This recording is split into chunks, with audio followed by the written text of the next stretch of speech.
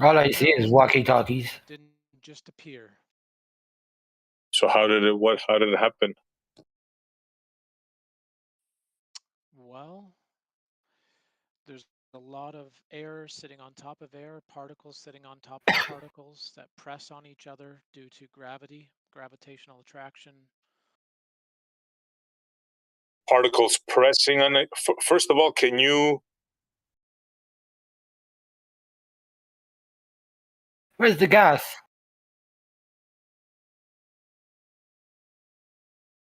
Oh, we're going to have to need a booster, Bev. I'd say. Yeah. Okay. So let's start with defining pressure then, GPC, if you don't mind.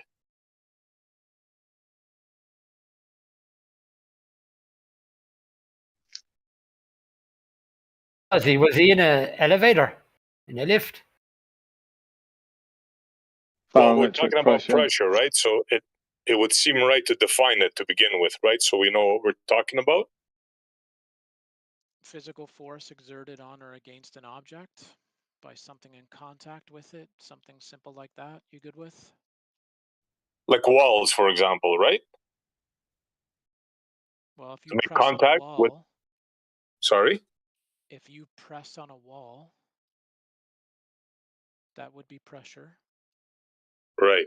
So gas has to press on something to have pressure. Is that what you're saying? I'm saying that the reason we have atmospheric pressure that's been measured at about 14.7 pounds per square inch at sea level has to do with a lot of air sitting on top of air creating pressure.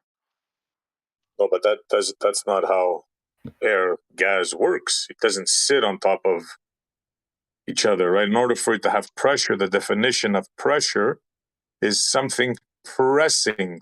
The gas has to be pressing on something, correct? Right. Which the air is So what's the gas pressing on?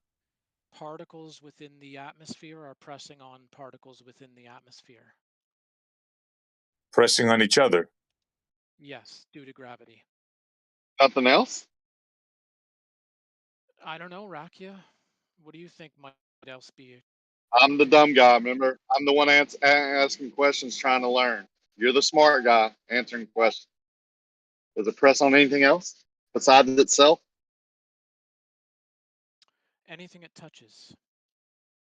What else does it touch? Anything that's in the air.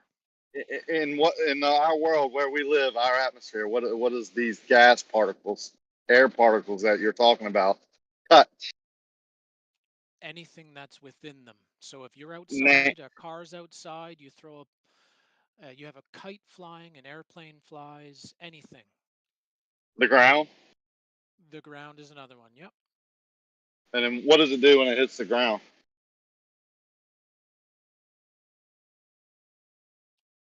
Creates pressure. Yeah, but where does the gas go after it hits the ground? Does it dissipate or does it like join the ground, go in the ground? Does it reflect off the ground, bounce? What do you think it does? Stays there. It stays on the ground? Yeah. I'm done with this guy. So Rakia, that's Okay, how so you now, hold on. You can measure at the ground higher pressure than above the ground. Right. So we know what happens, you said, when it hits the ground now. What happens in your mythical model when it hits the top part there, you know, the vacuum? What happens when your gases hit that part? So that doesn't happen. That doesn't happen? No. So as I said, atmospheric pressure is measured at 14.7 psi at sea level, roughly. At about 61,000 feet, it's measured at 1 psi. At about 210,000 feet, I believe, it's negligible, above zero. Right. And when it hits the vacuum part, what happens it's then? already at 0 psi, i.e. there's no particles there. So no particles are next to no particles. So let me get this straight now. In your mind, you're able to create this fantastical space where gas pressure that you said has to press on something when it automatically hits a vacuum, it doesn't go into that vacuum.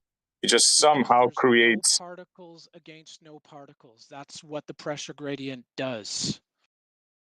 It You think goes you from, can demonstrate that for me? You think you can show me an example of that? it's measured, SE. I'm sure you know that.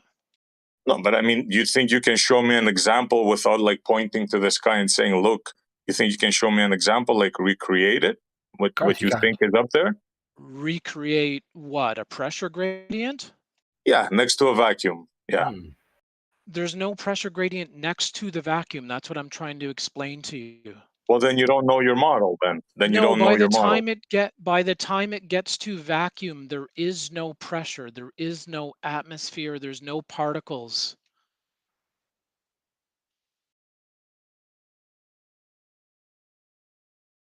He ordered See you later. he ordered you a taxi, apparently. There's a It taxi was there for nice you. talking to you. Gas hits the ground and stays there. Where else does it go, Rakia? Nice talking to you, sir. So Rakia, thanks for being ignorant. Ah. We all needed that. I do feel ignorant from hearing you say that. I really do. I promise. I'm pretty sure you never don't feel ignorant. Oh, really? You're defining thoughts now? So you think, let me just get this straight because I might be confused. When the gas is moving in all directions, when it moves towards the ground and hits the ground, it just gets absorbed by the ground. It doesn't bounce off. It doesn't get absorbed by the ground. It doesn't bounce off. It stays right there on the ground. Or you want to There's things above it pressing it down. That's why there is a pressure gradient, Heard Rakia. you. That You particular got it? particle. Yeah, I got That's it. why That particular, the pressure calm down. at the surface is higher Yeah, than above it, Rakia. Got the gradient part. What I'm asking you is not about the gradient part. I'm asking you maybe keep up a little bit more. Oh, actually, what you are asking The particles is about the hitting gradient. the ground. Yeah, I know what creates a gradient, but I'm not particularly asking about that part. I'm asking about the particles that create that. When they hit the ground, let's take one particle. When it hits the ground, you're saying it doesn't go anywhere? It stays right there? Or do you want to change your answer after calling me ignorant? At what rate do you think those particles impact the ground, Rakia? Any rate, you make up the rate. Do they stay there? So let's Which is say what the, I want to the make rate, it clear. That's what you said they do. You said the particles once they hit the ground stay there. Isn't that what you said? Or the am rate, Rakia, is now we're talking about rate. negligible. Do the particles stay there, sir? I want you to repeat it. That the impact is negligible, Rakia. I want to make sure. I didn't ask you about the rate. I didn't ask you if it was negligible. Actually, you did. No, I didn't. I asked you if the particle stays on the ground when it hits the ground, the surface of the ground, when the particles hit there. You said they stay there, correct? Yes, he said. No, I want him to say it. Rakia? He said already. Yeah, my name is Rakia. There has to do with the fact the air above it is pressing it down into the surface. Hence the reason why we have a pressure gradient. Yeah, just say it again. I got the gradient part. I got the pressure above pressing down. Got it. We can measure it accurately. Understand you completely. I trust you on that. I'm sure that you don't. The particle that you said stays on the ground, is that what you said? What particle? The particles you were talking about earlier that hit the ground. No, you were talking about particles. Yeah, I asked you. Yeah. You were talking about particles. Yes, I know.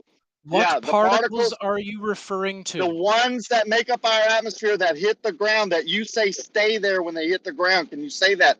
Can you confirm that for me?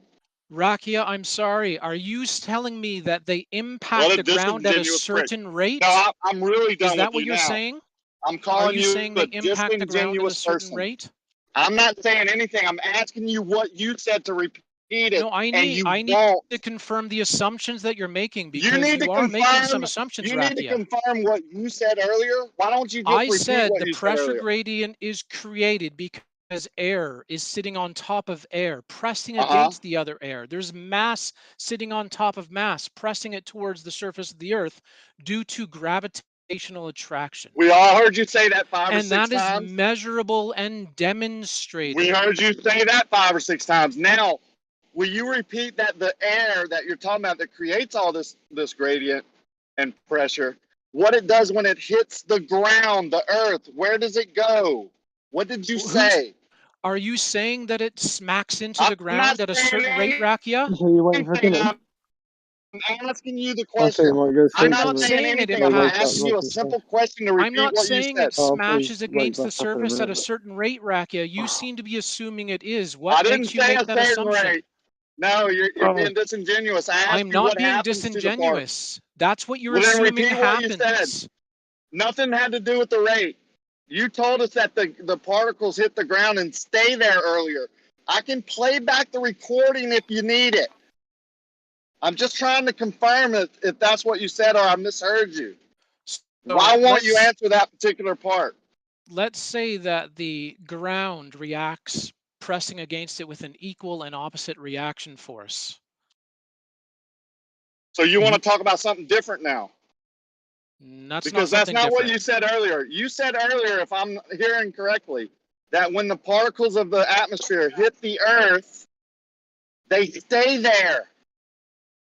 Is that not what you said? Where else do they go, Rakia? I'm asking you if that's what happens. Do they stay there?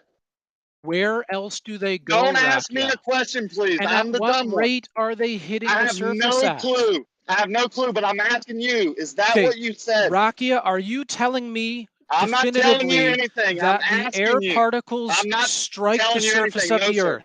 No, sir, I'm not telling you anything. I'm Okay, asking perfect. you. So you're not saying that at I'm all. asking you. Are you hearing me? I'm asking you if that's what you said But earlier. you just said they don't impact the I didn't surface right say now. anything. I didn't Yes, you say did. anything. I just asked you, Rakia, if No, they I'm impact the asking surface, and you said, you. I'm not saying that. No, sir.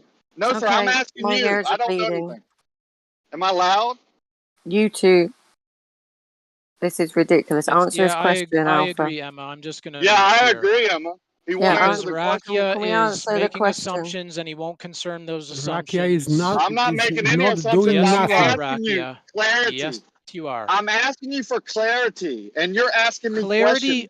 and I'm asking you for clarity on the assumptions you're making. I didn't assume anything. I'm You asking you are. what you said. No, I'm asking You you No, very said point the Alpha, blank. air Alpha, you are impacts the dishonest. Alpha, you surface. are Yeah, you dishonest. made a fool of yourself, sir. No, Rakia, He you've made a asked you fool a of yourself. question and you answered this question, and now you are refusing to repeat this No, Paper, answer. I'm asking Rakia for confirmation because he seems to think there's a particular rate It that doesn't the air mean what particles hit the seems. surface. It And he doesn't seems mean. to think it's ridiculous that those It particles doesn't mean. don't reflect off of the surface. But it doesn't mean anything what he thinks. He asked you a question, and you now refusing to answer this question again. Because, Paper, he is making assumptions based upon my responses. So I want to see what he's assuming. No, he asked you what is, because you said that this particle is And going then down he to the thinks ground me saying that and the is staying surface there. would You said press that. back against the air with an equal and opposite reaction force It is doesn't matter. He changing was to a not completely talking different about that. subject,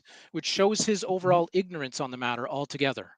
It doesn't matter. He asked you if this It particle does, stays Paper. there, and you first you answered that yes, it stays, and now you are refusing to repeat this answer.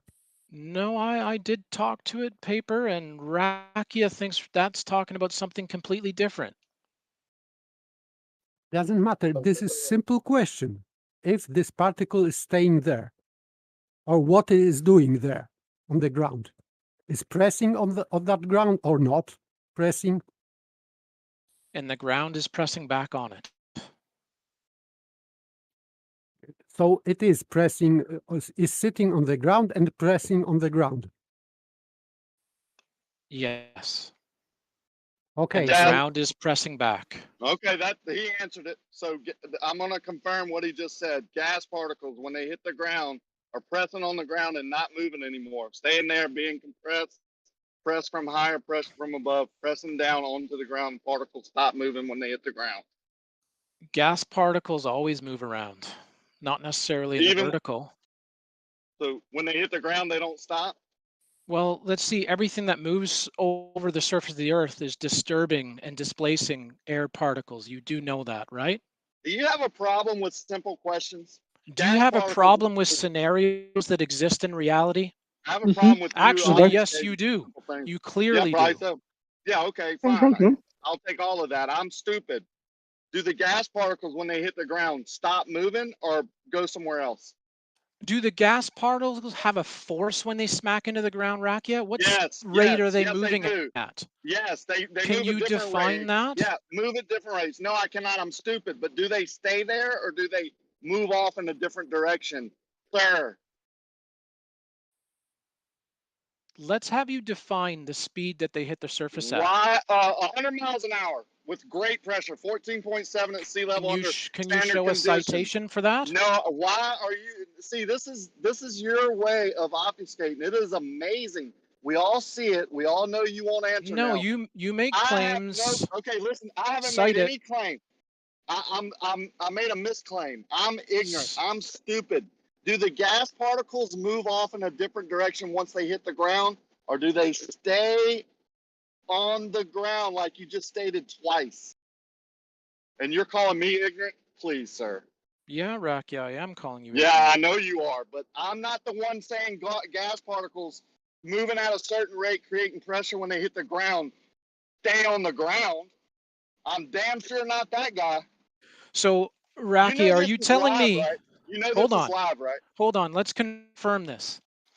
Are you saying that if I lay down on the ground, I get at sea level, as close to sea level as I can, and I lay down on the ground, that I won't be able to breathe because air particles don't stay at the ground level? That's moronic. So you're saying the air particles you believe? No, what you're trying to say is, why are you cutting me off? If they hit the ground, they need to move all over the place. They can't just be there, which would mean that if anybody's at the ground, at sea level, they can't breathe because Rakia says those air particles need to move once they've impacted the ground. Lying about me now. No, that's exactly what you're saying, Rakia. I will state what I say. I think gas particles never stop moving. I think they're moving all the time, even when you're laying on the ground, breathing them in. I think they're moving. You're the one saying they stop moving when they hit the ground, sir. Twice. I got you to confirm it. I said everything that moves in the air moves particles. It pushes them around, but there's always particles there.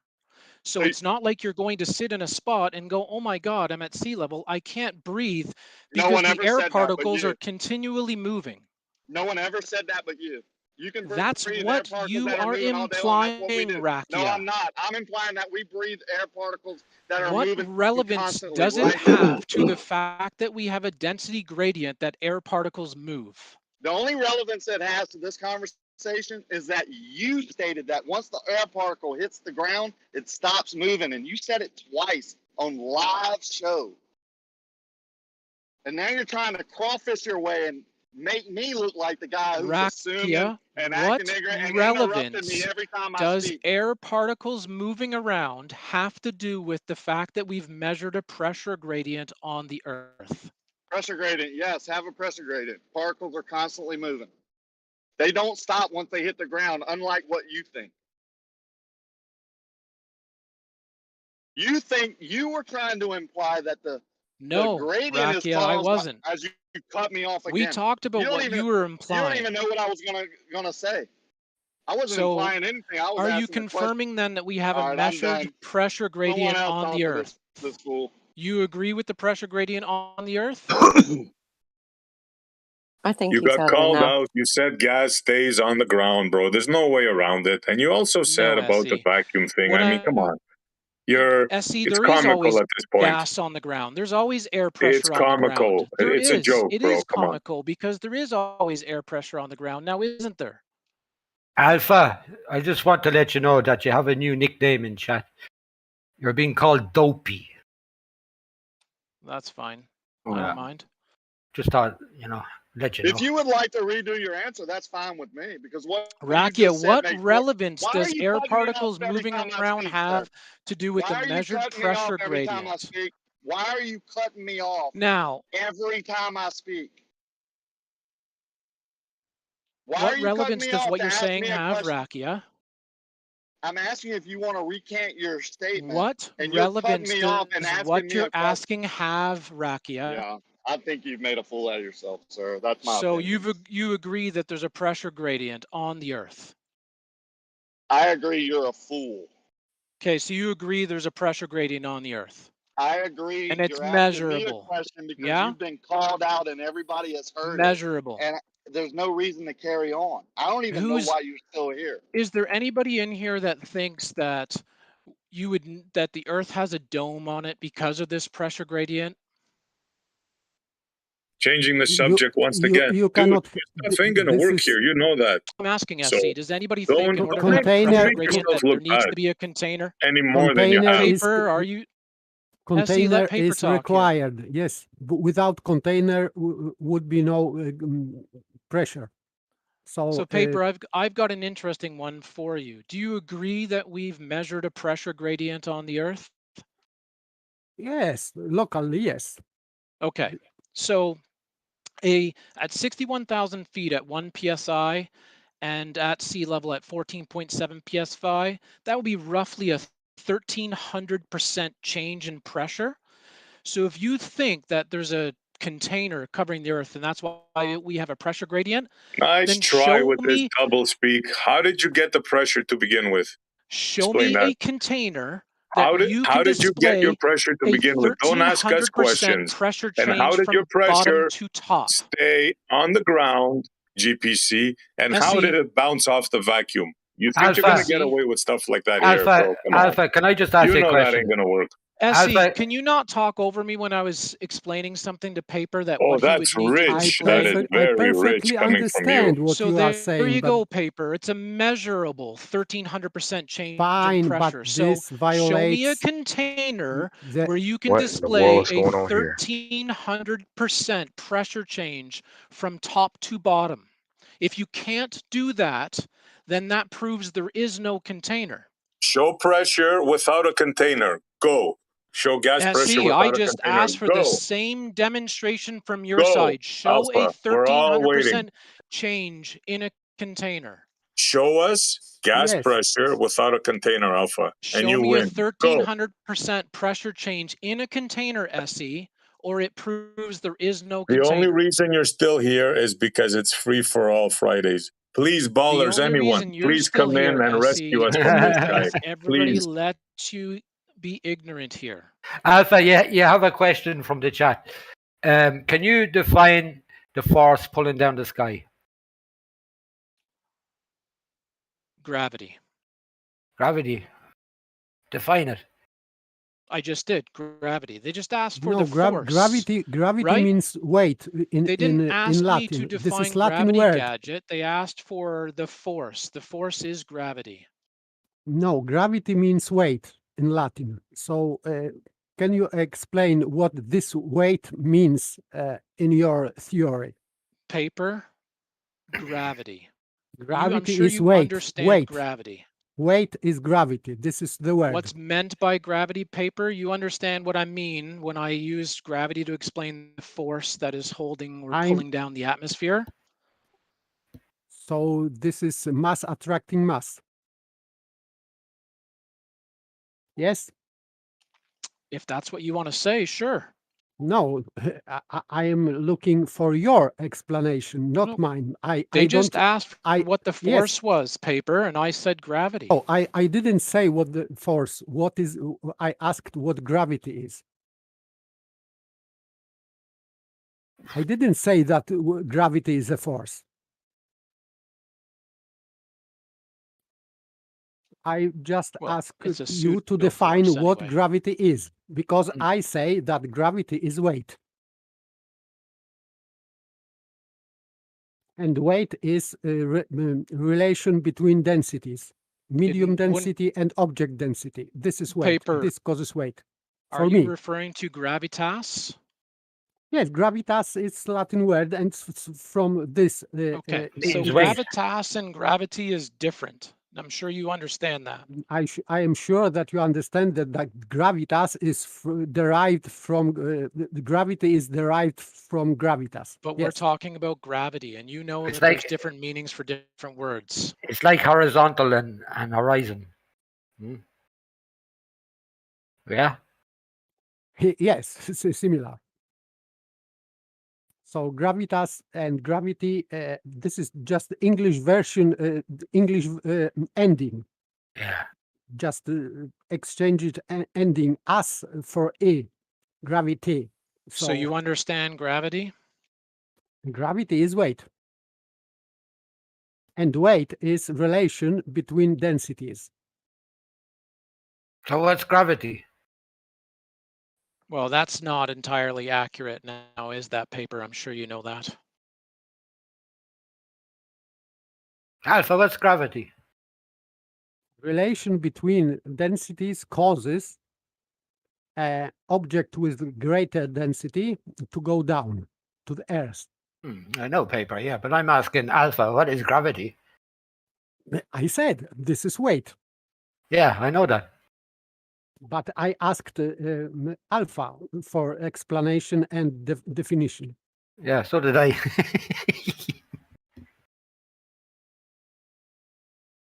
While he's thinking about that, maybe he can tell us what the particles, how they're pushing against a vacuum again.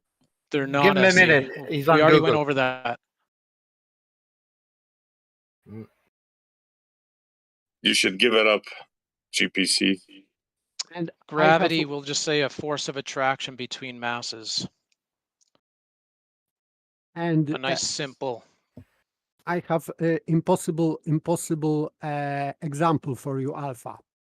If you are sitting in the car, sealed car, and this column of air is pressing on the roof, but I don't know how much in your gravity theory it would be. Maybe 1 ton or 2 tons of air is pressing on the roof of the car.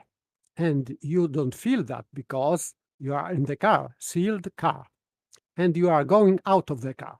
And now these 2 tons or 5 tons of air is pressing on your head, and you don't feel the difference. Yes? Oh, that's a good one, paper. Yeah, I was Why just going would to you say expect that. to feel a difference?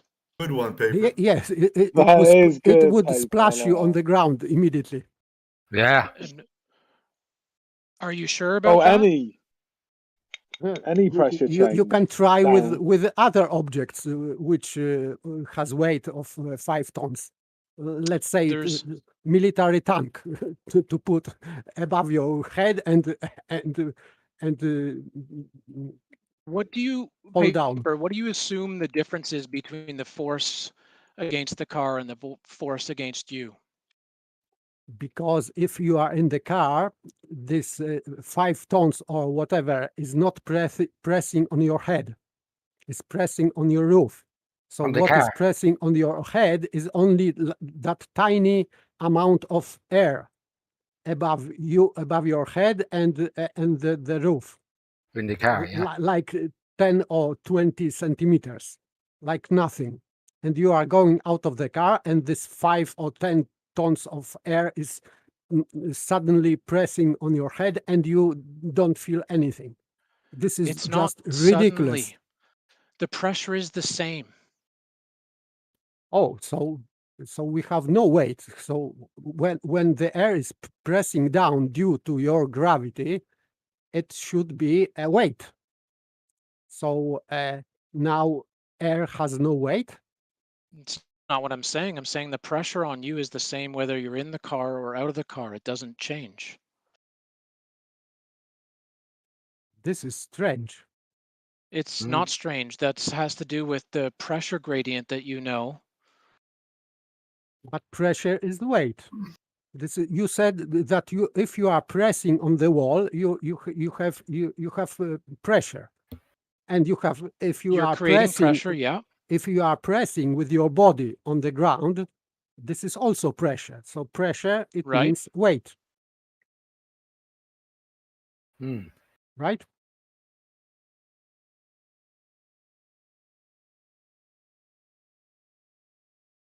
Yeah, good one. See how the model doesn't work? I'm going to walk around with Pressure, an we got umbrella now. gas.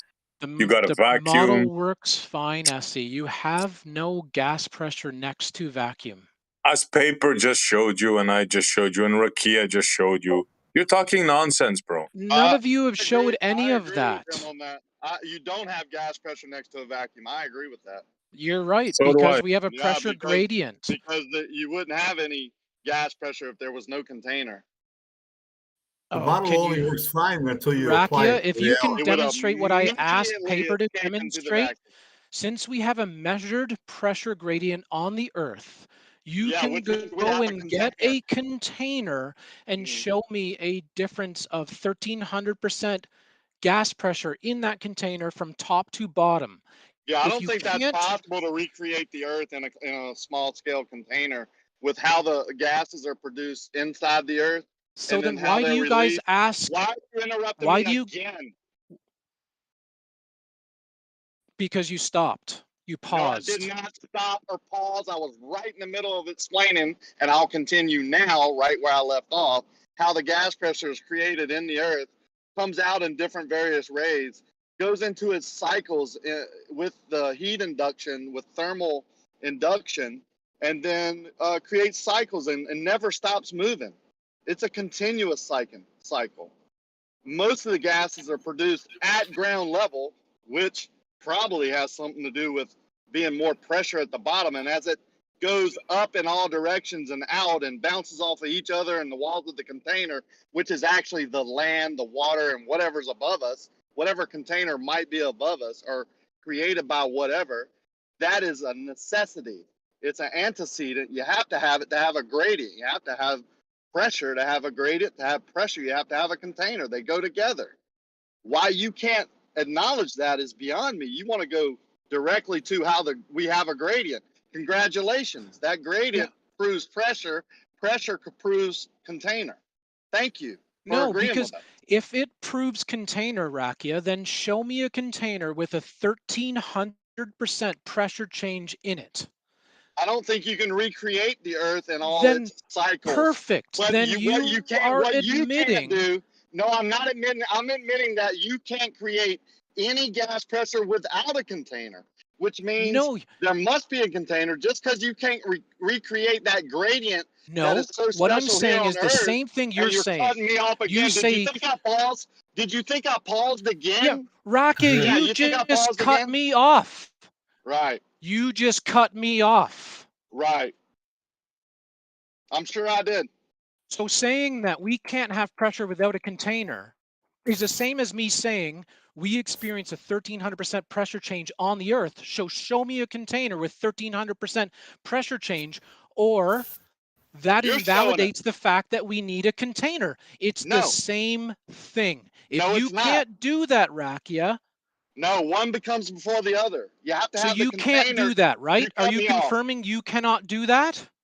I can't myself. Then but I we know it do not happens. have We a can measure it. container on Earth Yes, you since do. you You can't have to have a recreate it. You Alpha, have cannot it. recreate Alpha, you what can't we have have a experience on gradient without Earth. pressure. You can't have pressure without a container. You Just can't because have I a- can't Prove that. recreate the gradient, this special gradient that we have that we can measure so accurately, doesn't mean there's not a container. That's the antecedent to the gradient and pressure in Well, the first place. recreate it in a container, Why? Rakia, and if you Why? can't, Because then it that's leads to the fact that we moronic. may not have a No. container. That's moronic.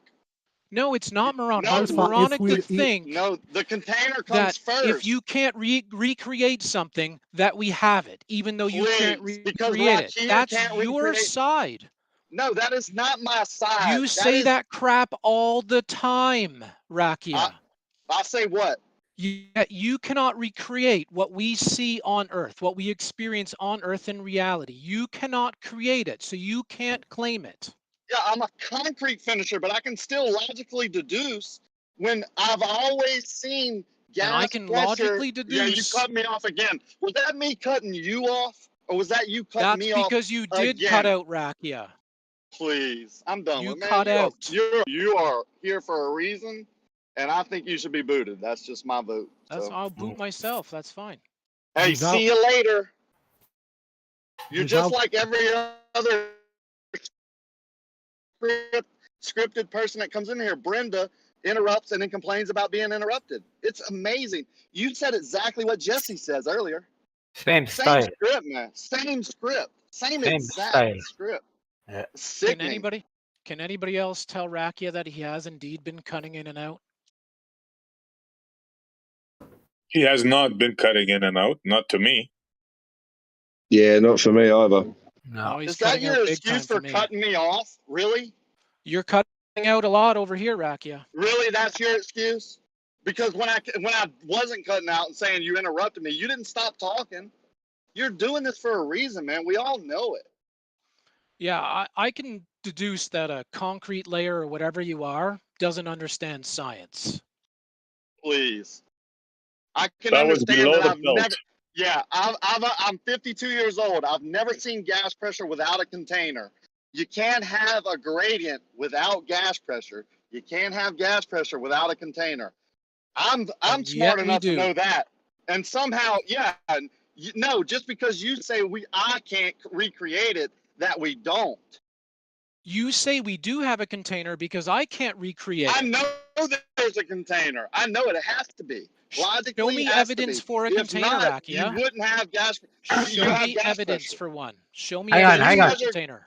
You Hang on. said you measure gas pressure. That's And if you proof say of a your container. evidence for having a container is gas pressure, then I'm going to ask you again to show a container with a 1300% change in pressure within it. Because if you can't, then I have the same evidence for the fact that we don't have a container that you do for the fact that we do. I don't think that's logical at all. That I is think you're absolutely putting 100% logical, Rakia. No, putting a horse before the cart is not logical. It's dumb. We're testing both sides. No, you can't test any gas pressure without a container. I can, Rakia, challenge you to do because so. I can go No, you can't. outside and I can test pressure, and I can climb a mountain, I can test pressure. Then I can look for any evidence that shows that there is a container. You're proving And if I what we're find discussing by absolutely using what we're none, discussing. then I Outside can what? deduce that we have pressure without a container. Okay, Then go to Alpha. number 2. Show any other gas pressure without a container Then other I than can what you're also trying take to a look at disprove. what the pressure gradient is and see if I can recreate that with No, the you're container. using And the if I same can't, thing that you're I trying can to also disprove. say that I You're can using deduce that we Earth. probably don't have a container. You're using what you're trying to disprove. That's not science. No, I'm Rakia, I saying, can deduce yes, whatever no your name is. container multiple you're ways. deducing- One of them would be to look for physical evidence that we do have a container. And if I find none, then I can test. You're using what we're trying to prove or disprove. Rakia, in you your have testing. no Why physical did I cut out evidence again? for a Did I cut container out again? at Or are you all. going to lie again? Did you just cut You- me off or did I cut out? Did I you need to just know. cut me off, Maybe I or need, did I maybe cut I out? need, no, I did not. You cut me off. You I'm did, tired of dealing Rakia. with You did. Brenda, is this you? You Brenda. Okay, did this talk is over me, really Rakia. going nowhere. Really going nowhere. So you two are not having a good conversation. So next conversation. So not Friday night free for all. No, Well, she's right. It's not very productive what we've been doing the last few minutes, Rakia. yeah, it is a free I agree. for all, but I'd say that Alpha is refusing that simple fact that without container there is no measurement of pressure. You cannot measure No, pressure paper. outside That's of not what's container. happening. When you said that you are You going must have cut out, outside, paper. Start over. You must have cut out. Your mic must have cut out because he interrupted you. Start over. I couldn't hear you. if you are going to the mountain, you are not going outside of anything. So your assumption that you are going outside is false. But we know that without container, you cannot produce any pressure, negative yet, or positive, whatever. Paper, you to have no physical evidence for a container whatsoever. And when I ask you to recreate in a container what we have experienced and measured on the Earth, you can't do it, which would lead to as much information surrounding no container as you have for container. Are there No. gradients in containers? With a 1300% I pressure didn't ask change? that. Absolutely not. Maybe it's the simple questions that you have trouble with, not putting any calculation or numbers to it. Are there gradients in containers? I don't know, Rakia. Why don't you tell me? So you don't know? I'm And fine with do that they answer. emulate what we experience on the earth? Because to that I will I say didn't ask. I'm not absolutely talking no, about the they earth. don't. You might be model afflicted. I'm talking about gas pressure. No, we're comparing it to reality, I'm and not. reality is the planet that no, we're on, you Rakia. are. Right now, I'm just asking you: is it possible to have a gradient in a container in your knowledge base, like as far as you know?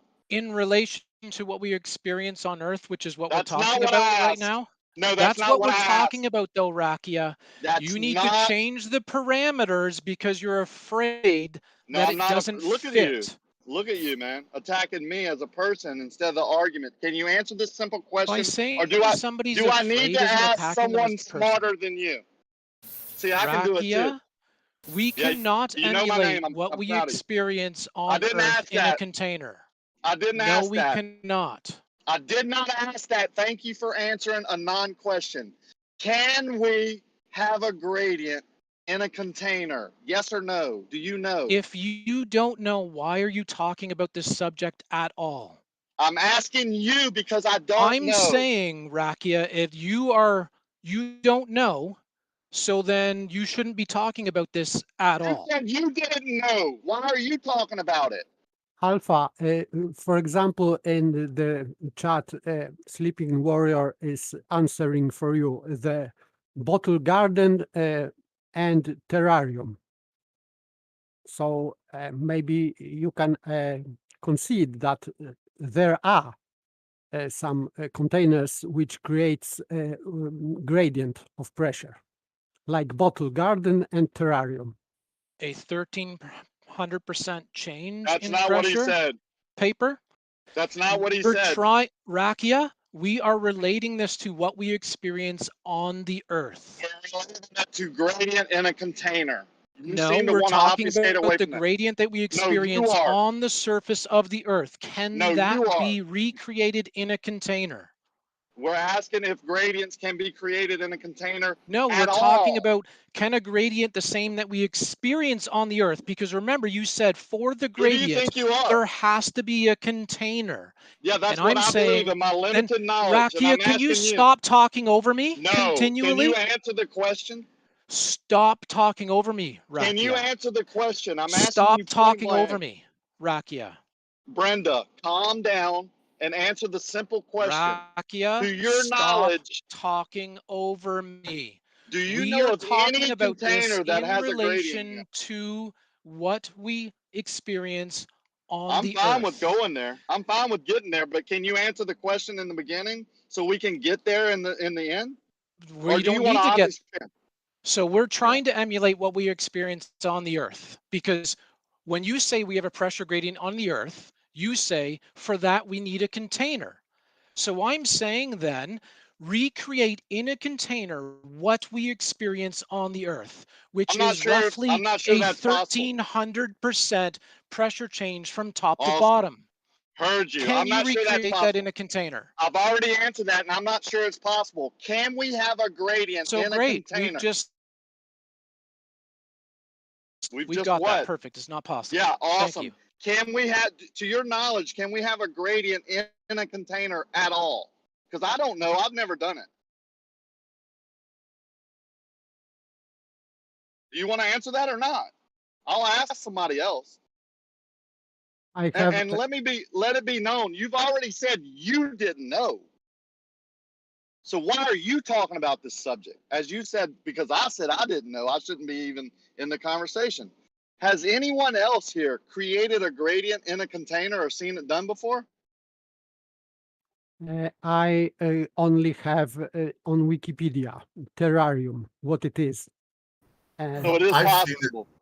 I've seen it Yes, done the on sealed video, yeah. container. I can read, not all, but the part. The sealed container, because there can be terrarium which is open and closed. So I am talking about. I am reading about closed.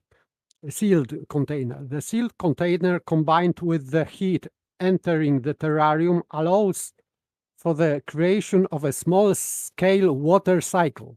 This happens because moisture from both the soil and plants evaporates in the elevated temperatures inside the terrarium. This water vapor then condenses on the walls of the container and eventually falls back to the plants and soil below. That means we have gradient, pressure gradient. So is that similar to what I was talking about earlier when I said most of the gases are produced at ground level in the soil, in the trees, released, creates a cycle, and then with thermal energy input, that cycle produces our pressure and gradient. Isn't that what I said earlier? Yes, but it proves that we have to have container to have So it works on a water small cycle. scale. It works on a small scale and like a small terrarium type thing. Yes, it works. Huh. I wonder Acco- if you scale it up, if it would be the same. I don't know if it is the same, but it proves that we have to have container to have pressure gradient And and thermal water input, cycle. I mean, heat, temperature change, you have moisture, you have the gases being released, condensing, creating a cycle, you have gas cycle, water cycle. This produces the gradient, right? Which the heat Yes, introduction is going to introduce pressure also into a container, right? of If you course. have heat Yes, and cold in a container, the pressure is going to be different at different stages. I would imagine, with my limited knowledge, being a concrete layer, who says that? but still, according to Wikipedia, it means that you have to have container to have this water Seems cycle. Wiki agrees with. It seems Wiki agrees with us then. Yes, Huh. It seems like then it would be on the other person who is disagreeing with us and Wiki that we do need a container to have this gradient to prove that he can create a pressure and a gradient without a container now, wouldn't it? He's not listening, Alpha. I don't care if it don't matter if he's listening. The audience is out there. They need Okay. to hear this. These people come in here and act like they do. So this truth, what's happening, this conversation right now, doesn't get out. He wouldn't answer these simple questions. He knows about this wiki entry. They're probably trying to change it as we speak. I mean, come on, this is common sense stuff. We all know about the water cycle and the gas cycle. You can reproduce it, but one thing you do need to reproduce it is a container. Pretty simple, right? No Concrete argument layer. here.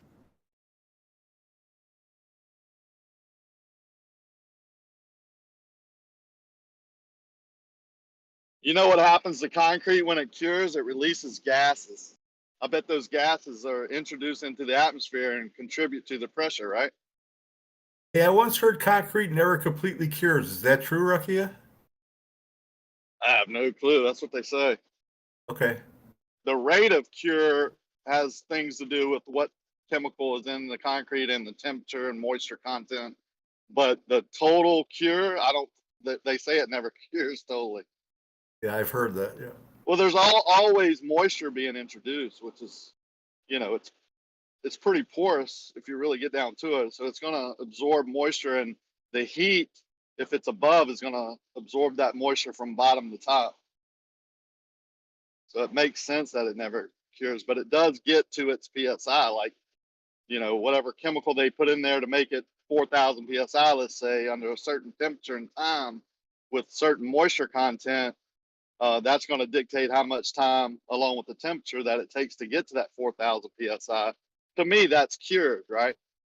Yeah. That's 100% cured. When 4,000 PSI concrete gets to 4,000 PSI breaking point, that's cured to me. So it's kind of a contradiction in term. Okay, thanks.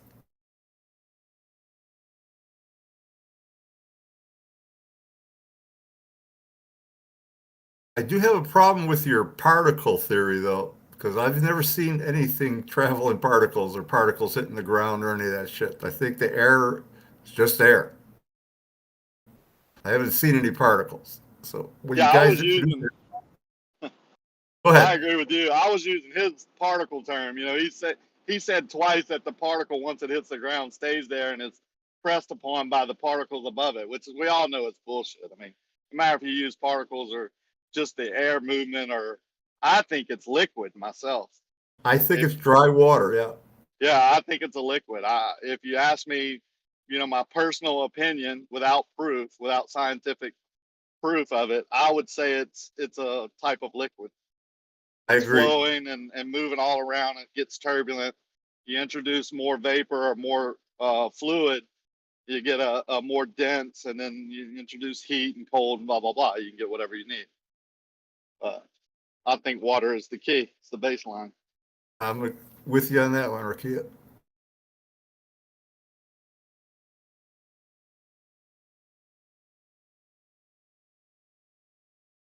Well, he's gone. Well, he muted himself. Yes, and cannot hear, Alpha cannot hear Discord. Maybe he's listening to YouTube, I don't know, on but YouTube. still he is out. Yeah. It doesn't matter. He served a purpose, and he probably did what he came to do too. You know, he wound me up a little bit and got his nonsense in. That's pretty much what, I mean, it seemed like what he was trying to do. But we also got, you know, what we have known to be true and why we're here. You know, Logos has brought us here to talk about these things and forget about what the world has told us and just logically deduce what's going on.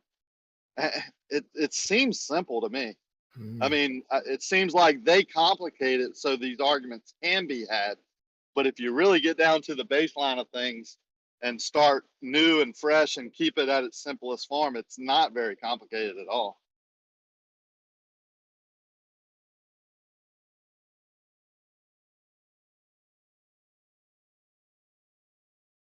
Yeah, there's no supporting that model. I mean, it's ridiculous, you know. Just listening to GPC talk, I mean, everybody's free to make up their own mind. Gas pressing against a vacuum, gas hitting the ground and staying there. I mean, come on. It cannot press on the vacuum. How can you press on nothing? I don't Just think he said. I idiotic. don't think If you he think said about it. that. I don't think he said it was pressing on the vacuum. I think when you asked him that, he went against that. But the gas getting to the ground and not moving anymore, it's about the most ridiculous thing I've heard in a long time. Even in their model. I mean, that's not even their model, but I get what he was trying to say is that that's what's causing the gradient, is that gas is piling up on top of each other at ground level, and that's why the gradient is higher at ground level. But if you have a certain volume and that volume is less at ground level, and that's where all the gas is going to be produced, and those gases are hitting off of each other in whatever way they do, or flowing off of each other, or being combined together, or whatever you want to say, then the pressure is going to be more at ground level. And as it goes up and more volume is introduced, so less hitting against each other and less hitting against the walls of the container creating pressure, then it's going to be less pressure as you gain altitude. It's What if very, there's a very simple. vacuum up there at the top? I wouldn't say there. I mean, I don't know. Well, if there's a vacuum, all the gas would just be sucked out as fast as it could. Exactly my point. So Yeah. everything else is just futile. It's just nonsense talk as far as I'm concerned. The argument dies right there. I think it has something to do with the volume and where the gas is created, the thermal input. You know, it just makes sense. Is if you have more gas in a certain area, they're going to be hitting off of each other more, which is going to be creating more pressure in that area. And as the same amount of gas goes into a larger volume as it goes up, they're going to hit off of each other less and less, hit off the walls of the container less and less, and you're going to have less pressure. And as they go up, I think they're also being used up, dissipating, like becoming something else, right? I think helium under certain pressure and temperature turns into something else. Why wouldn't other, you know, gases do the same thing? and then they cycle back down as water droplets and form clouds, and they're just being used up as they go up. So the pressure is less and less. That's my simple thought Absolutely. on. I think it's a I have little no more problem with. complicated than I have no problem with any of that. There's only one problem with all of that is none of that could happen if all this gas is next to a vacuum. Of that, course. I'm certain. It is impossible. And by the way, we are talking about pressure in all directions, not downward like Alpha Of says. course, yeah, that goes without saying. Yeah, So this pressure may be measured at one direction, but it doesn't mean that it has pressure in one direction only. We are measuring in one direction, but we know that this pressure is going in every direction. So yeah. up When you and take down your and right barbecue, and left. sorry, everywhere. Paper. I thought you were done. I just said that right, left, up, down, everywhere this pressure is going. Absolutely. When you take your barbecue canister, when you run out of barbecue gas, right? What do? You take the canister, you bring it to the gas station or wherever you go. There's another canister there, right? With gas, and you transfer the gas from one canister to the other. Now, if you didn't have that canister, bye-bye gas. I mean, that's elementary, like grade school stuff. And when the pressure gets at a certain rate, you turn the bottle upside down. It keeps it from freezing. Keeps your hose. Keeps your regulator from. You have a regulator for a reason. So you can regulate the pressure that's coming out of the container. I mean, everything is containment and pressure. I mean, Yeah. I can't think of anything. Engines, oil pressure, gas pressure. Get a gas can and put it out in the sun. Watch what happens. It's going to build up pressure until the weakest part lets go. This is one thing that it cannot be disputed, Gas pressure, pressing. I mean, there's no argument here at all.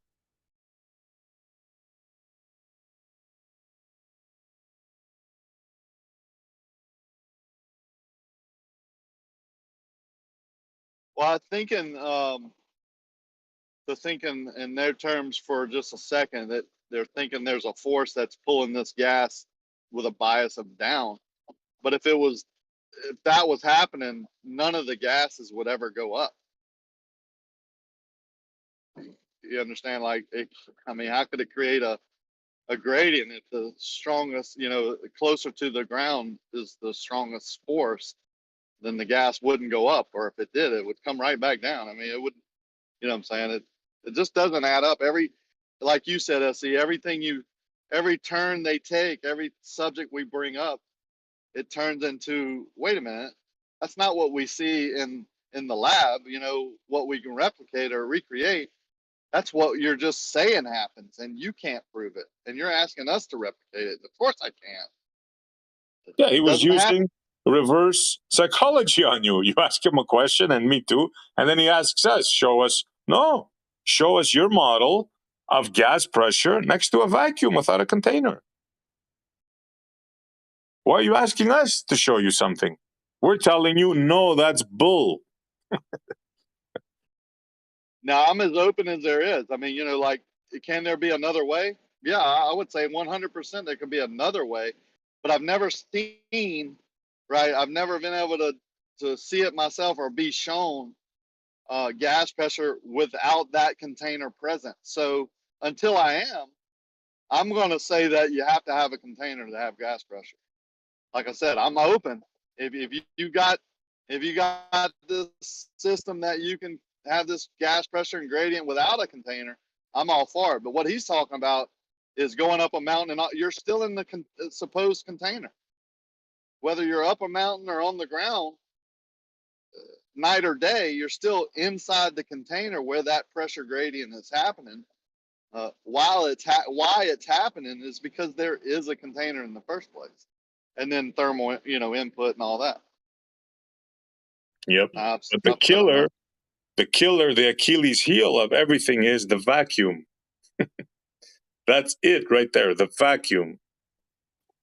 That's why even globers have to invent Kármán line, something, whatever it is, to keep this pressure below this Kármán line. Of course, Yeah, this yeah. is bullshit story because You haven't heard, Paper, you haven't heard of the Kármán line bar and grill? yeah. not yet. That's where the particles go and hang out. They say, oh, But this is it, guys, take a break. stop. Yeah. And such a thick layer that when things are going in and out, it's so much friction that they would burn up or whatever. You know, that's another. Oh, so You know, it just doesn't add up. so these particles are so afraid of this Kármán line, they cannot touch it. They're tired by the time they get there, so they just have a break. They stop, they hang out there. And some of them bounce, come back down, you know, after they chill out, they have a hamburger, a shot, they come back down to earth. Cool story, bro. Yeah. The more you talk about it and think about it and say it out loud, the more magical and fantastical it is. I still can't believe I fell for it. Like, It's nonsense, but we have to talk about it once in a while just to show how ridiculous it is, you know? free for all Friday. Yeah, come and defend your model. Don't come on Euclid night like Brenda does and talk about space. Come right now if you want to talk about it. Talk about your fantasy or your model. I used to love models as kids. As a kid. How about Still the do, I James guess. Webb telescope? Oh, how about that, Rikia? I don't know much about that. I hear y'all talking about it a lot. I think it's the one that takes a lot of the supposed photographs or whatever they call them, but I don't get into all that too much. Well, this here, this thing here, that 10 billion cost you guys. Thank God I didn't have to pay for it. But this thing is 1,000,000 miles away and it's orbiting nothing, taking pictures.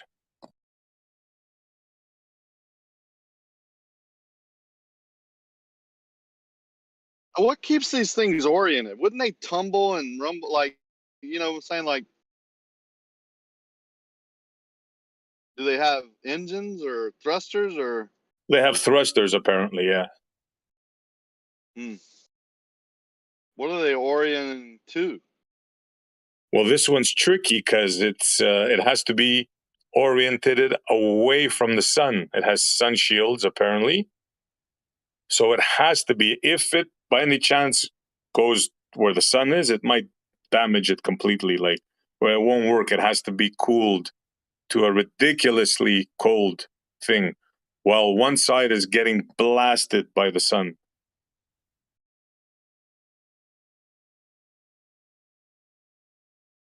I'm not saying I believe this now.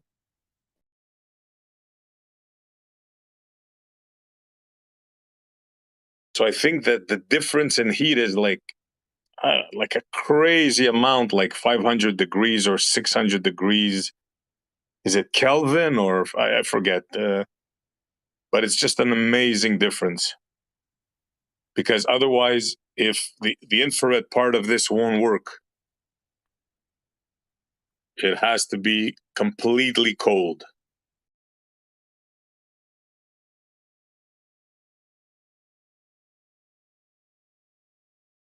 While orbiting nothing.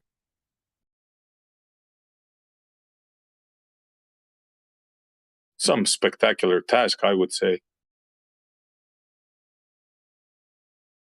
I mean, they can pretty much say anything because you can't disprove it. They're in total control. I think that's what it's all about, just controlling your mind with these things and creating an argument. They obviously know that, you know, a large portion, the majority believes in it or just takes it on faith. And then there's factions or groups or whatever that distrust and, you know, want to see it. They know that argument's going to be there.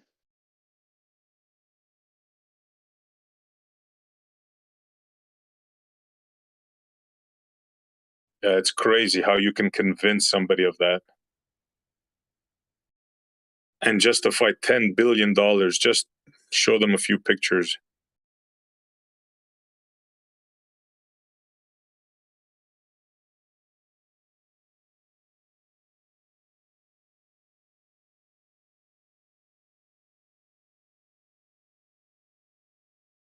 What's going on? No takers tonight? Wow. I'll bet you they'll wait until we're talking about Euclid to come in. Where's Bev at? Is he out on Sunset again? Yeah, think so. Oh, okay.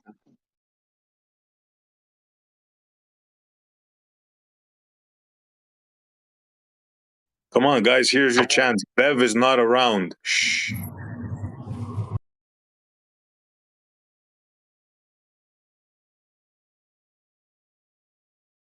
On our way back.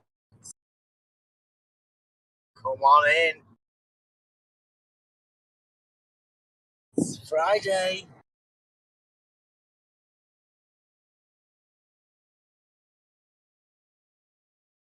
Who was that guy that was talking about the James Webb? Was it Rob or Bob? He sounded knowledgeable. Was it Rob Parks or Bob Parks?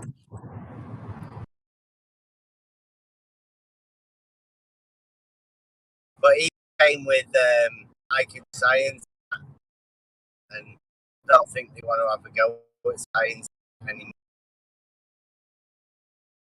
I would like to have a talk with him. He sounded knowledgeable. Apparently, he's an astronomer, PhD. But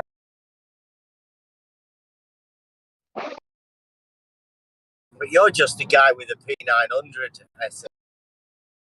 I know, that's why I want to learn.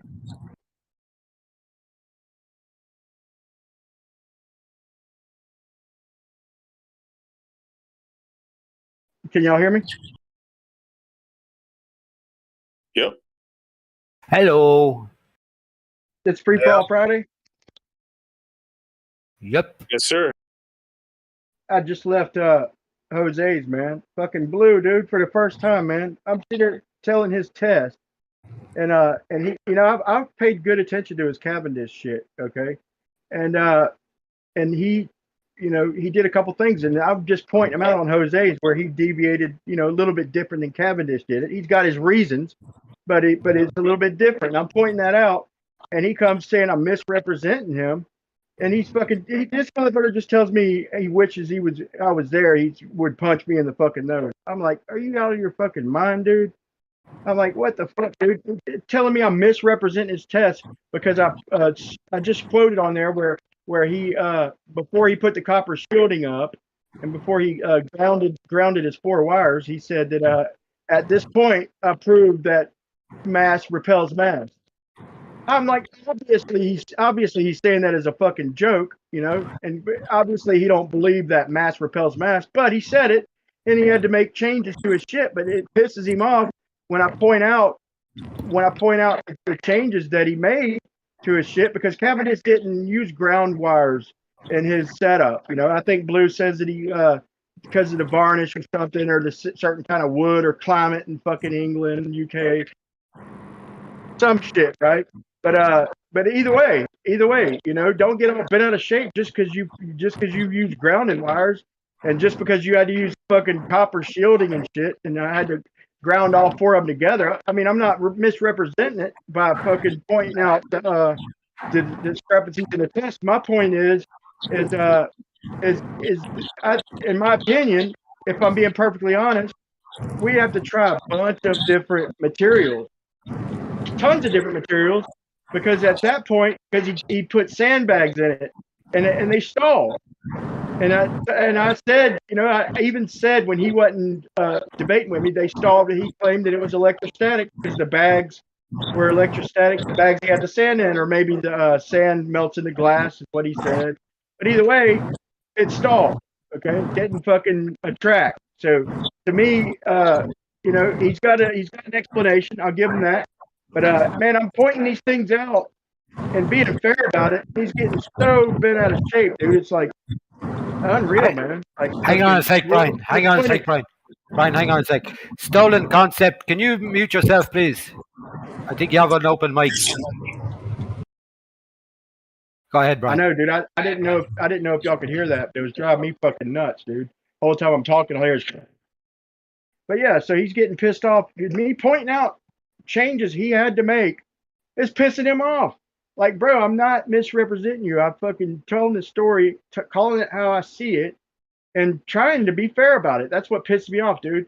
He wanted to punch me in the fucking nose, dude. Oh my god, dude. I wish he fucking would for one thing, dude. But He said that. He said that. He wanted to punch you in the nose. yeah, he said he wishes I was there. He punched me in the fucking nose. Wow. Dude. Man, I couldn't believe it, dude. All I'm doing is pointing out the shit that was different from the Cavendish, bro. And I even said it while I'm pointing it out that I ain't saying that he don't have an explanation of why he had to, but Cavendish didn't ground his balls. Okay, and I even said that, you know, he grounded them, and that should get rid of the electrostatic charge. It should put the charge in motion into the ground. But I told him to look at Good Times for All video over the weekend that he did a bunch of experiments with Faraday cages and all that, and they don't do what y'all think they've done. We've had the wool pulled over our eyes, and whether you agree with it or not, go look at the video. He shows the test and shows that it doesn't get rid of the Earth's electrostatic charge like we thought it did. It gets rid of some radio waves. If you have small enough shielding, it'll get rid of microwaves. But as far as electrostatics, no, not completely. But the point of all this is man, I can't believe he fucking flipped his lid on me just pointing out facts. You know, the fact is Cavendish didn't ground his shit. Maybe he does have a good reason why he had to ground his and Cavendish didn't. But why is he getting mad at me for fucking pointing out the difference? Then, because here's what made him mad is when I say that, look, everything that went wrong, he blamed on electrostatics. Like, there's too much moisture in the air, fucking, or the varnish, so electrostatics.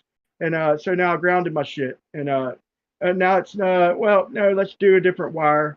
You know, now it's electrostatics. We got to put some copper shielding up. So he took the fucking thing apart, took his experiment apart, and puts copper fucking shielding around it, and changes wire while he's at it again, and fucking and then you know, every time something went wrong, it's electrostatics. When it didn't move how he wanted it to, it's electrostatics. But then when it got it all just right, there it is, mass attracting mass.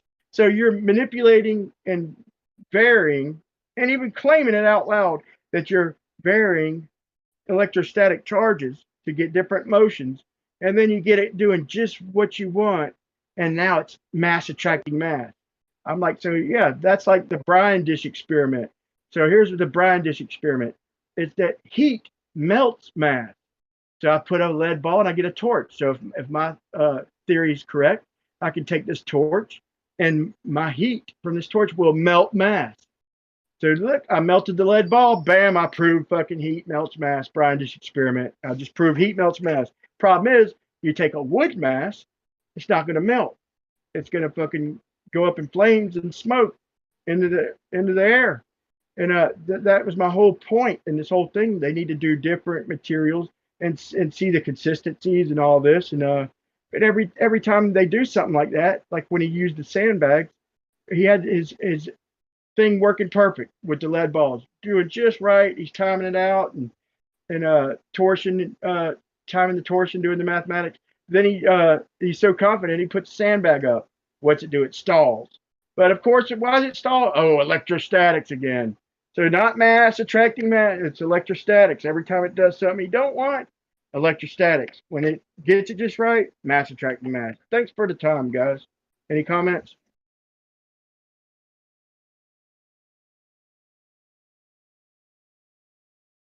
That's a lot of stuff you said there, Brian. Yeah. Good afternoon. Old men balls in the shed.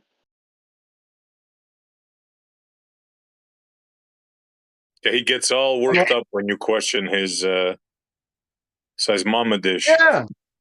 Yeah, and I was fucking being fair about it, dude. I was giving his, like, he wasn't there when I brought it up. Well, he was at first, but then he had dropped.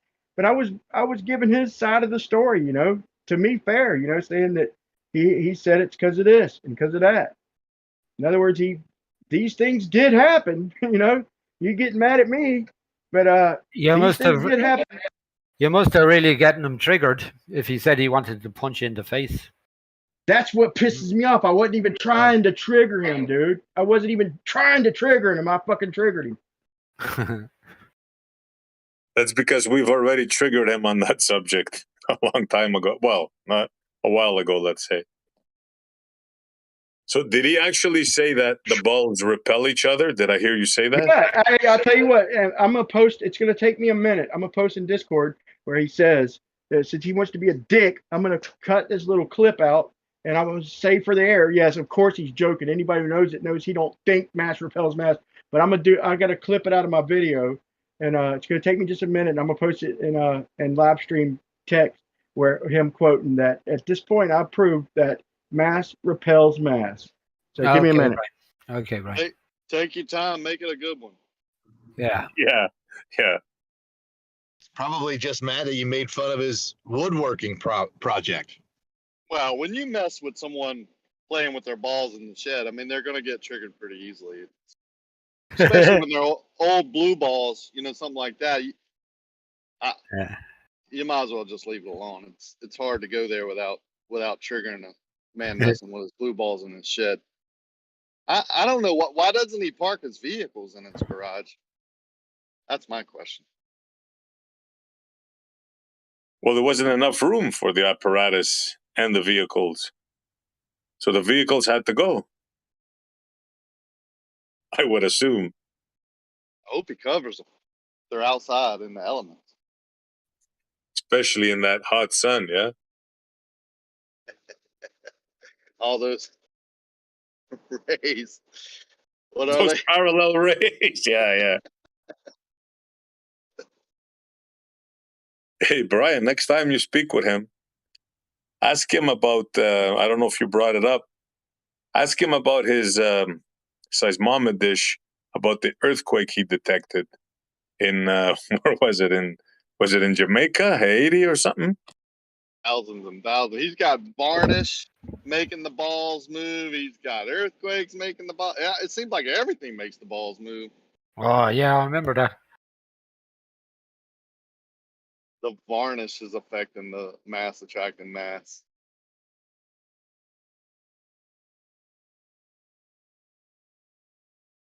Oh, that was too funny, man. That whole Cavendish thing was so funny. Some powerful varnish if you think about it. I think it was SE, wasn't it when that island blew up? Remember the big volcano blew up? I think it was about a year ago.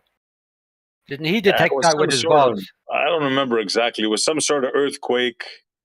Yeah, but thousands of miles away. Yeah. Remember when the island blew up? I think he said he detected that with his balls as well. Oh, he definitely his balls quivered. He definitely said that.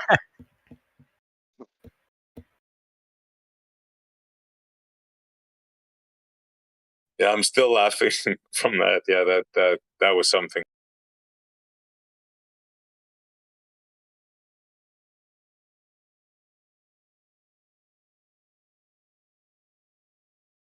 Yep.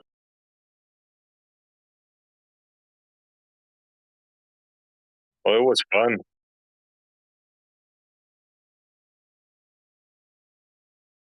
Did you catch another fada?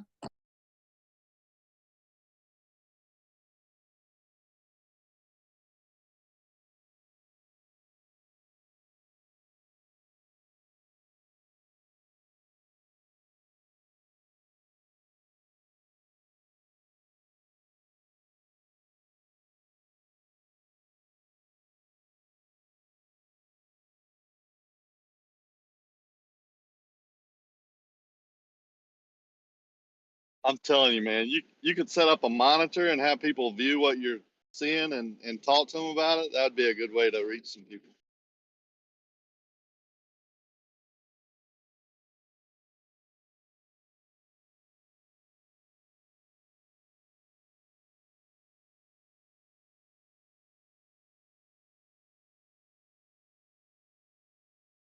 I bet you have a crowd like of 30, 50 people watching. Hey, you can sell lemonade.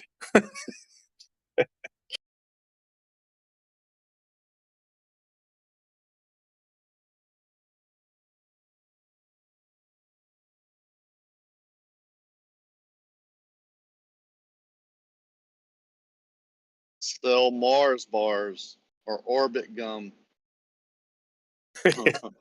Tang. I should have said Tang. Sorry. Or Damn Tang it. or Yeah. Galaxy Insurance.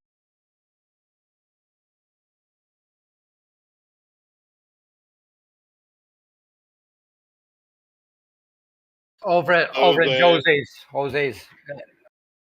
Blue Blue, wanted to punch him in the nose. Blue wanted to punch him. I didn't know Jose was still going live.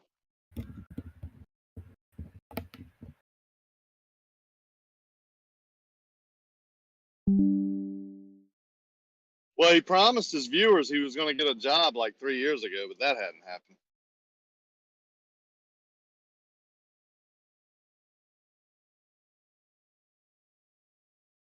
That was right about the time he was giving up talking about flat Earth and was going to talk about crickets and locusts having sex and stuff like that. That lasted 2 days.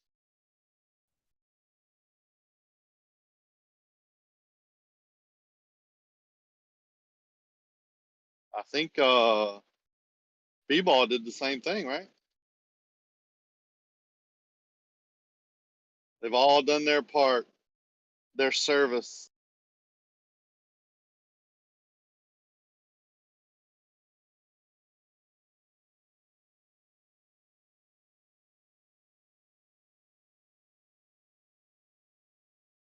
Man, I would take a cruise just to go through the canal. That would be a sight to do, huh? Go through the Panama Canal. I think that's what that is there. Yeah, that'd be great. Be on the deck with a brewski and watching that. What a sight that would be. Watching a multi-ton ship getting lifted and lowered by water. Looks like Bob the Science Guy is gone as well. Hung up his gloves. Is he? Okay. Last video was 2 months ago.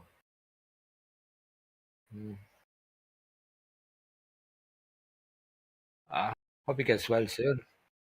Yeah.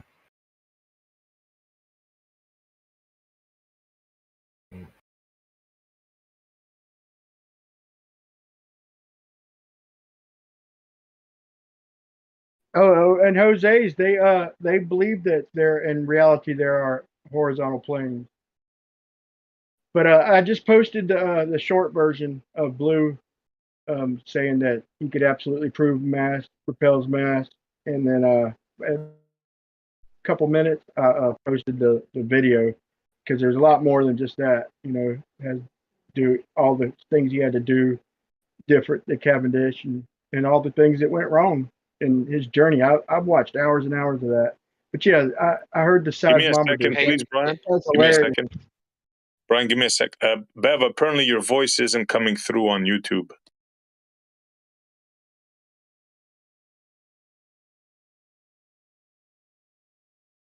Sorry, Brian, go ahead.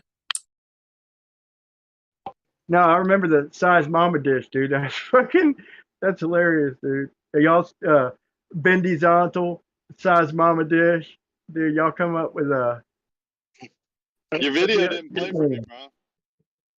It played, What? but the audio wasn't right on my end. I don't know. You might want to check it. or let someone else tell me. It might just be me. No, it's very bad audio. Is that better? Yeah, the audio ain't that good, man. It's on your phone, Brian, yeah? Yeah, and plus it's from like when I first started making videos and shit, dude. It's I clipped it out of my video to get him. I mean, it's probably still in his video, but I mean, I literally watched hours and hours of him doing that shit because I was genuinely curious about it, and yeah, so it's probably still on his videos where he said that, but you can hear him though. It's definitely him, you know. Okay, can I get a mic check? Is that good in Discord? Discord, you're good. I think it's YouTube, they're saying. Yeah, loud and clear here. Let's check that. What's that like on YouTube? Might take a bit to catch up. I don't get the whole you can't see Earth curve from ground level, but you can see Earth curve on the power line and bridge on the lake. You're good on YouTube now. Thank you. Yeah, good on YouTube. Well, what is Earth curve first? Let's get to the... I think they think it's curvature of the water, and the Earth ultimately, even though there's elevation changes, creating a sphere. Yeah, so they actually mean the curvature of the water level. Yeah, that's what I think. Yeah.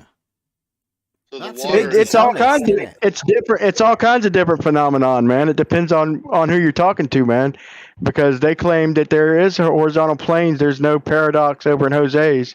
They claim that even though at the end of the bridge, wait, before that, they claim obstruction ground level. If you're looking, and sometimes you see obstruction, sometimes you don't. But when you do, it's Earth curve.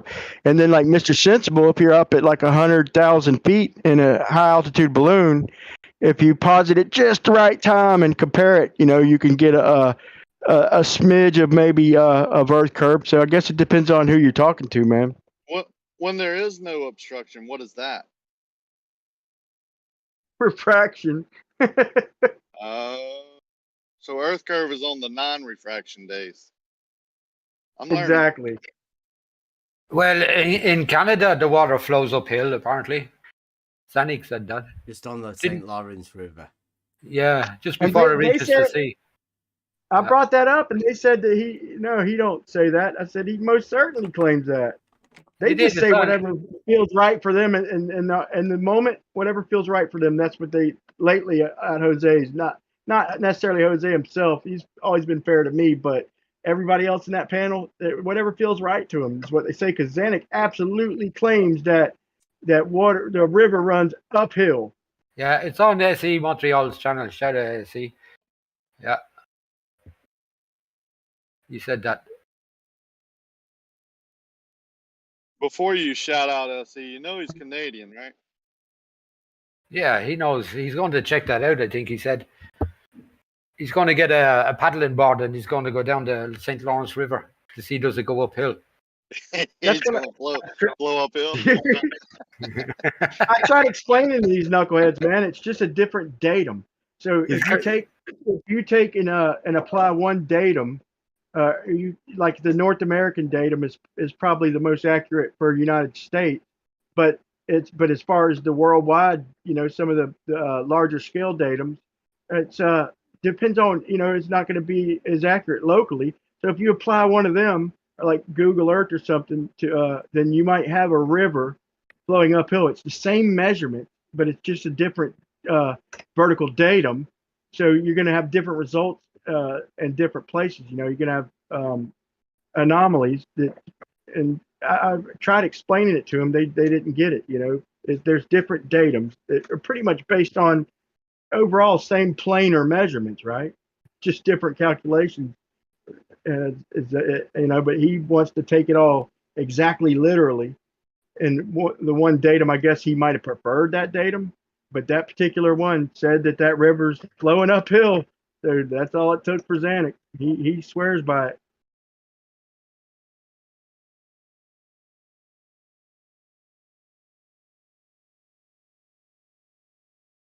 still trying to find the spot because I'm nearby, and I was thinking like uphill water rafting, upriver water, be something spectacular.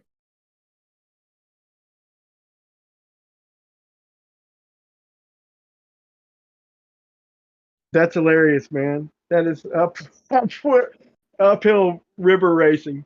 I want to set up a booth at the base of the bridge. Earth curve sighted. Sea curving water. Free.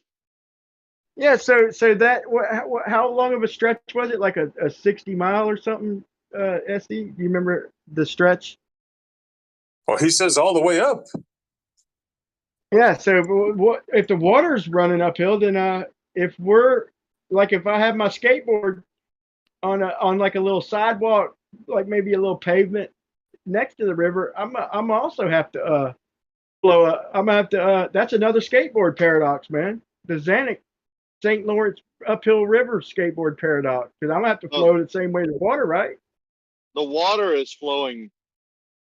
Water, you can take a surfboard. Out. Yeah. But the elevation is uphill. Figure that one out. Sheer insanity. And you can ask him, he'll say it. He doesn't hide it, Zanuck. Ask him next time you see him, anybody. Well, SE, if you find out where it is, I'm going to set up a souvenir shop there. We'll make millions. Yeah, I told him, give me the spot. I want to know the spot. We can make money there. Yeah. Just like the Lake Rakia, if we find the hump, right? Imagine we can helicopter people in there with surfboards. It'll just parachute down and whee! You got a 90-foot wave there, man. That is so funny, dude. You talk about a surfboard? That's fucking funny. But so over there just now, like I said, I'm used to arguing with up-to-date Globers, man. Like over at Earth Awakenings or whatever. But they asked me, so what do you mean a straight line is concave? I'm like having to re-explain it to them. So in your paradigm, if I'm at Lake Pontchartrain and I'm a quarter of the way off the bank. In other words, let's say that I'm 6 miles off one of the banks, and I can see the middle of the bridge, looking, a few whatever degrees to the left of my vision, and then I can see the beginning of the bridge. So I'm looking at half the bridge in total, right? So I'm a quarter of the way across. In other words, I'm not centered with the center of the bridge, having to look 12 miles both ways. I'm just having to look 6 miles both ways. And we're saying if the tangent's in the middle of that bridge, and so for that 12 miles, let's say it's about 80 feet. So if the middle of the bridge is 20 feet above the water, and the end of the bridge works its way up to about 100 feet, 80 plus 20, so about 100 feet above the water. So to see the 12 miles, I'd have to be back about, if I say I could do 60%, it'd be about 4 miles. I'd have to be about 4 miles back to see, looking at 60% field of view, just roughly. I ain't doing exact math, but I'd have to be a few miles back, but nothing crazy. I would absolutely notice the 100-foot bridge, because the way the bridge looks, it looks level across the water from an orthogonal view, for the most part, from that distance.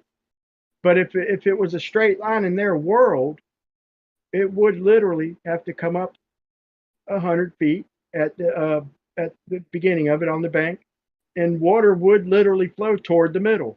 So both ends would be up 100 feet, and water would flow toward the middle. So yeah, that's what I meant when I told them a straight line in your world is concave. They don't even understand that. That's why they don't understand the skateboard paradox, man. And it's so simple. It's like, whether they agree with it or not, they don't even fucking understand it. It's weird, dude.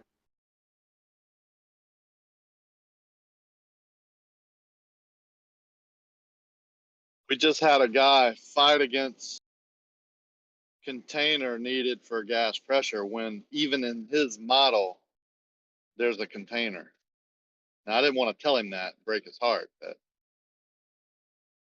he said the gas just dissipated to zero pressure into the vacuum. But they absolutely have a container. It's just created by gas, which is not possible.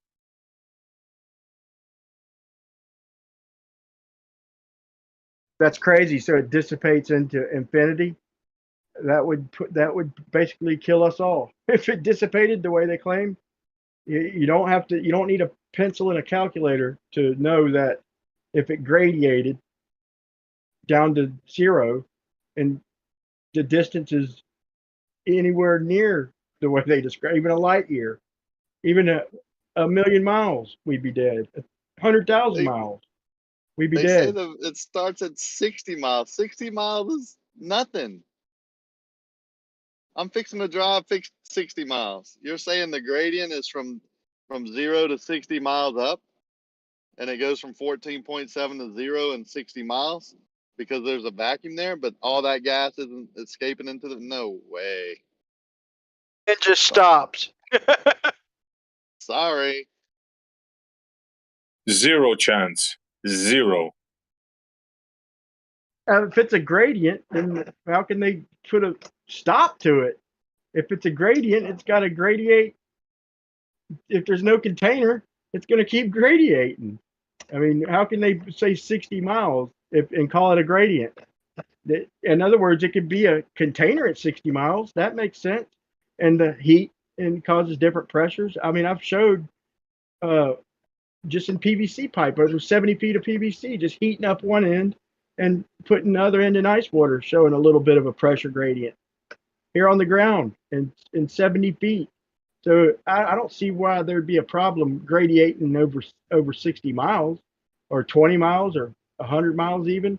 But to a light year, or I mean, if you're going to gradiate, to call it a gradient means it's got to gradiate down to zero, which means volume. You can't just ignore all the volume past 60 miles. That doesn't make it a gradient. That makes it hitting a wall or a container at 60 miles.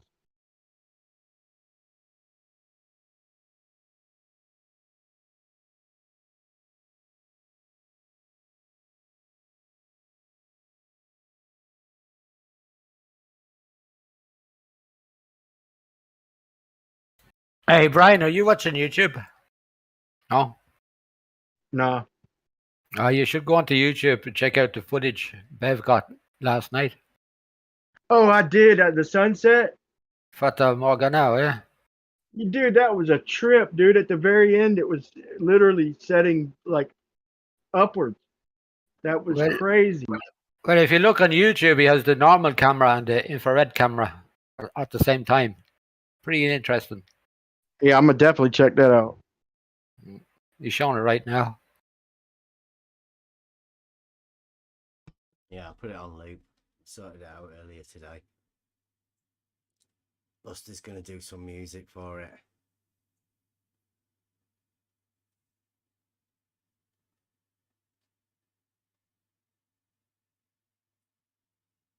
One last thing on this pressure thing, before I'm sure everybody's fed up with this. There's two Kármán lines. So there's the international one, 60 miles, that's space. And there's the American one, which is, I believe, 50 miles. So we have two of them. So you're giving the gas a choice? Yep, it has two bar and grills, the American one and the international one. So you can have steak and eggs, or you can have croissant in the international one. So get that, you leave it to them nowadays, man. So now gas has a choice on what to gradiate to. Yep. Is it American gas or international gas? You know, it's different.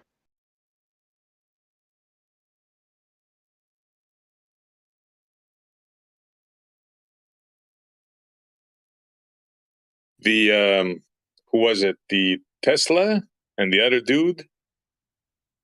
when they went up in so-called space, the theatrics they pulled, they had an argument. Who really went into space? And one said to the other, hey, dude, you only went 50 miles. That's not space. We went 60 and above. Yeah, check it out.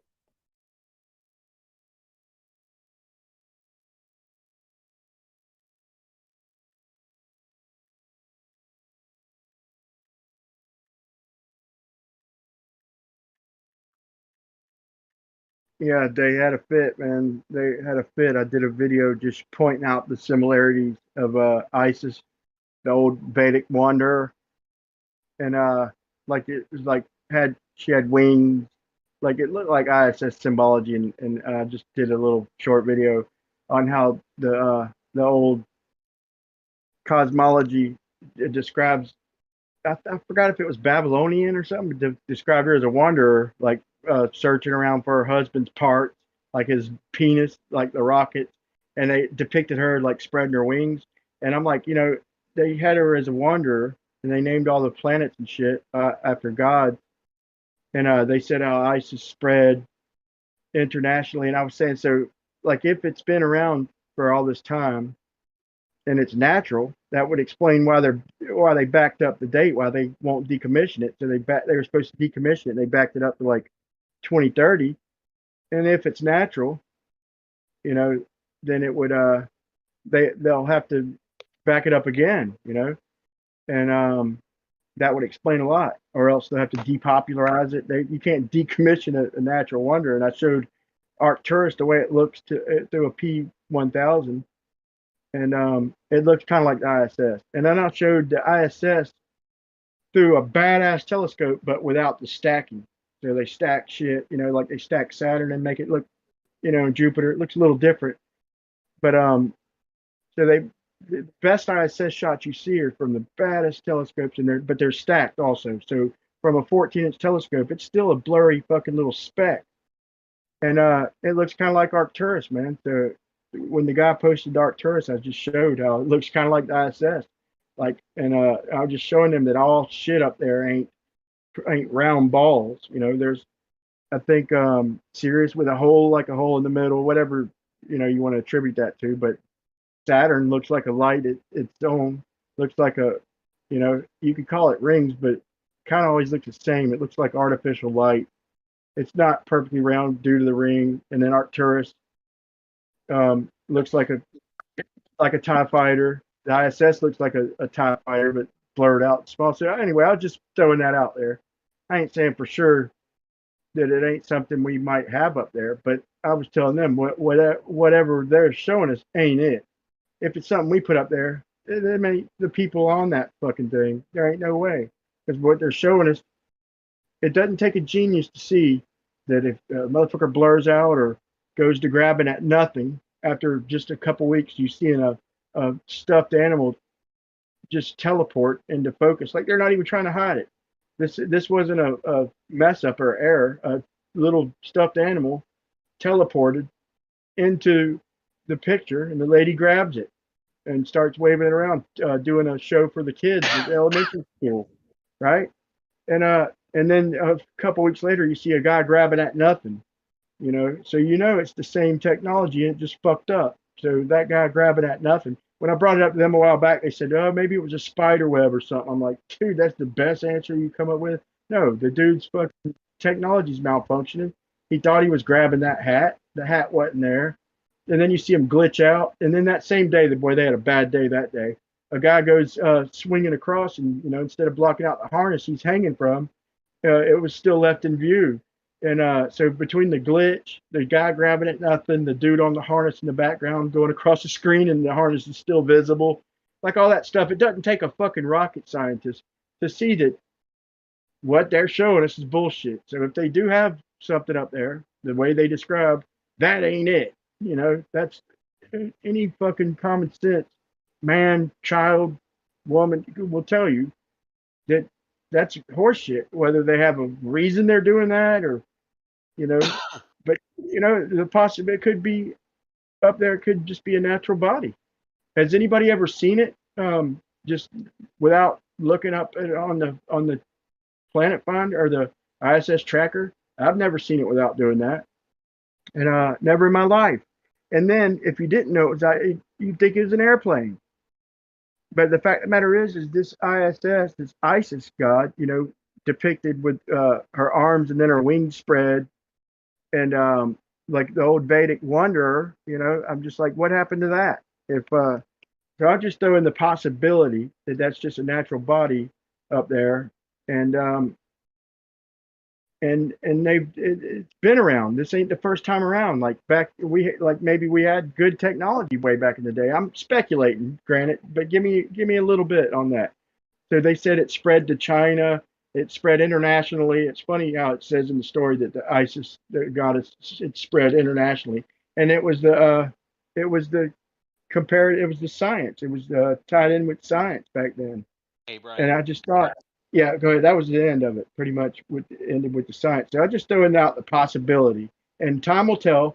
So if they don't decommission that thing and back it up again, and approaching 2030, then the higher chances it is a natural object. Thank you. Yeah, if you talk to Wally. I ain't never talked to Wally, I don't think. And you gotta look him up on at Where's Wally. Talk to Wally. I mean, Wally is your guy, the ISS man. You gotta go talk to. Say that again, Wally. What? At Where's Wally? Yeah, he'll tell you everything about the ISS, lights in the sky. He does everything. Yeah. You want to see pictures of the ISS? That guy's got them from the ground. Does it like almost every night. Yeah. Does what every night, man? I'm sorry, you were breaking up a little bit. Yeah. He'll go out every night and look at the ISS. He'll be able to tell you exactly where it's coming over your head. He is the ultimate ISS fan. You gotta look. Oh man, I downloaded the tracker, man, and I never really catch it, but I seen it one time. It's just like a plane, dude. You would think it's a plane. It's same speed across the sky, same pretty much size light. It disappears about 20, 30 degrees above the horizon. I'm not that into the ISS really, but you're into the ISS and that kind of. I'm telling you, strike up a combo with, or come in here like tomorrow. Morning, or maybe even a little bit later tonight. He'll be in here. Well, they had a fit on Jose's. They had a fucking fit when they brought that up. And I was just saying, maybe, because obviously what they're showing us is crap. Anybody who accepts that shit is a fucking retard or an idiot. I'm sorry for anybody listening who does accept it. And I'm not bringing that. I'm not saying that to everybody, but I'm saying that everybody who's seen the evidence, who's seen the NASA films from NASA, and I went and double checked a lot of these. They're there. Like I went to that same, they call it an event, and that event is still on their site, and it takes hours and hours. But I spent a lot of time going through the ISS, their pages, their videos, and these ain't made up. I went through every single one, but I went through a lot of them in that one particular day. That's all you need to see that it's deception. With all the other evidence, anybody who has seen the evidence and still promotes it is a fucking retard. I'm sorry, or brainwashed.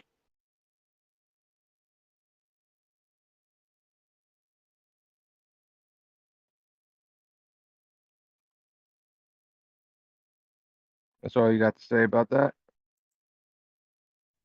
Yeah. You say Wally's coming here tomorrow? Oh, Wally's here every day. Every day. Yeah, he'll be around for sure. Oh, so I brought up, I don't know if everybody's seen Mitchell from Australia, went to the Space Science Center, and they have a Foucault pendulum, and it's a big one, and so I just was pointing that out on Jose's, and he sat there and filmed the bitch, and it didn't deviate any in 4 hours, any. And when I did my pendulum, I did a bunch of different pendulums, but my biggest one, a couple times it even went in a circle after about 10 minutes. It started circling, but it was wildly inaccurate, man. And even from the little ones to the big ones, wildly inaccurate. So they told me that you don't understand how to set it up. You didn't do it right. I had a 360-degree swivel on a suicide knot. I don't see how it had perfect room to do whatever it wanted. But anyway, it was comforting to see that even at the Space Science Center, the Foucault pendulum, and so they called him a liar, like, no, you didn't show the whole 4 hours continuous and shit. And he's like, whatever, you can go. This is in Sydney. The fucker didn't deviate at all. He sat there and filmed it. Well, And maybe they don't know he how. went. So Maybe they check don't know this how to out. do it either. Then. He went back to do the 4 hour time lapse, to show him, because Mr. Sensible, I think it was, and a couple other ones claimed he was lying, and he went back and it was closed down. Said it was they had the exhibit closed, and I just told them this on Jose's, and they said it's broke. I said it must be broke. He went back to film it, and because it wasn't deviating, and they had the exhibit closed down. Yeah, it's broke. Boy, they got an excuse for every fucking thing, don't they? Well, they don't have to be in on it, for that to be the case.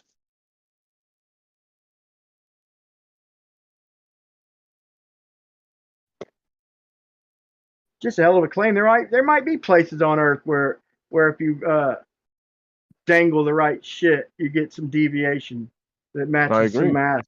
But it ain't here at my place. Obviously, I ain't mean, in I agree. Sydney. I think maybe there are some places that pendulums swing in a funny way because of certain things going on the surface of the Earth, or underneath the surface of the Earth, or above the Earth, maybe. Who knows? But not that lines up with some sort of fake Coriolis bullshit. Yeah. It's not as accurate as you think, bro. I expected.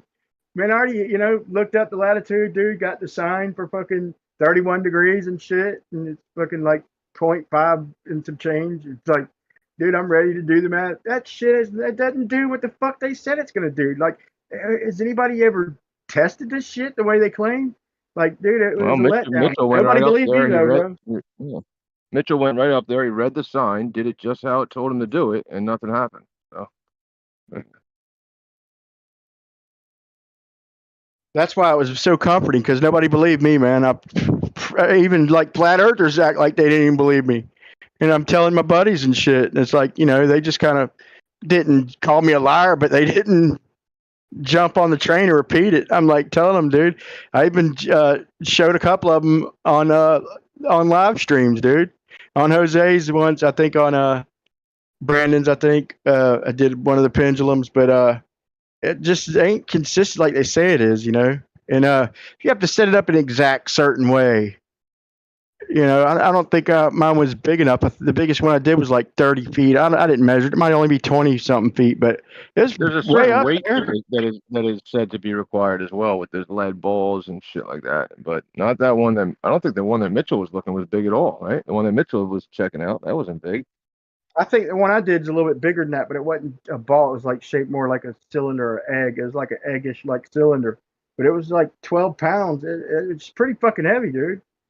I think mine. Why would the shape and weight matter? Exactly. If something's turning under a swinging pendulum, then the pendulum should deviate, right? No matter what the shape, as long as it's swinging back and forth in a constant rate, right? Thanks for grounding my brain, dude. I was going off into the weeds. So the weight and the shape of the pendulum would help it stay in constant motion back and forth. But it's actually staying in a perfectly like straight line, not deviating at all. It's actually the ground underneath that's moving, right?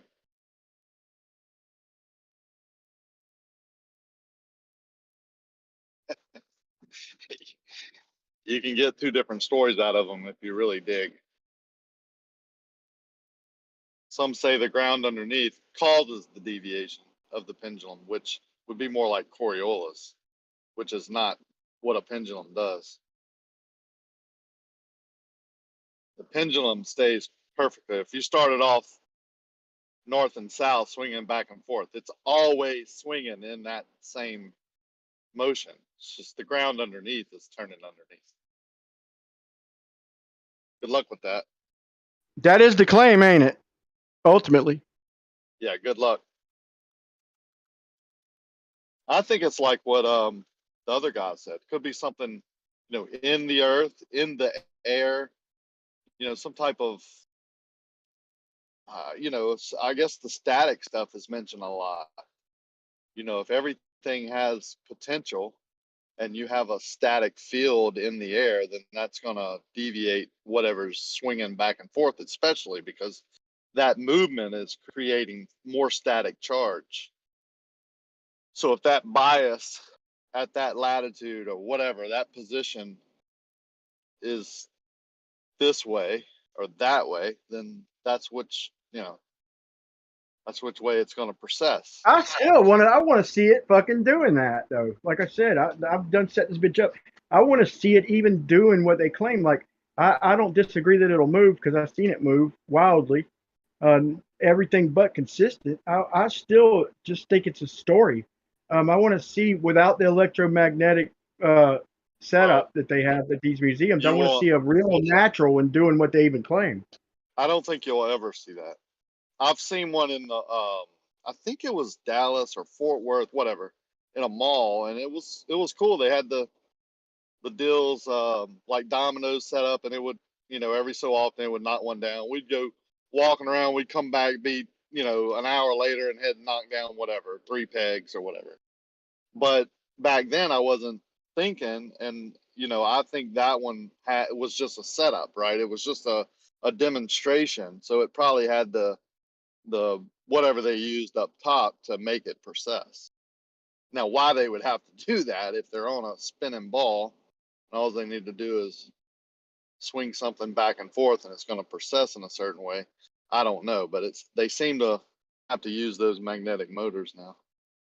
Yeah, that one kid came out and busted him with that because he was going around helping install them.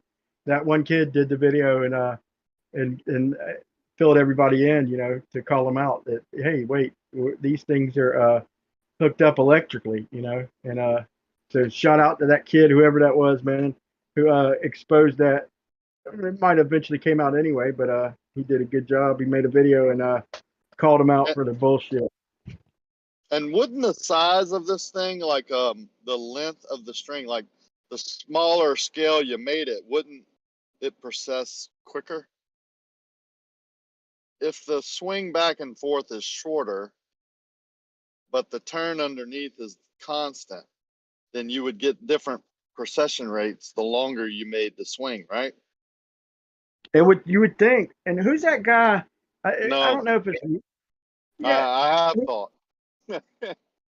Wait, what about who's that guy who was a crane operator? Like not Level Earth Observer, but maybe it was him or another guy. But I was subscribed to him. I think YouTube might have unsubscribed me from the guy, but he had these big ass cranes, and he made a good point. Like any movement at all, and this crane on this long, hanging down that the ball is going to move. If the Earth is moving, there's no way that crane would ever sit still because you couldn't move it even a smidge. That was a hell of a good point. Procession back and forth. When you got something swinging like that, I get if something's turning underneath, it's gonna process. I get that point, but the length of the swing, like if you have one that's a half a mile up and you're swinging it, a quarter of a mile each way or whatever it would work out to be, then wouldn't the procession be different if your height was only 100 feet up and it's only swinging so far back and forth? If the turn underneath was constant, then that would affect the rotation speed, right? The precession rate. And all they use is the latitude. So yeah, that's a good point, dude. Because they don't figure that shit in. A farce. I mean,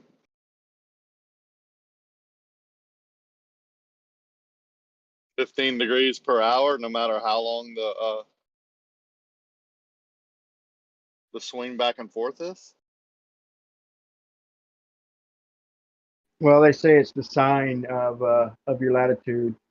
Then you break it down for the like say you break it down for the 24 hours, so you divide it by 24 to do the 1 hour figure. for the sine of your latitude. It's fucking it's just math, man. It's math, and yeah, it'd be perfect if that's what it did perfectly.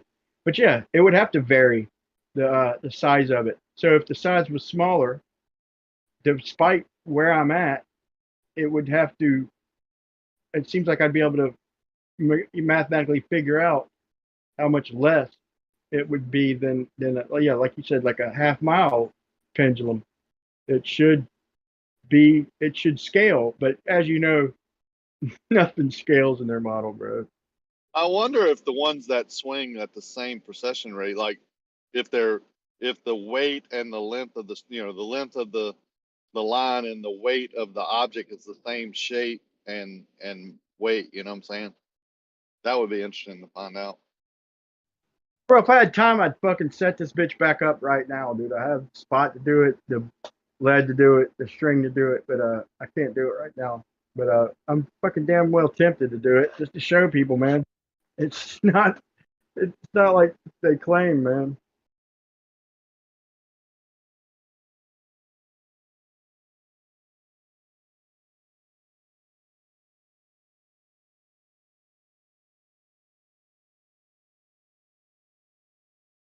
They'll get mad at me for saying that, dude. Having never done it. So I do it. It doesn't work the way that was claimed. And mad at me for saying it.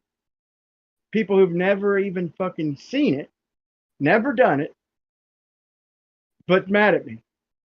That's insanity, dude. That's the height of insanity. Like, motherfucker, you ain't, excuse my language, you ain't never even done it. How could you even open your mouth? All you could do is think I'm lying, watch when I did it, think I set it up wrong. You know, there's only a few possibilities, but if they've never done it or even seen it, then they really have no say in it, man.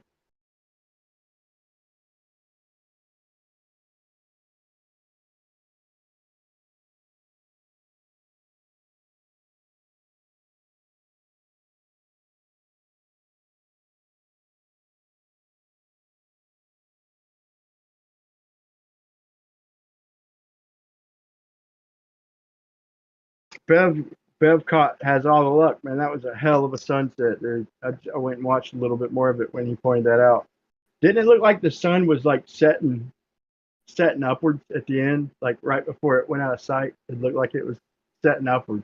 What could cause that? That's the reflection of the sun. That's the Fata Morgana. That's the reflection of the sun.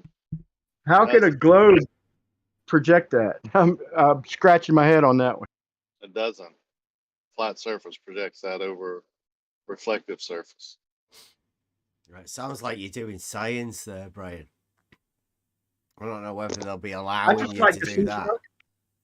Personally, I like to see shit for myself, man, especially things that I'm capable of trying. Natural phenomena, and then make a prediction, right? Isn't that what you do? First off, Bev, natural phenomenon, man. A monkey swinging on a vine back and forth, dude. Yeah. Yeah, something physical. You actually have to watch something happening to start off with. Believe it or not, dude, I fucking molded the balls for the Cavendish, man. I put it in a little video on my channel, Flat Earth Tests, man. I've seen that just setting up the two. I got it to a track without setting both the main balls up because I was limited on space. I still have the balls molded and everything, dude. I haven't done it yet. I wanted to just, like I said, if I can do it, you know, I like if people make a claim, I'm kind of hands on, so I like to try shit myself. So if it's something that it's possible I could do, you know, I like to try it. I don't always succeed in some of these setups, but or follow through. But I like to at least try it. I certainly ain't claiming science, but if they claim it, I like to see it. And I don't know.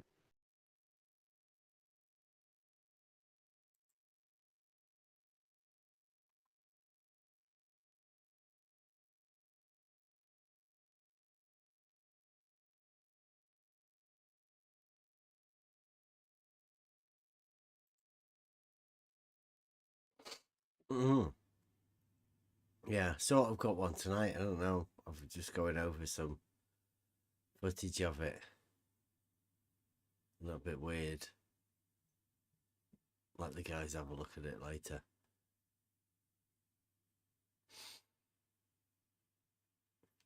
Just got to get the other one down. It definitely wasn't as good tonight.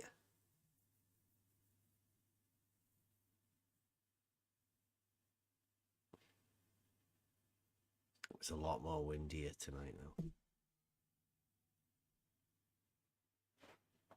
I think we've got one more day tomorrow. We might be able to have another go at it tomorrow.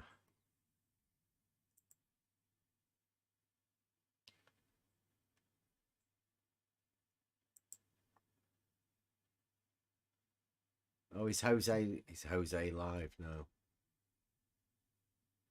Shikey, all of the hate squad. They jumped on me quick, man. He keeps them off. He keeps them off decent, man. But they were on me quick, dude. Just asking questions. When it first started, I was just asking questions. Just kind of jumped in the conversation, and it's crazy how questions can get some people so heated. Like, oh, dude, calm down. I'm just asking questions. I ain't even got to my fucking point, I ain't even got to my point yet. I'm just asking questions, and they're getting mad already. Like, it's gonna be a bad day over there. They're jumping on me just for asking questions. Like I was asking, if they were talking about mass, tracking mass. I was like, define mass and stick to the definition you give me. So think about it, but whatever definition you give me, stick to it. And they said, all right, definition of mass is an amount of matter. So I'm like, so it's like a measurement, an amount of matter, quantity of matter. So I'm like, so an amount of matter attracts an amount of matter. And they just freaked out. I'm like, that's like saying, feet, like height or feet attracts feet. If it's a man-made concept, if it's a quantity like feet, but it's just crazy. Like, it'd be better if they just said matter, like matter attracts matter. Like if I was a glober, that'd be the way I'd word it. Matter attracts matter. But does it? And then Chaiki takes him forever to barge in. He's like, when you draw, here's his question. After waiting like 10 minutes to get in, his question is, Jose clears the air for him.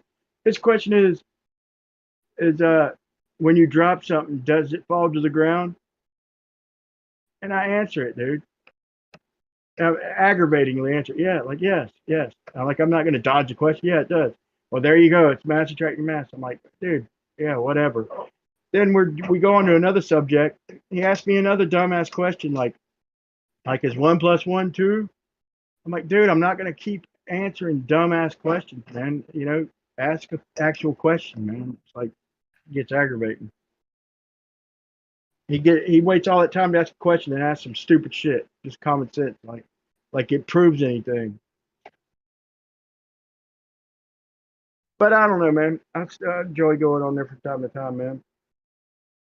When it ain't quite so tense, man. When it ain't got like, I can deal with a few people jumping in, but when it gets past like 3, when I got like 4 or 5 people or more jumping in, throwing different shit at me, I can't keep up.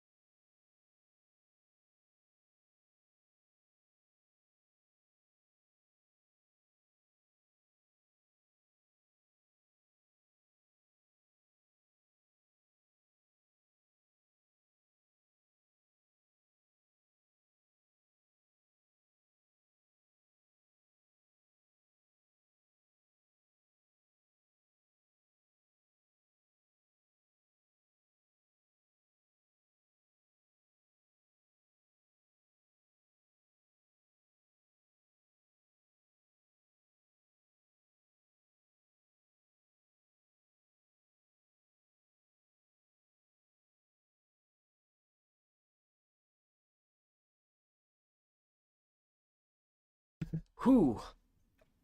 Okay. So did you say that they said something about the horizontal paradox? Because I didn't think they'd be wanting to talk about that at all.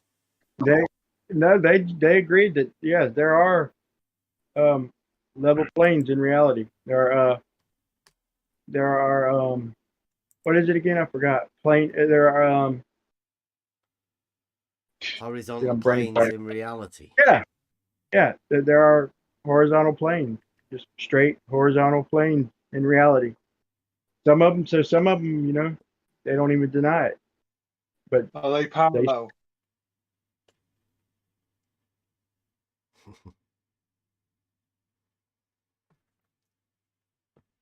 I should have specified. I thought that went without saying.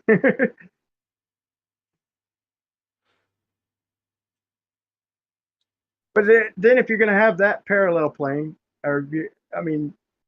then your straight bridge, if you build the bridge straight, it's going to be concave, right? It's going to hold water in the middle. The straight line on their model has to hold water at the tangent, right? I mean, I don't see how they get around that. It's their fucking model.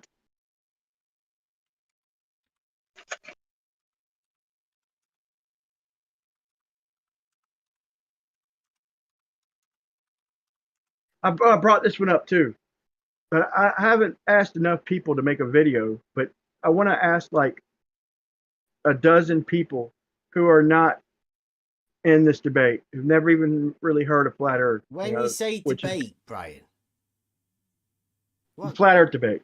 Yeah, but what do you mean by that? Well, let's say the horizontal paradox debate. How about that? But hear me out, Bev. So I want to ask a dozen people who haven't. Let's say this. Well, people who have. I'll start by saying this. People who have heard about the flat Earth, who are stern globe believers, or stern flat Earth believers, might have a bias, which is why I'm leading off by saying I want to ask 12 people not involved in the argument. It's getting harder and harder to find people who haven't heard about flat Earth nowadays, but they're still out there and in numbers. So I want to ask a dozen. I've asked a few of them so far, but I want to ask surveyors too. I want to ask them in just for a thought experiment that if you take a line that's infinitely strong and perfectly buoyant, and you're you and a friend are on either side of a lake 20 miles long, and you hold one end of the string line 2 foot underwater, and your buddy 20 miles across holds the string line 2 feet underwater. And then in the middle, I sag it down 10 feet. I pull the middle of the line down 10 feet. Now you and your buddy pull the line tight. And remember, it's infinitely strong, so we crank it tight. However, what's going to happen to the middle of the line? And I bet you, because the few people I have asked have all answered the same. The middle of the line is going to come up to 2 feet. I bet you even surveyors, you know, anybody, even people who think they live on a globe, there's the point. Even people who think they live on a globe, like we did before, most of us did anyway, who before we heard the arguments and everything, we would have answered the same way because we treat the world the way it is.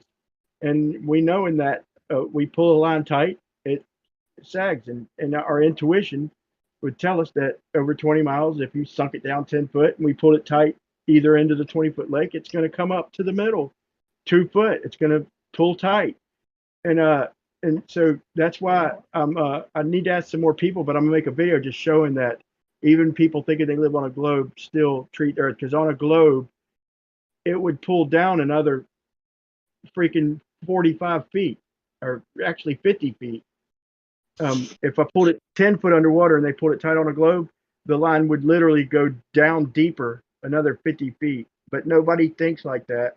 So even people who just doop-de-doo walk around in life thinking they're on a globe, but none of the consequences of that globe, they're all going to answer the way their intuition tells them, even surveyors, because it's counterintuitive to think otherwise.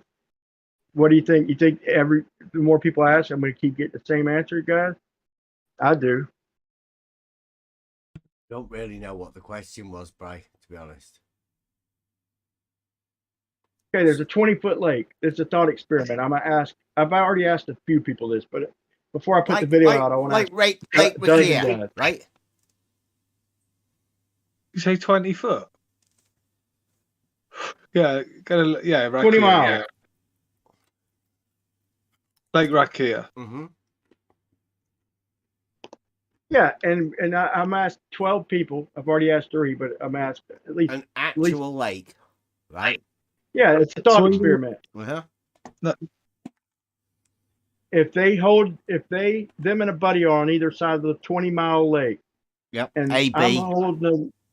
Yeah, and I'm at A, or you're at A. I'm describing this as you, one of the people I'm asking. And you hold your end of the line down 2 feet underwater, and then your buddy at B holds the line down 2 feet underwater.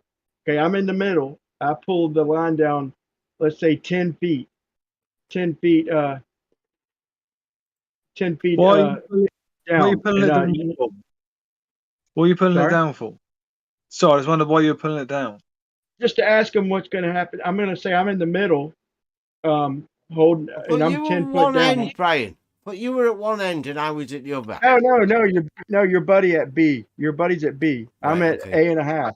I'm at A and a half. A and a half. I was just joking. I'm in the middle. So there's 3 of us now. 3 of us. Right. So I'm 10 foot. I pull the middle of the line 10 foot down, and I'm drowning. So I'm gonna have them thinking on something else besides if you pull the earth, right? But intuition in the middle. Intuition. If you pull it tight, the middle's gonna come up. Right? Don't intuition tell you that? If you pull the middle down, the 2 ends will come in. Well, the line's infinitely buoyant and it's magic line, and when they pull it tight, it's infinitely tight. So if I pull it down, yeah, maybe the ends came in a little bit, but maybe in reality. But no, I'm just gonna say we start off with you at one end, me in the middle. I'm act like I need them to pull it tight so I can come up for a breath or something. But I'm just gonna see where the thought experiment leads them. I didn't even have to do that with the few people I've asked. Can I just give you on jobs, man? They all said that it's the middle of the line is going to come up to 2 feet if it doesn't break. Did you just say shut up? No, I didn't say shut up. Oh, that's cool. Sorry. So it's like a thought experiment rather than a reality experiment. Right, and the point being is that the people who are, just not in this debate, never really heard of flat Earth, who absolutely just have been living their life thinking they're on a sphere, them same people who they'll try and say everybody thinks they live on a sphere. Yeah, but them exact same people, when giving a simple thought experiment, are going to answer it in reality. They're all going to say, I'm going to say 99% of them are going to all answer it, the horizontal level flat Earth answer. They're all going to think intuitive, even though in the back of their mind they're on a ball. They're all going to say that the middle of that line is going to pull tight. Why is that one flat Earth, Brian? Like, why do you think that's flat that ain't well, the point is that in the back of their minds, having grew up thinking they live on a ball, they're going to think the Earth's a sphere. But on a level Earth, on a ball Earth, that wouldn't happen. On a ball Earth, the way they think, Brian, down. Hello. In reality, that does happen, and they know that. You're saying that they know right, but they still think they live on a sphere. You Who get does? it? It's just Can you get in other people's heads? Do you think you live on I a did. sphere? Yeah, I did. Yeah, I used to. Most of us did or do. Believe me. But we still live by reality. That's the whole point of it. It's nothing more than just a little thought experiment to prove that to the anti-flat earthers that even the people who live on a globe still are going to think like in reality. They're still going to match reality, right? Ask someone if a water level establishes a horizontal. It's easier. Sorry, mate. I don't mean to be rude, but it seems like a long way to go around. It's a bit confusing, I think. Could be made simpler, that's all. Sorry, mate. I don't mean to be. Yeah, I didn't mean to make it sound confusing, man. I was just making the point that even people who think that the Earth's a sphere don't think outside of reality. Even they think that the line in the middle is going to come up to 2 feet. That's a horizontal lake. That's a consequence of a horizontal lake, right? Why did you put it under the 2 foot? When I asked the other people, I don't even think I had it at exactly 2 foot, but I don't think that takes away from the point. I have to look at the video. Got a couple separate videos where I asked people at work. I think I used a different one each time, but I've got the point across. Probably even a little better in person. Did you ever use the surface? Sorry. Well, the point is if the Earth is a sphere, and these same people who think they live on a sphere thought outside of reality, they would answer that the line in the middle is going to go down, right? Yeah, because but they would could consequence of living on a sphere. Nobody who's ever heard of the flat Earth or the debate, they'll simultaneously think they live on a sphere, but they won't think outside of reality. Their reality will still have the line. The lake is a flat plane. They'll think in their mind they live on a sphere, but still think that 20-mile line is going to come up in the middle when that's not what would happen on a sphere. Just a little thought experiment, man. Just a little video I'm putting together to show that even, you know what I'm saying?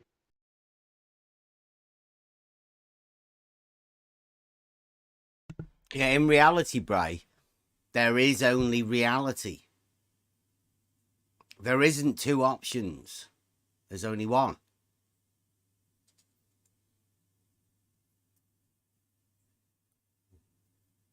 Yeah, but the mind's a powerful thing, Bev. Mm-hmm.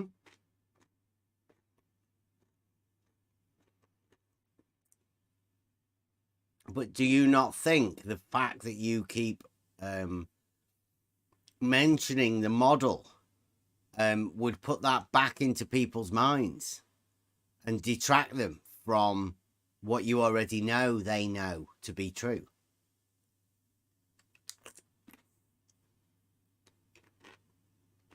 I don't know. If I point out before they've ever even really heard the debate or anything about it, if I point out that no, if you live on a sphere, your line's going to go down another 50 feet.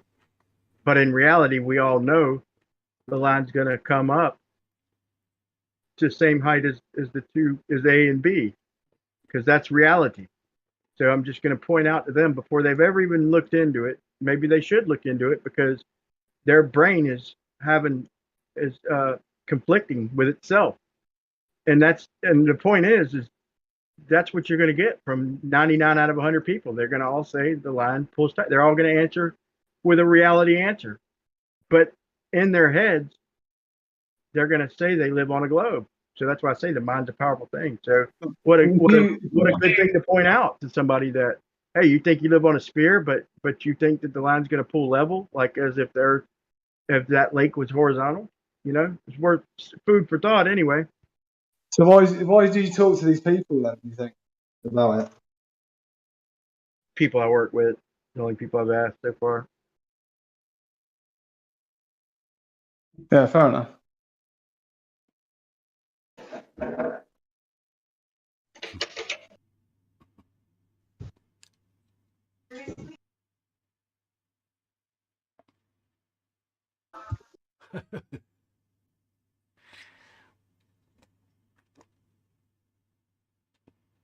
Yeah. It's sort of a weird one, isn't it? Like, because sort of what we've been saying all along is that just level is a straight line on a horizontal plane. It's exactly what you've been saying all along. You specifically, is you didn't jump in this as a flat earther or nothing. You jumped in it as saying that, hey, level's horizontal. That's the way reality works. That's the beauty of it, man. And talking about it here is that's exactly the way reality works, and that's the only thing you've ever claimed. So it's perfect. Some people still say that there is no contradiction. There is no paradox. But that's what half of them say. The other half of them say there is no contradiction, and they both disagree with each other. But they both agree that there isn't any contradiction. Well, Rather fight the flat convenient. earth. Fight the flat earth stole that harmony from you. No, this debate is will steal that harmony you have in your brain, thinking that just thinking with reality, like, yep, that line's going to come up in the middle. That lake's horizontal. Every straight line I've ever laid out on the job is horizontal the way I laid it out. What do you mean, Brian? Brian, when you say it's going to come up in the middle, what does that mean? That means if you could pull that line infinitely tight and it wouldn't break, that means that it's a straight shot from A to B, straight line. So where's the up in the middle statement come from? Because if I pulled it down 10 foot and you're on one end and your buddy's on the other end, 2 foot underwater with the line, each end of the line, A and B. And once you pull that line tight, we know what happens with lines when we pull them tight. But in the globe world, it's got to go deeper. At 20 miles, it's got to go 66 foot down. So it'd have to go 56 more feet down in the globe world. So who's going to answer with that bullshit answer? Well, yeah, if you pull it tight, then it's going to drop down 56 feet. You know, let me grab my calculator. No, everybody knows that if I'm holding it down 10 feet in the middle and you and your buddy are on either end of the 20-mile lake and you have an infinitely tight string that doesn't break and you pull it tight, it's going to do like every line does when you pull it tight. It's going to tense up and rise up in the middle as much as it can support. But the whole point is, I'm not trying to make a big deal out of this.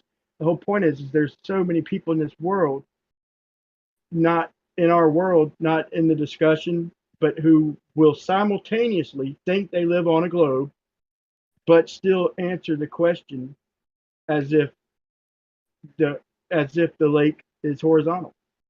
You feel me? Simultaneously. Yeah, they won't even think that they're on the globe. Most people don't. Everyone I asked, but here's the catch. I left this up. I shouldn't have left this part. You lead it by talking about the globe. That's just it. I didn't tell any of them about that. Everybody I asked after they answered that question. Wait, I can't believe I left this part out. I thought it was just automatic. All the three people I've asked who answered that the line would come up to 2 foot in the middle, same height as either end. And I asked them afterwards, what's the shape of the earth? All three of them said sphere. So that's what I mean. Even people who think they live on a sphere will give you a realistic answer, a reality answer, which is not a sphere answer, right? I apologize for leaving that part out.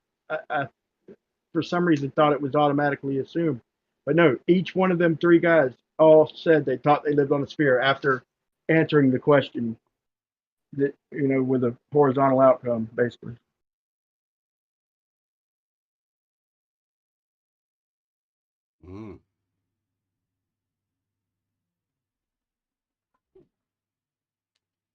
Everybody knows reality.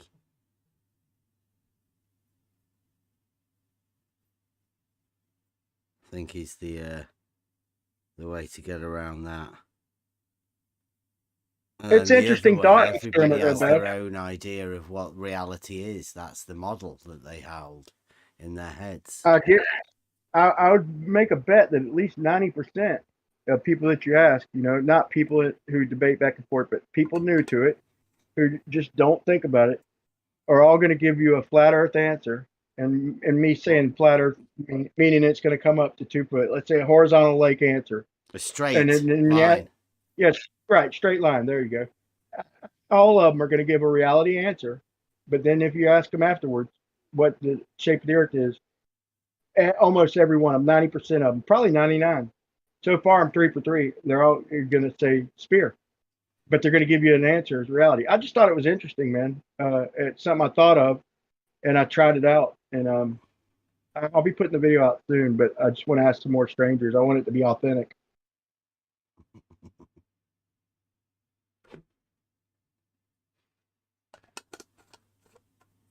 Well, it's true. Everyone lives in reality. It's only the hardcore globe. Well, and obviously the flat earthers that need the argument to keep going round.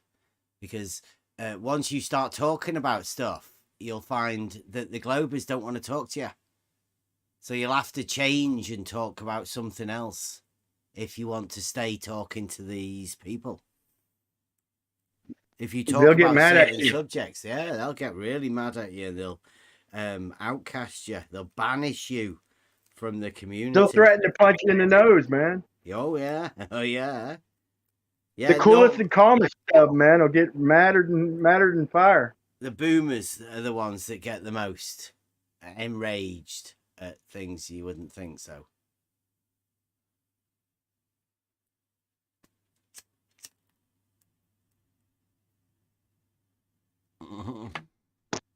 And when I say this, I'm not mocking anybody, man. I don't say anything. I don't ask these questions. I don't come across as a smart ass. It's just a legitimate question.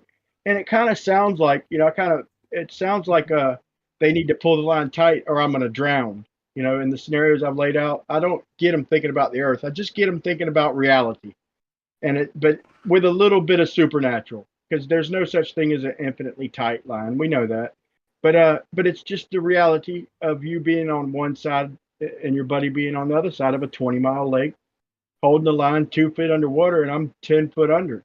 So I think in their mind that they're thinking they pull the line tight and I get to come up and breathe, 2 right? foot. But the point is I would have answered the same damn way, bro. Have you never seen a blue marble elevation profile? Well, let's say to 6 years ago, or however many years ago, I would have answered the question with reality. I'd have said, yeah, if I pull the line, then you're going to come up to 2 foot and be able to breathe or whatever. You're going to come up in the middle. And then if you ask me what the earth is a few years back, however many years, I'd have said it's a globe. And I wouldn't even have realized unless you pointed it out to me. I would have went home and just went about my life and never even understood that I totally contradicted myself, that I gave an answer straight out of reality and what happens in reality, and still carried around the thought that I'm living on a sphere. That's how fucking brainwashed they had me. I guarantee I'd answered no different than the other guys on the job, just like any other normal Joe you ask, who are going to answer with a reality answer, simultaneously thinking they live on a globe. That's how brainwashed we all are. And that is interesting to me. And that's worth a video, man. And it'll be coming out soon.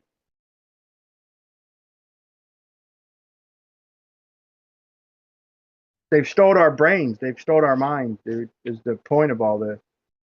And I'm not saying I'm above any one of them. They had my mind stolen. So whether I choose the ball side, I think you can get it back. Yeah, shit. I'm trying to help other people get their mind. But even if they choose the globe, they can fix their fucking brains, right? So everybody's brains are short-circuited, man. Because even if I'll give you this, even if you pick a globe and you say I live on a globe, at least you know how to adjust your fucking, excuse my language, reality to say, hey, the line will go down. So rewire your brain to reality.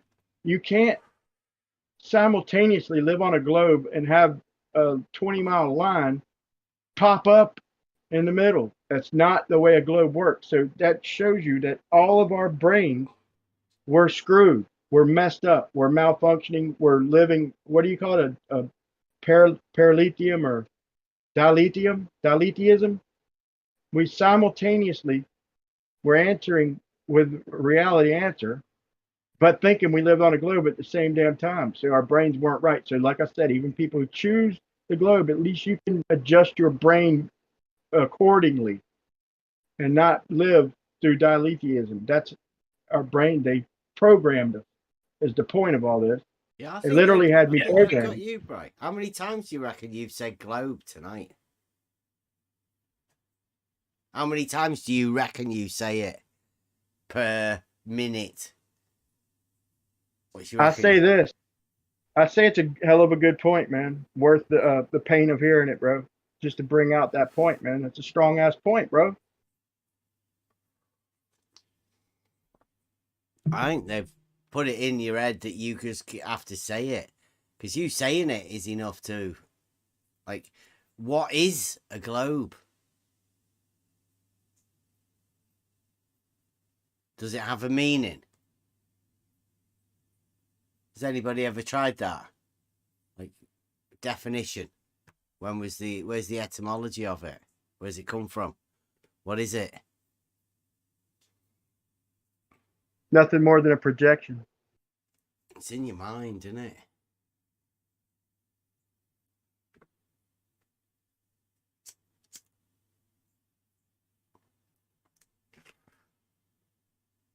Even the globe model that you think of when you think of globe is just a sphere with some pictures on it.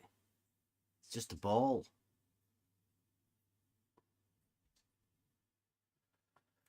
You give it a name, and then once you've give it one name, well, it's just easy to give it another one. Capitalize it.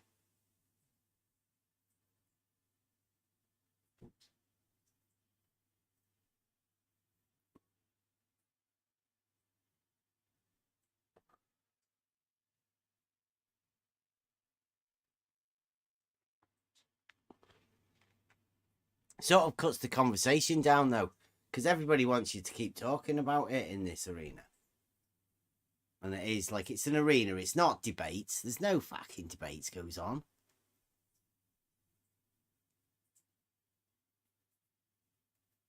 Have you been on that modern day debates? Did you think it was an actual debate? Man, I took it easy on him, man. I could have pinned him down, but I wanted to get through as many points as possible and just bring up some model contradictions, man. That things that contradicted in their own model. It's kind of in depth, you know. It was, you know, it. I didn't bring up. There's been enough of them debates where they bring up the like introduction to flat Earth, like hearing the gas pressure without contain, you know, just the normal shit. Anybody who's watched that channel is gonna have heard all that. So I just tried to go like a little bit of advanced flat Earth, you know, a little more with the mathematics and what their model predicts and how we can disprove that, you know, with the angles and a little bit of logic. Just trying to just scream to the rooftops, bro. To be honest, I'm just trying to yell to the rooftops to anybody who will listen. Like it, you're going advanced. Flat Earth Plus. Like, I don't think my style of arguing on that show is gonna convince anybody new to first time hearing it. Out of style or structured my debate way different, but there's been enough of them to point out the obvious. I'm just trying to take it a little more in depth for the model afflicted, like myself, and bring up, you know, because they're like, "Where's the model? Where's the model?" You know, just point out that there's plenty of models, and bring up contradictions. I like shitting on the globe model personally. Yeah, they get defensive though. I find you shouldn't really trouble people's models, because you're troubling people's minds then, and that's scary, right? It's not like yeah, but there's always right? It's much worse. There's always the open-minded, Bill. There's always going to be a percentage of them with an open mind who want to hear things like that. They want to see why, you know, why, you know. It's just a type of person that I might and might not reach. There's people who might think have had their self convinced, you know, star trails prove it one way, and I'm showing them that, hey, that's exactly backwards. You can't have this in your model. You think it's proof. It's exactly, every argument they bring up, if you look in detail, it's a fatal blow to their model. You just got to look in depth. The devil's always in the detail. So you look deep and you'll always find the deception. You'll always find the devil. They in the must have detail. some good arguments though, Brian. What's the best globe argument you've heard? They think it's star trails, bro. No, but, Bri. What's the best one you've heard? Not the best one that you think they have. What's the best one you've heard?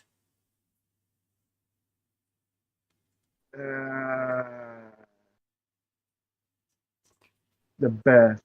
Let me say, man, that's a tough one to answer, man. I mean, I could give a few, but when I looked into them, they all wind up contradicting. But I'd say,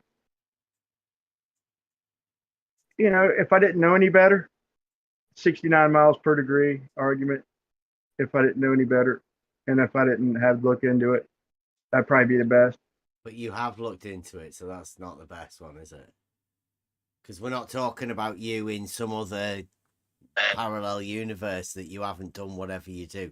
Right at the minute, what is the best one that you've ever heard?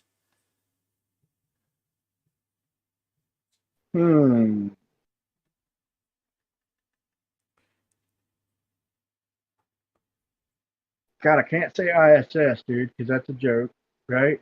You know what I think the best globe. Oh, wait! Don't tell me, because then you're gonna make me want to answer the same. Hold on, let me give my unique answer.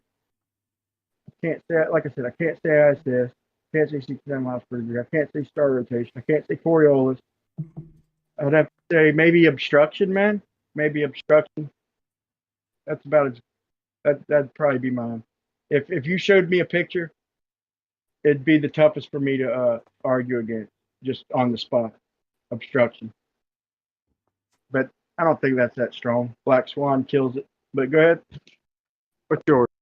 I think the best argument that the Globe Earth team have got is to not come anywhere nearer here and send in fake flat earthers to talk about the stuff for them. Or, like just sort of random people to occupy the time and then just sort of slander. That's the best that they've got, I think. I've noticed. Tattoo. I was legitimately trying to come up with a fucking argument, bro, I could have easily thrown out some. I could have thrown out some bullshit like that, bro. You haven't got an argument. There's no logic. The globe doesn't involve logic. The globe isn't real. Therefore, they cannot predicate anything on it. There's no logic involved in it. Therefore, there's no argument that they can come up with. There is none. All the globe argument is an argument to negativity. It's right. When they lost space, bro, they lost the war. I mean, most people don't even need to hear anything about surveying, just look at the crap that they show us, and it's obviously fake. It doesn't, half the time it doesn't have to go past the crap bullshit they show us. And then most people are convinced and will argue against anything or do their best, just looking at the deceit, realizing that, hey, I've been living in reality, and my mind has been stolen. They stole our brains, bro. They stole our minds. They might not have stole your mind, Bev. You might have never thought the Earth was a globe, but I promise you this: a lot of us did. A lot of us did, and looking back, it pisses me off. I'm not a young man, dude. I'm not a young man. I'm a grandfather. I don't think you can get it out of your head, Brian. You haven't lost it. You can't stop thinking about the globe. Bro, like I said, I'm screaming it to the rooftops, man. I've got however much time I have left, I'm going to scream it to the rooftop. You think that's bad, bro? I don't know. Yeah, you seem like questioning me or something, bro. Which is, I don't know if you are. If you are, that's fucked up. But maybe you're not. Maybe I'll apologize. I apologize in advance. I'm just saying that I'm not too sure that talking about the thing that you're trying to dismiss is a very good idea, because what you end up doing is putting that idea into people that have never even thought of it in the first place. Bev, so you never thought the Earth was a globe. Is that what you're saying? No. That's rare, bro. Mm. Okay. I'm just telling you. What were you taught, you're wrong. Right, what were you taught about the globe? Bro, I didn't even have to be taught. I was programmed, brainwashed. And now think of this. If you never were even taught... Brian, what though? Wouldn't you be mad? Because I'm getting the feeling that the only thing you've learned about the globe is in this arena here.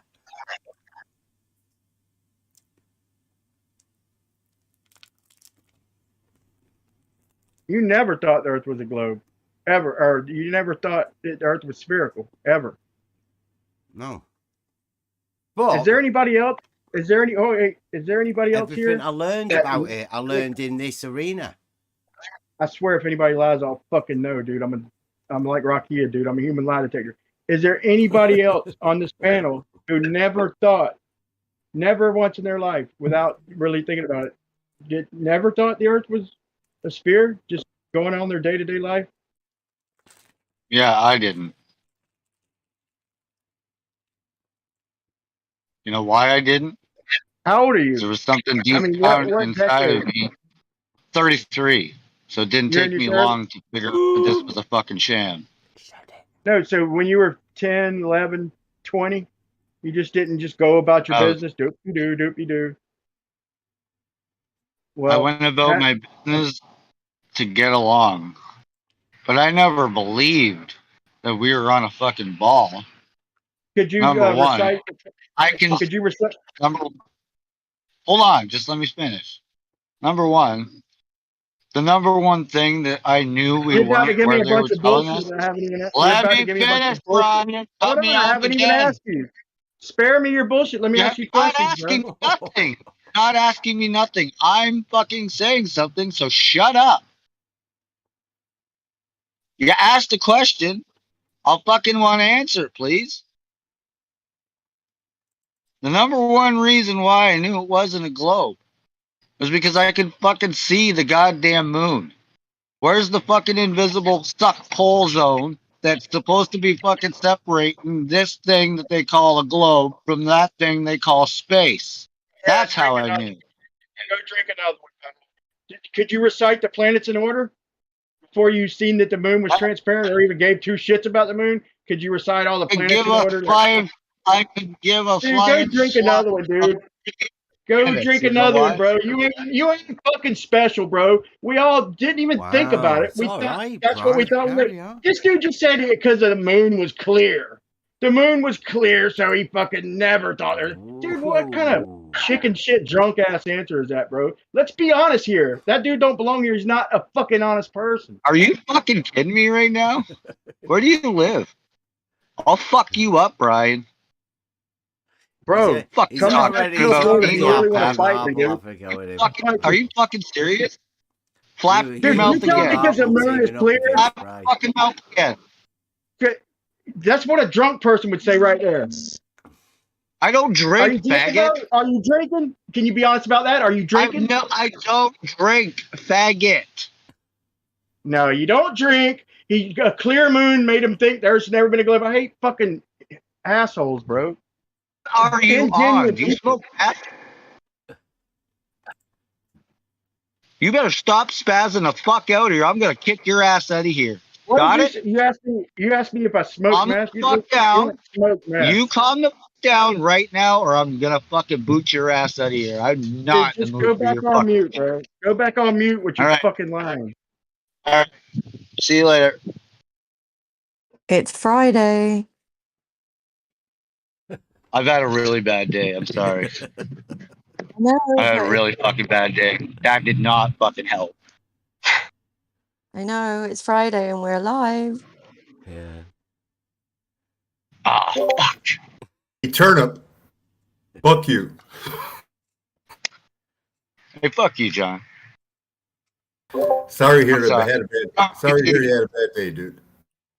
Yeah, I'm sorry, YouTube. I didn't. Continue on. I'm sorry. Not a problem. Fuck you, Brian. Fucking asshole. I'll give you this, man. I genuinely apologize if that was the honest answer, but I'm gonna give you. Yeah, it was a fucking honest answer. My name is Turn Up the Truth. I don't fucking lie. What am I gonna get out of lying to you? I don't know you from a fucking hole in the ground. You've got to remember, Jesus Bri, Christ. there are people, right, that aren't obsessed with the shape of the earth. Most people are just living their lives. They don't give a shit. It never even comes into their minds. So they're not even aware of it until you point it out to them. Right. But imagine if you were fooled your whole life without thinking about it, man. It piss you off a little bit, man. Like I'm speaking for most people, man. Most people I'm speaking for. Maybe not y'all, and maybe this channel does attract more people like yourself. And yeah, maybe I do owe the guy an apology, man. But I'm just trying to call bullshit, man. And usually that's how I can detect it. He stuck to his guns, man. I'll give him a genuine apology, man. I'm the last person you'll ever get to call bullshit on, buddy. I'm the realest fucking person on this panel. They will fucking tell you that. That's a good thing, man. Sometimes That's I'm a good too thing. I believe you now.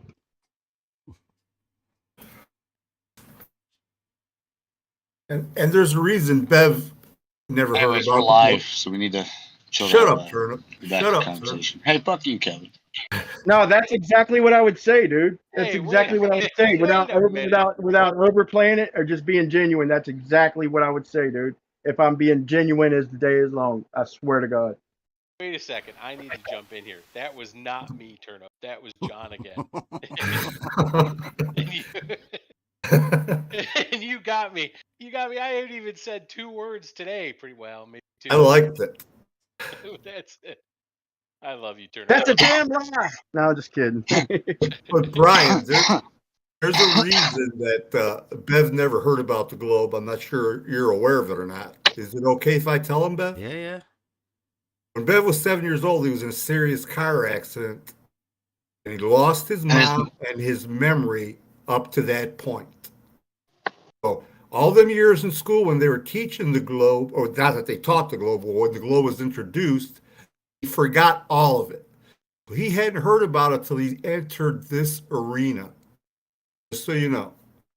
I don't doubt that one bit. I just feel like it's at least okay. You know, it's a big world, and extreme. I'm just trying to speak to Bev, like coming from a position of anger, like the majority of us. I definitely know Bev's got a good special brain. I'm jealous of his way of thinking. It's so fucking direct. It's so logical. It's so straightforward that it pisses people off. It doesn't piss me off, bro. I love listening to you talk to people, and it just makes them mad, bro. Just you talking your genuine, sincere self. I'm very jealous of that, but I'm just coming from a majority, and I'm mad because most of us were just brainwashed, for lack of better terms, man. And but it would make sense you would attract like-minded people, like the guy who just spoke up, who I doubted. Which, like I said, I apologize. He's coming from a position of truth. I do apologize, man. But that's how I'll call a motherfucker out. I'll know at the end if somebody's telling the truth or not by their response to me calling bullshit, man. But yeah, a lot of us did used to think that, man. And at my age, I'm pissed. So I'm gonna scream it to the rooftops. And I don't mean to keep saying globe like to push that model. I'm fighting against that model, bro. And that's all. I'm doing my best to scream it to the rooftops. Is all, Brian, bro. do you want to know the best advice I could probably give you? You know how you get rid of the globe? Stop saying the fucking word. I'm getting this much. If we just stop saying the word, it goes away. Stop paying attention to the things, right? You don't give attention to things you love, they go away. Stop I mean, mentioning it. I could argue against that, bro. Though, but if you ignore something, man, maybe that day will come, man, where we can ignore a problem and it'll go away. But that's not the world. No, you can't ignore this. You can't ignore the globe. The globe isn't something you can ignore. You have to get rid of it altogether. It's not They there won't let anyway, you is it? ignore. That's what I'm saying, Yeah. though, right? As it's a conceptual thing, you have to get that concept away from your head. Don't even think about it. Like me lying to you, I have zero reason to believe in this world that they told us. I think I have no what it reason to. is you need something to actually focus on, right? Because you don't do this with anything else. You don't look at a table and go, well, that's not a chair. No, right? You don't grab hold of a door handle and go, well, that's not a sink. It's not a tap. Right? There's only one thing that you keep telling everybody it's not. Yeah. But in a way, you're sort of telling everybody that it's in your mind. You can't let go of it. Yeah, but I've got some interesting ideas on how to prove that it's just in the mind, right? I mean, you got to give me that inside my mind. I've got I a can prove unique it to way you of right thinking. now, easily. The globe is the same thing as money. It's a fucking idea. Money, like, do you honestly think that the money thing is anything? We could be using wood chips. We don't have to use fucking metal. It's the ideas. It's the concept that they've put onto us, the value of what they've instilled into us. That's what's never gonna fucking be able to get rid of. Just like that. You go everywhere. You see the fucking thing everywhere. We need to get rid of it.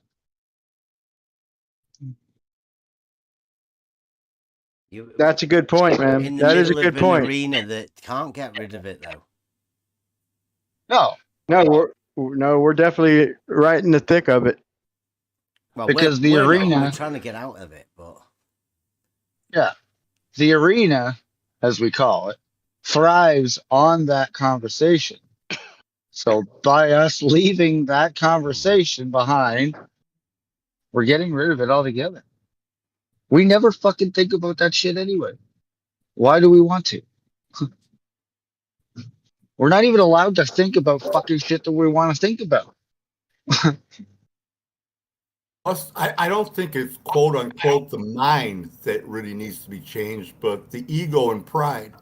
I think the mind is reasonable minus those two things. I think anybody could see the reality of what's going on here if you take away the pride and the ego. Well, oh, go ahead, Turn up. Sorry, man. well, no. I was just gonna say, aren't pride and ego kind of the same thing?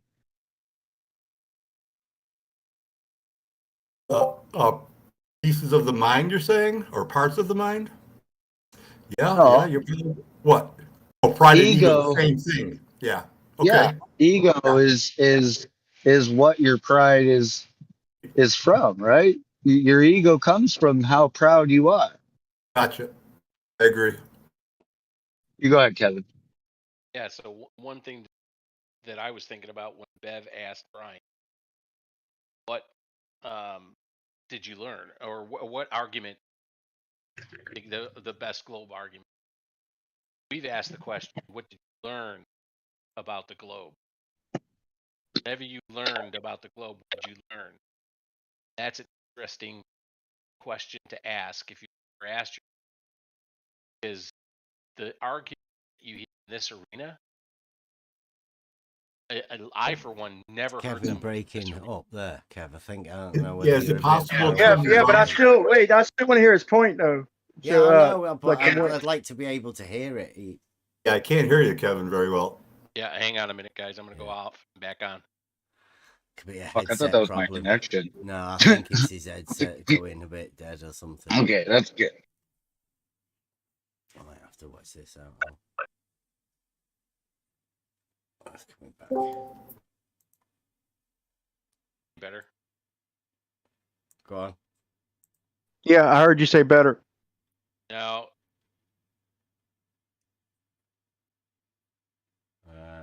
Unless you just said now and then didn't talk, it's not better. Now, I earlier I could at least make out just enough of what you were saying to let it go, but yeah, it wasn't that good. But try and drop and rejoin, maybe, man. I want to hear what you have to say.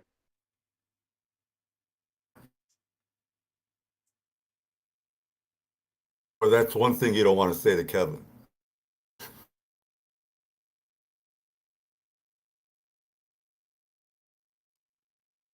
Joke. Hey, fuck you, Gadget.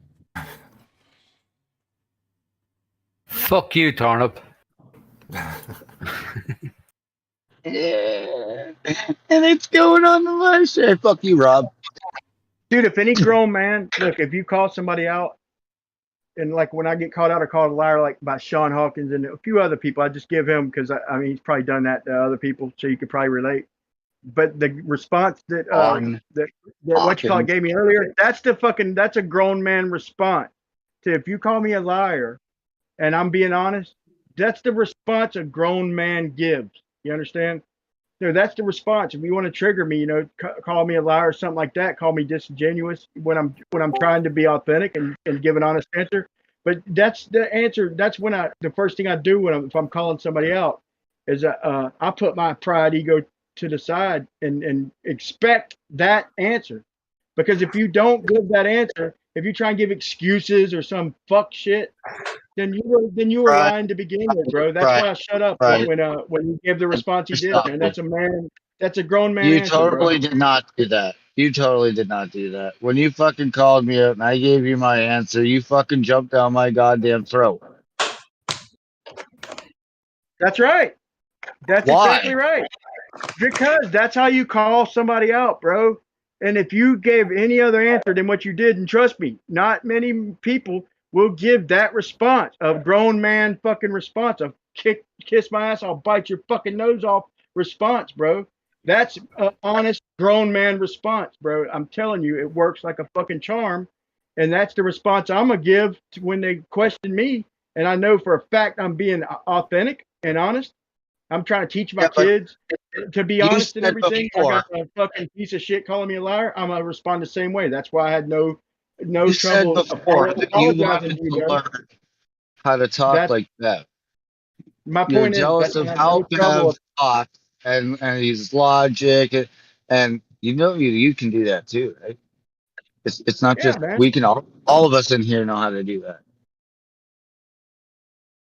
Yeah, This is what this place is for, right? If you want to learn how to how did you say talk like that? Okay, just stick around. You can learn a whole lot if you just talk like that. stay I'm here my and own listen. man. No, I'm my own man, I'm not saying that. But you said that you were jealous of how the way his brain works and all. Your brain can work the exact same way, right? It can work the exact same way. All you got to do is stick with us in here, stick with reality, and man, you're gonna learn a whole lot. I can't tell you how much I've learned. I know, me too, bro. I never not been here through every Euclid night, through every live fucking Discord. I watched them. They're on along the canal. I don't always join, but I'm always listening, man. And I have learned, a hell of a lot. And yeah, I meant I'm jealous, here like every had the day. mindset of never having been Take this fooled, place man. like my job. This is my second job. This place right here. And like I said, I love listening to Bev talk to people. It drives them crazy. Just genuine Bev, just being honest, calling reality, calling the shots the way he sees it. Just kills people. It pisses them off. And even flat earthers, man, even flat earthers. That's never pissed me off. The way he stands, I respect that. And like I said, man, you gave the right answer, bro. That's why I backed off, apologized. And I know that's how a fucking grown man responds if being called out. If anybody calls me out, and I know I'm being honest, I'm gonna respond the same way. I'm gonna bite your fucking head off, and that's the response you get. But you're not gonna get that from everybody. A lot of people, they're full of shit when they start giving you excuses or some shit like that, or asking you questions. No, a grown man response is to fuck off, dude. I'll bite your fucking nose. That's a honest response, bro. That's why I said, man, ego aside, I respect that, and I conceded immediately because that's the fucking response I'm looking for. I told you I can get to the bottom of it. I ain't perfect, but I know when a Don't worry. motherfucker's lying or not. You'll fucking have another conversation with Turnip. Don't worry. This is just the beginning of a beautiful friendship. But if you fucking call me out like that again, I'll fucking come. I swear to Christ, I'll fucking come to you. Yeah, you sound like me, man. Is that my mulligan?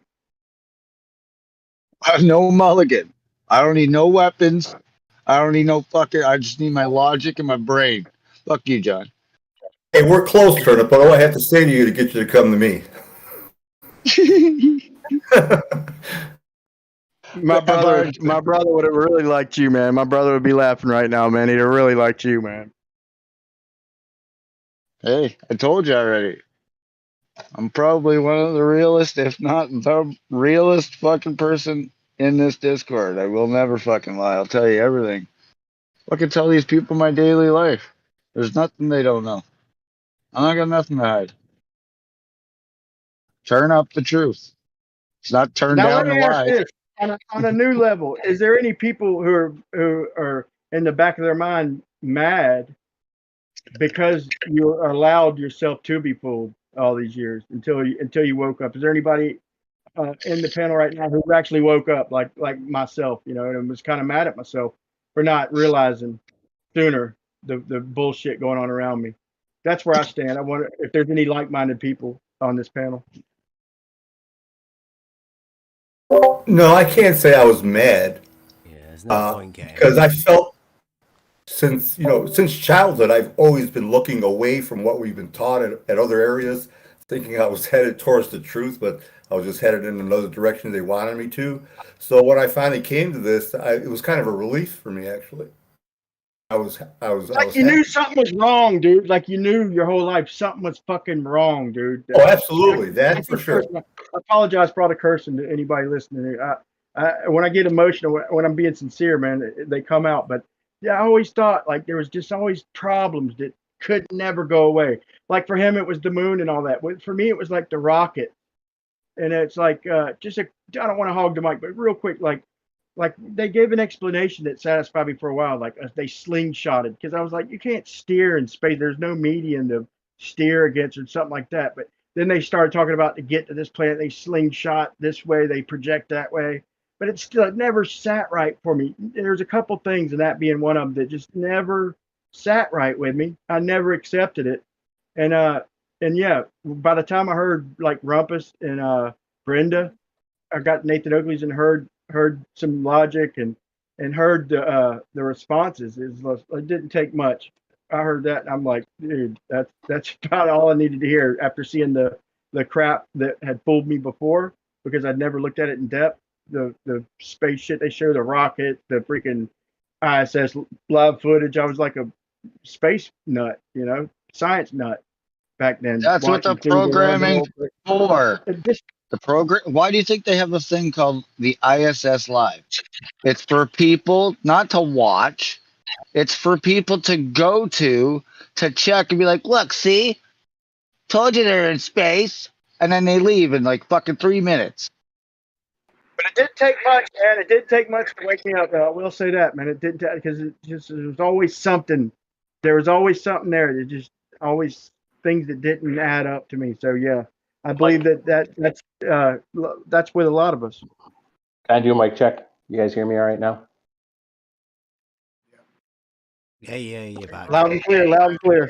Yeah, that's way better, Kev. Yeah, my computer's acting up. So I don't know if anybody covered what I was trying to get to, but essentially what you guys are talking about now is kind of where I was going, right? Because we didn't learn anything about the globe, anything, when we were kids or otherwise. If you learn anything about the globe or the globe arguments, it's here in this arena. What I would say, Brian, is that we fooled ourselves. Now, we keep saying they fooled us, they fooled us, they fooled me. No, you fooled yourself. I fooled myself. Anyone who believed in this thing fooled themselves. Now, you could be mad at that. Don't quite blame me for being mad at that. But I'm going where Turnip was. The way to get away from that is to scream to the rooftops. If you want to scream to the rooftops, you do whatever you want to do. To me, it's talking about reality. Period. You don't feed anyone else's delusion by trying to snap them out of their delusion. It's difficult to damn near impossible to do that. People have to come to realizations on their own. One way you can do that, I think, is to present them with reality. So going back to the test that you said, or the questions that you've asked 3 people now, with all due respect, what I would say is leave it with them. Don't say anything about the sphere or what shape do you think the thing is that you live on. Don't put any model in their head at all. Just leave that with them and just say, if you want to, you could just say, well, that's interesting. Okay, good. That might get them thinking, but only you can come to the realization that you've fooled yourself. That's my take. Yeah, I mean that's a good point. So in other words, I can only be mad at myself. But man, like what I asked him, before he did respond correctly, like I meant that sincerely. But like I could and I wouldn't answer the follow up either. You're not supposed to answer the follow up if you're being genuine. But like I had a saying, they taught me a saying like my very eager mother just served us 9. Like, dude, they taught me that as a child. And then I thought there were bases on the moon. Like, dude, I'm like, it's 2010, dude. It's 2010. I'm a grown ass man. Dude, we landed on the moon freaking 40 years ago. Of course, dude, we've been to the moon. Dude, there's bases on the moon. They're not going to show us the bases on the moon. But there's cities and colonies. There's fucking armies on the moon, dude. It's been 40 years. That's just what's going on in my normal head. And I'm mad because, yeah, they have me reciting freaking the planets. They got me thinking all this shit, I didn't teach myself that. They did. I'm mad at myself for not seeing through it, even though I'm a little proud for like never fully accepting the few of the things that kept me locked into reality, like the few things that just never sat right. I'm like looking good, like even looking back at the media bullshit, like I never, like Milosevic and shit. Like, why are we bombing Orthodox Christians? Why did we rename Yugoslavia to freaking Serbia? Like, we just had the Olympics there fucking a few years ago. These are Christians that died with us. So I never accepted all the media bullshit, and I knew there wasn't no nukes in Iraq. I don't know how I knew all that. I just seen through all the bullshit, but I never even considered where I lived. My very eager mother. I mean, I never even considered it. So I'm mad at myself for not realizing it ultimately. But I'm still a little disgusted of the shit I was taught. And I'm gonna keep screaming. I'm gonna bring logic in a weird kind of way to have these people think like, damn, I just gave an answer. In reality, in my mind, because I'm gonna reach that person whose mind is in a fucked up spot that ain't reality. And then they answered in reality. But that is an interesting thing. Maybe I should just leave it at that. Like, interesting.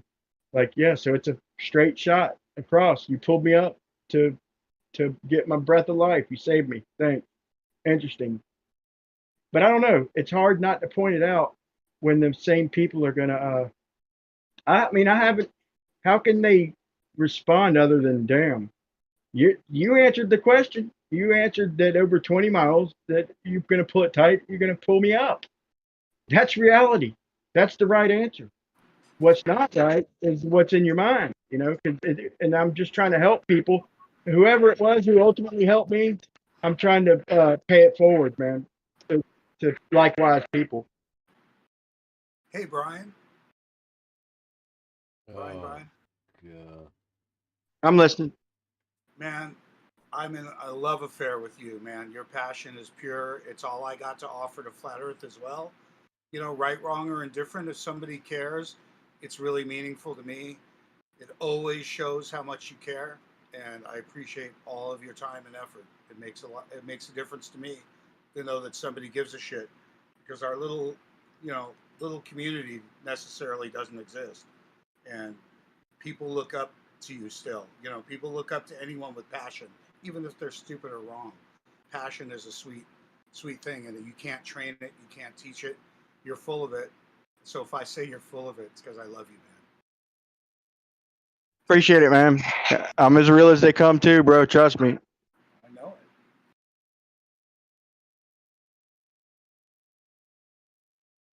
I've learned a lot, man. I've learned a lot. But in order to attack their bullshit, I had to learn that too. But I've learned a whole lot on this channel, man. Dude, this channel got me looking back into fucking my high school trigonometry and calculus kind of shit, dude, and seeing where the bullshit is, and just going back to Euclid, man, into geometry, man. Like I was always good in math, dude, but I just kind of left it all behind except for what I use on the job, dude. I listened attentively.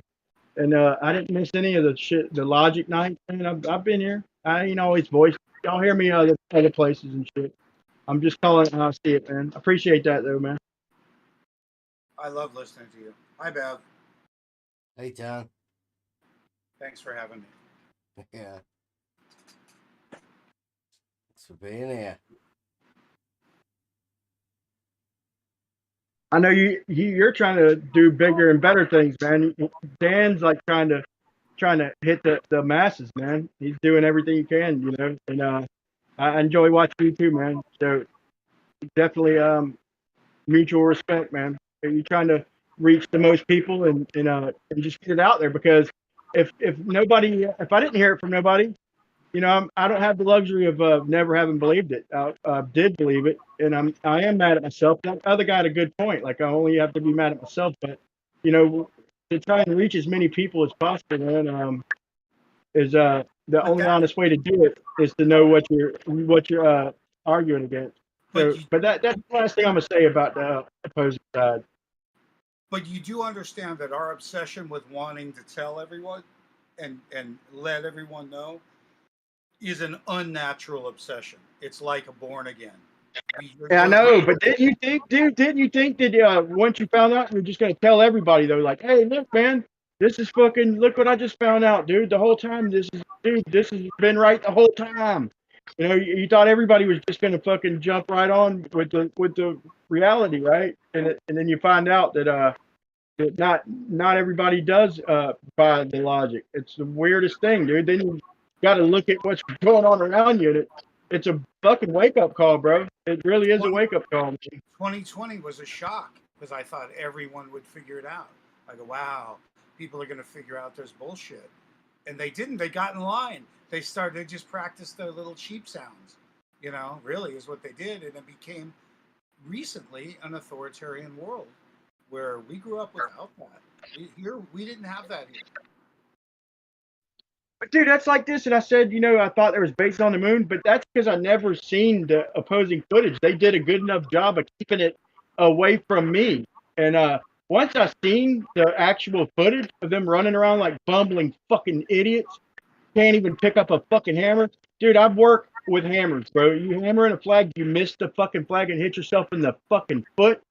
And then you're trying to run and pick it up, and you can't even pick up the hammer, dude. Are you kidding me, dude? You don't got to reach back up there what the gravity is. You don't. All you got to do is see that, and you're like, oh man. You see that, and you're like, it doesn't take any more words. Just seeing the shit that was in front of me that they hid from me for so long, it was an instant wake up to the bullshit. I just want to point out one of the reasons, because people don't understand flat earthers at all. And one of the things that we see is something that most people don't, is that we're kind of intuitively aware of three kinds of information. There's information, which is, you know, the news, it's what you get. There's disinformation, which are the lies, which we also get. And then there's misinformation, you know, the stuff that's not there. And we read between the lines a lot. We're not always correct. We jump to conclusions, but reading between the lines is real. It's how we do science. We see what's missing. You know, there is no live shot of any rocket thing. There is no static shot of Earth, you know, and they make up a lot of excuses why we can't have a GoPro on the moon, as if it wouldn't be completely efficient for transportation purposes and weather purposes.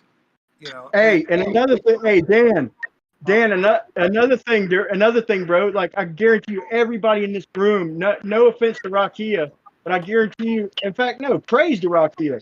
I guarantee you, everybody in this room is good at poker, dude. Hold 'em.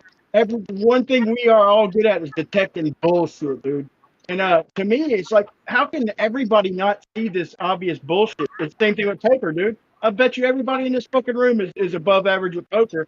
Rocky took a liking to it and did it, and he's at the top, bro. Like made it to the top in the fucking in the nation, bro. Because that's what he pursued, bro. But I guarantee everybody in there is above average, bro. But At let me detecting explain, BS. let me explain what happens to the flat earther, though.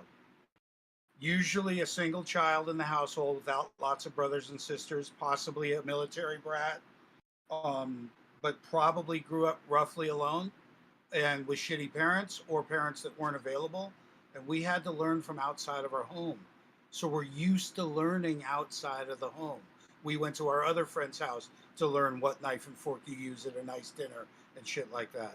We didn't learn as much from the mold. We exited the mold and learned more from the world. I'll admit I learned mostly from television because that was my age. But that was a lot of data. I absorbed a lot of data, you know. So my logic bone still works. I'm not claiming to be good at math and things like that. I'm claiming that my eyes and ears work and that I'm here like you, and that's what excited me, to share my observations. You know, they can draw conclusions. I can't control that. But I have honest observations and honest things to say. And I appreciate Bev even letting us hang here today. It means a lot to me. Thanks. Yeah, free for all Fridays, man. I appreciate it too, Bev. It ain't easy going against the grain. You know, we're not 1 in 100. We're not 1 in 1,000 even. You know, so imagine walking against everyone down every side. And they're turning and laughing at us because we're just not interested in not knowing where we're going. They're pretty comfortable going with the flow, and that's always bothered someone like you or I. You want to know where they came from? You want to know where they're going? And most people don't care where they came from or where they're going. They want to make sure that they're in line. They want to follow. Really, it's innate in us. It's the cultural part, you know, social part to follow. It's natural. So it's hard to tell somebody, hey man, don't go to that church or don't go to that library or don't go to that school. But you and I know, what you and I know is that the educational system has failed. It's narrowed and narrowed and narrowed because it used to be the only place for data. So a university was the only place for books. It was the shit. You had to fucking go to school, you know, but unfortunately we see people with credentials and they can't tie their shoes as good as they are and as tight as they are within their what do you call it, their specialty, you know. So people they're really good, you know, and it's fun here when we, you know, talk to people who do have specific crafts, and it really helps us a lot to go around the globers because flat earth has let us down that way, and there's no one, you know, we're so emotional, we don't get to be scientific very often, and I get dismissed a lot for being emotional, and for some reason you don't. You know, everyone knows you're emotional, but they put up with you. Maybe I'm I don't know. I'm abrasive in a way. That's a grown man response, though, bro. You get emotional, man. You hold to your values, man. If you don't hold to your values, man, then you're not genuine. You're not honest, man. If you give excuses and all that, man, if somebody calls you out, that means you're lying, man. That was my point with him earlier. But guess what, man? A lot of people, but fire spreading, man. Fire spreading, and like whether I convince anybody or not, if they hear enough people and they just look into what I've seen. Maybe you can't call bullshit the way I can. Maybe I have a talent of detecting bullshit. To me, it just seems fucking obvious. If a fucker can't pick up a fucking hammer after 3 tries, or was stumbling over himself, you know, I mean, it's just obvious to me. But maybe some people don't have that talent, but you know, if you point it out to them and they see it, it's going to be right in the back of their mind. Not gonna like it. And if I could be a thorn in the side, and even if these people, whatever they turn out, if the earth winds up being 4 dimensions or some shit that nobody knows about, you know, at least I can call out the crap bullshit that I see and show everybody else.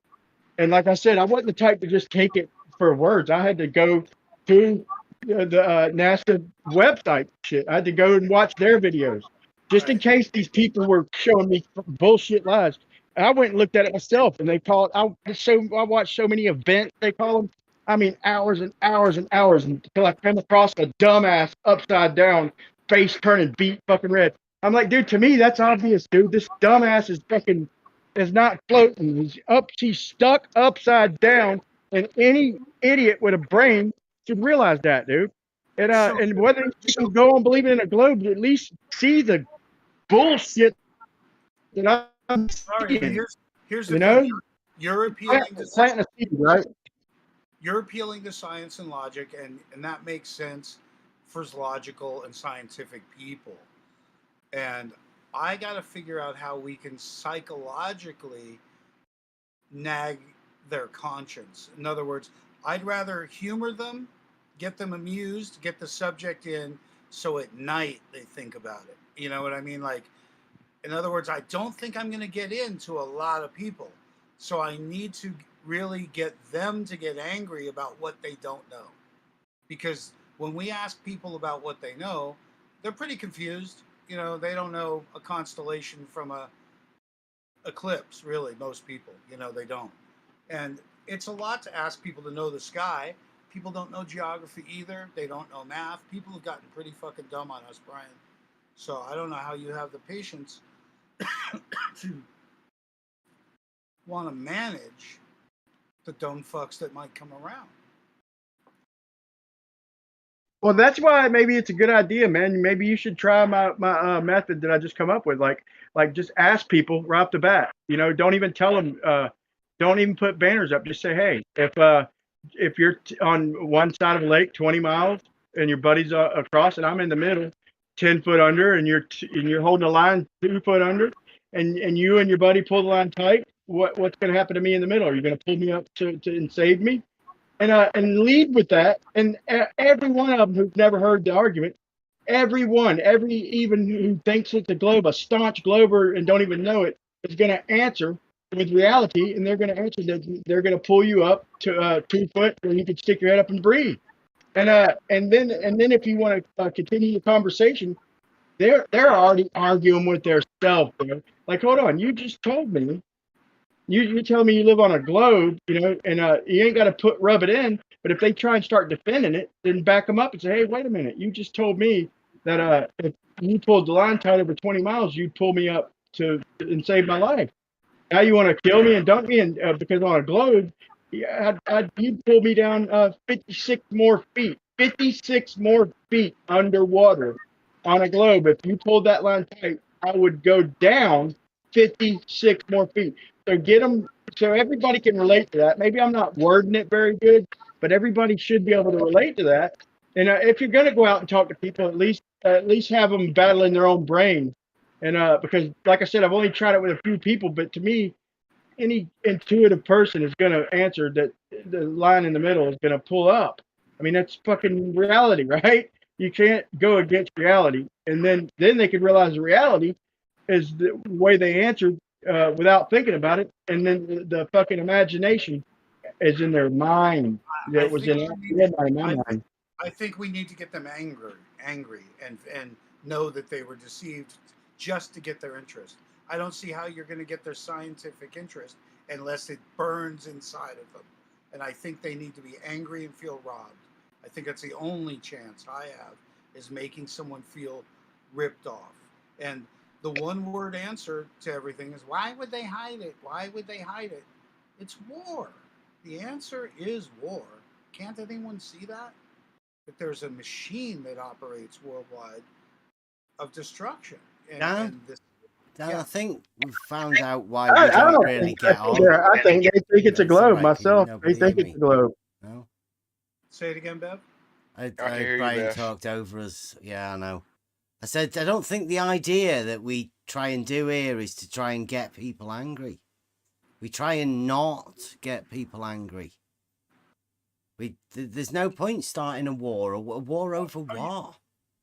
Bev, I'd hate to see if you were trying to get them angry, but you do a good job of angering them, not trying to. But no, it's obvious you're not trying to.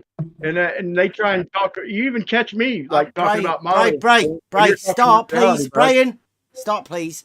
I'm just pointing out that this is Try Thinking on YouTube, and I know it's Friday, but Dan's just said that he thinks he needs to get people angry. We need to address that. I don't agree with that. But not the educated. I'm talking about people, man, on the street. What I call, I go out on the street. But that's not. That's not what we do here. I'm just pointing that out. That's not what we are trying to do. That's you. Kev, how many channels have you been booted off, bud? How many channels you been booted off?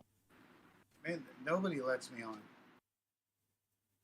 Nobody keeps me around. I'm only good for a minute. Bev, you make people angry, bud. You might not like it, pal, but no, I'm just, Brian, I'm not trying to be a dick. I'm not trying to be a dick. Yeah, but what's going on here? Fucking hell. Right, listen. This is our channel, right? And we have to keep it going like we want it to be going. Dan has just come on and said that he has to and wants to make people angry and start a war. I'm just saying that Dan, please. It was carefully explained. Dan. It was carefully explained. Yeah, I'm just trying to point out. It's because Brian didn't seem to understand it. Well, just trying to point out that on this channel and in this Discord server, that's not what we try to do. He doesn't try and piss people off, does he? No, he made you said it, Dan. You said talking about you, Bev. Bev, he's talking about people on the street, bro. He wasn't talking about you. No, Brian, listen. He says that the idea that he wants to do is to make people angry. Well, I don't agree with that. I'm just saying, on this channel and in this Discord server, I don't agree with that. I'm not here to make people angry. I was talking about people that are interested in challenging me in the street. In other words, they're interested in what I have to say, but most of them will only show their ignorance. They're not educated. This audience is highly educated. They're familiar with the terminology and the situations that we're up against. So it's this. That's why we appeal to science here, and not emotion. I'm just saying, I think I have a better chance subconsciously with emotion with the masses because most people are not educated, don't have time, and they're not on Discord. They're not on Facebook. They're all in different places. So there's three online crowds with Discord, Facebook, and YouTube. That's three entire audiences there. And then there's real life, and I'm busy today fighting with flat earthers, if you, just so you know, and they're the worst. And so I'm having a hard time just finding consensus amongst what you call flurfers, because there is no flurfer consensus. There's no one to call it. It's a bummer. That's why. Hey, Dan, make sure you mute when you ain't talking, man. You might already be doing that, but yeah, I don't think Dan was he wasn't talking about pissing anybody off on this channel, man. I didn't think that, just so y'all know. I don't necessarily really agree with that. I just think getting people, just give them a little taste of reality, man. Somebody's got to. That's all I was getting at is ask them a question that is going to be a reality question, and then follow up the globe, because I feel like a duty. I feel like for some reason I feel like it's my duty to give people the opportunity to see reality. And hey, if you answered the question the way it would happen in reality, then but no, Bev, trust me, when you talk to people, you're only being yourself. And I promise you, we know you ain't trying to make them mad. But dude, I've watched you get kicked off channels, which pisses me off, where I boycotted them same channels for a while until eventually I might just join back. But it's like, dude, it's like you never got disrespectful, but just your logic, your reason, pisses people off. So believe it or not, man, if you really think about it, you probably could relate with Dan and piss people off just by being yourself. Pisses people off, Bev. If you hadn't noticed, I'll point that out. But I don't think Dan meant any of us or y'all or anybody on this channel.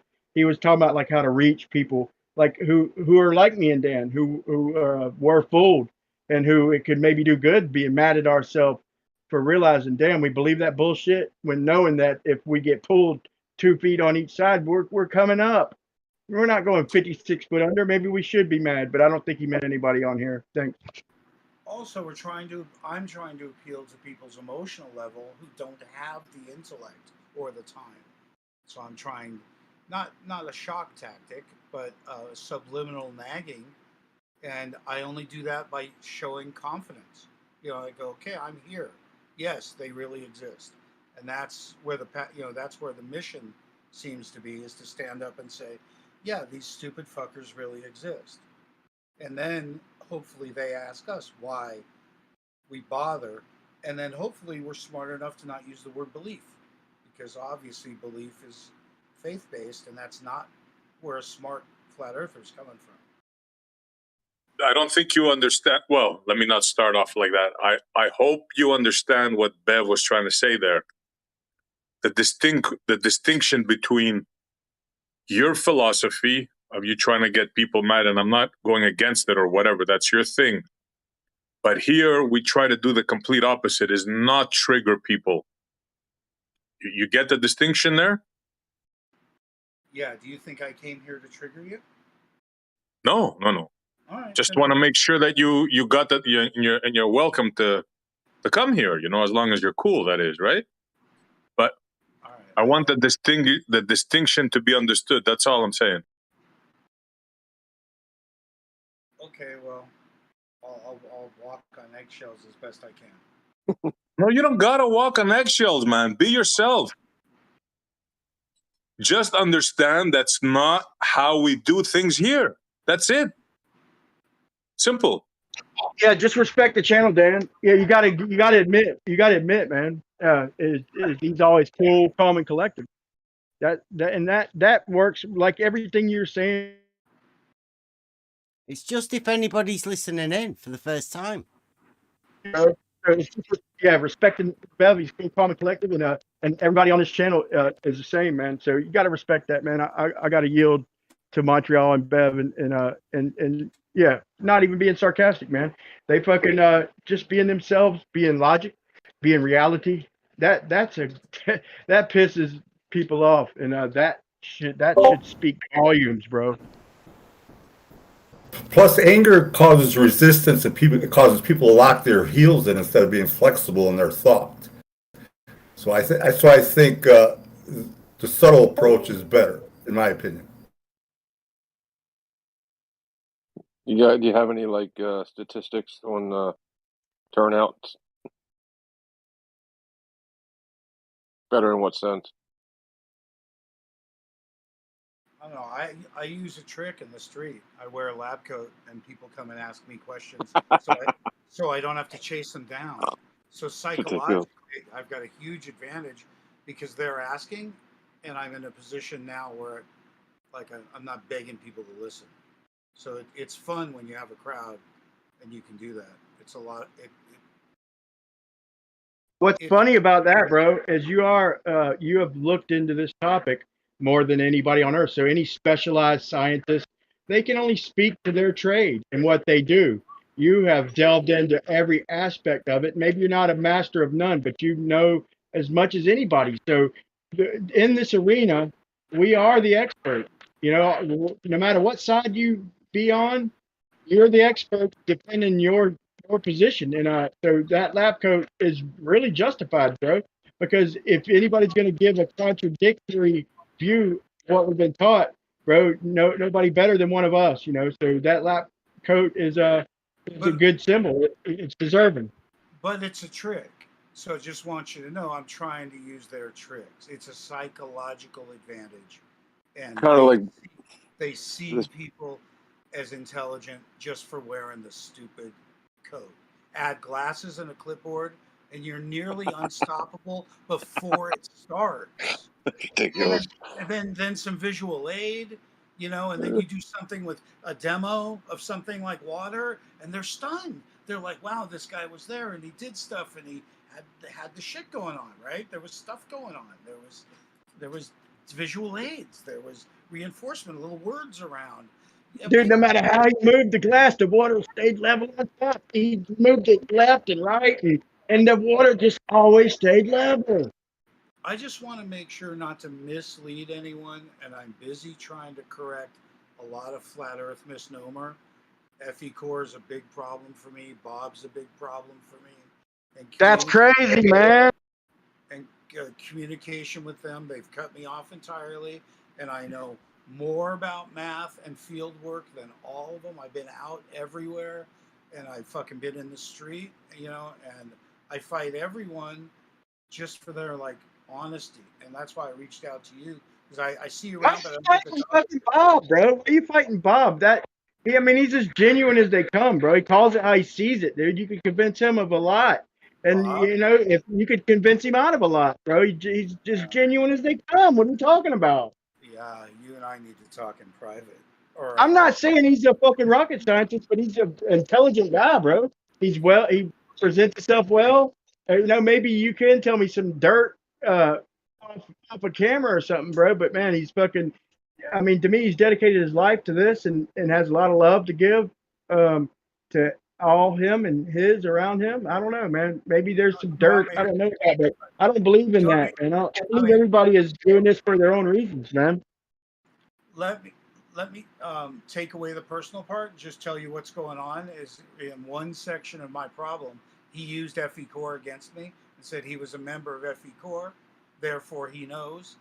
You know, and I looked into some of their shit, and I've worked with some of their people, and I know that they've been broken up since they started.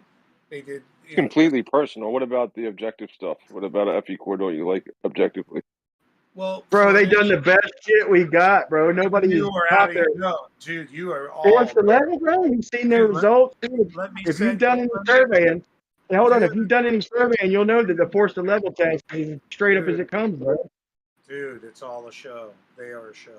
I will tell you all about it. Bro, their numbers don't lie, bro. If you've ever done surveying, it's pluses and negatives, bro. Their numbers don't lie unless they just lied about the numbers, and that took some good intelligence. But I mean, I don't get it, bro. They don't. Everything you're talking about is 4 years ago, right? 4 years ago, everything, right? Right. That's. Can we go forward from that? This is my main point. Is they've been busted up for over 4 years. There's no president. They're completely in a shambles. No one will respond. There's no one you can get to respond to me. When I looked them up, they made a device called a SALAD. You've seen it. SALAD, Special Altitude Leveling Device. And this, just want you to know, is designed to point level at a stationary object across the, 13 miles, whatever they were shooting. And I've done that work, and a picnic bench works just as fine. And when I addressed them to say, why are you spending $20,000 for a salad and giving it a fancy name when a picnic bench would have worked?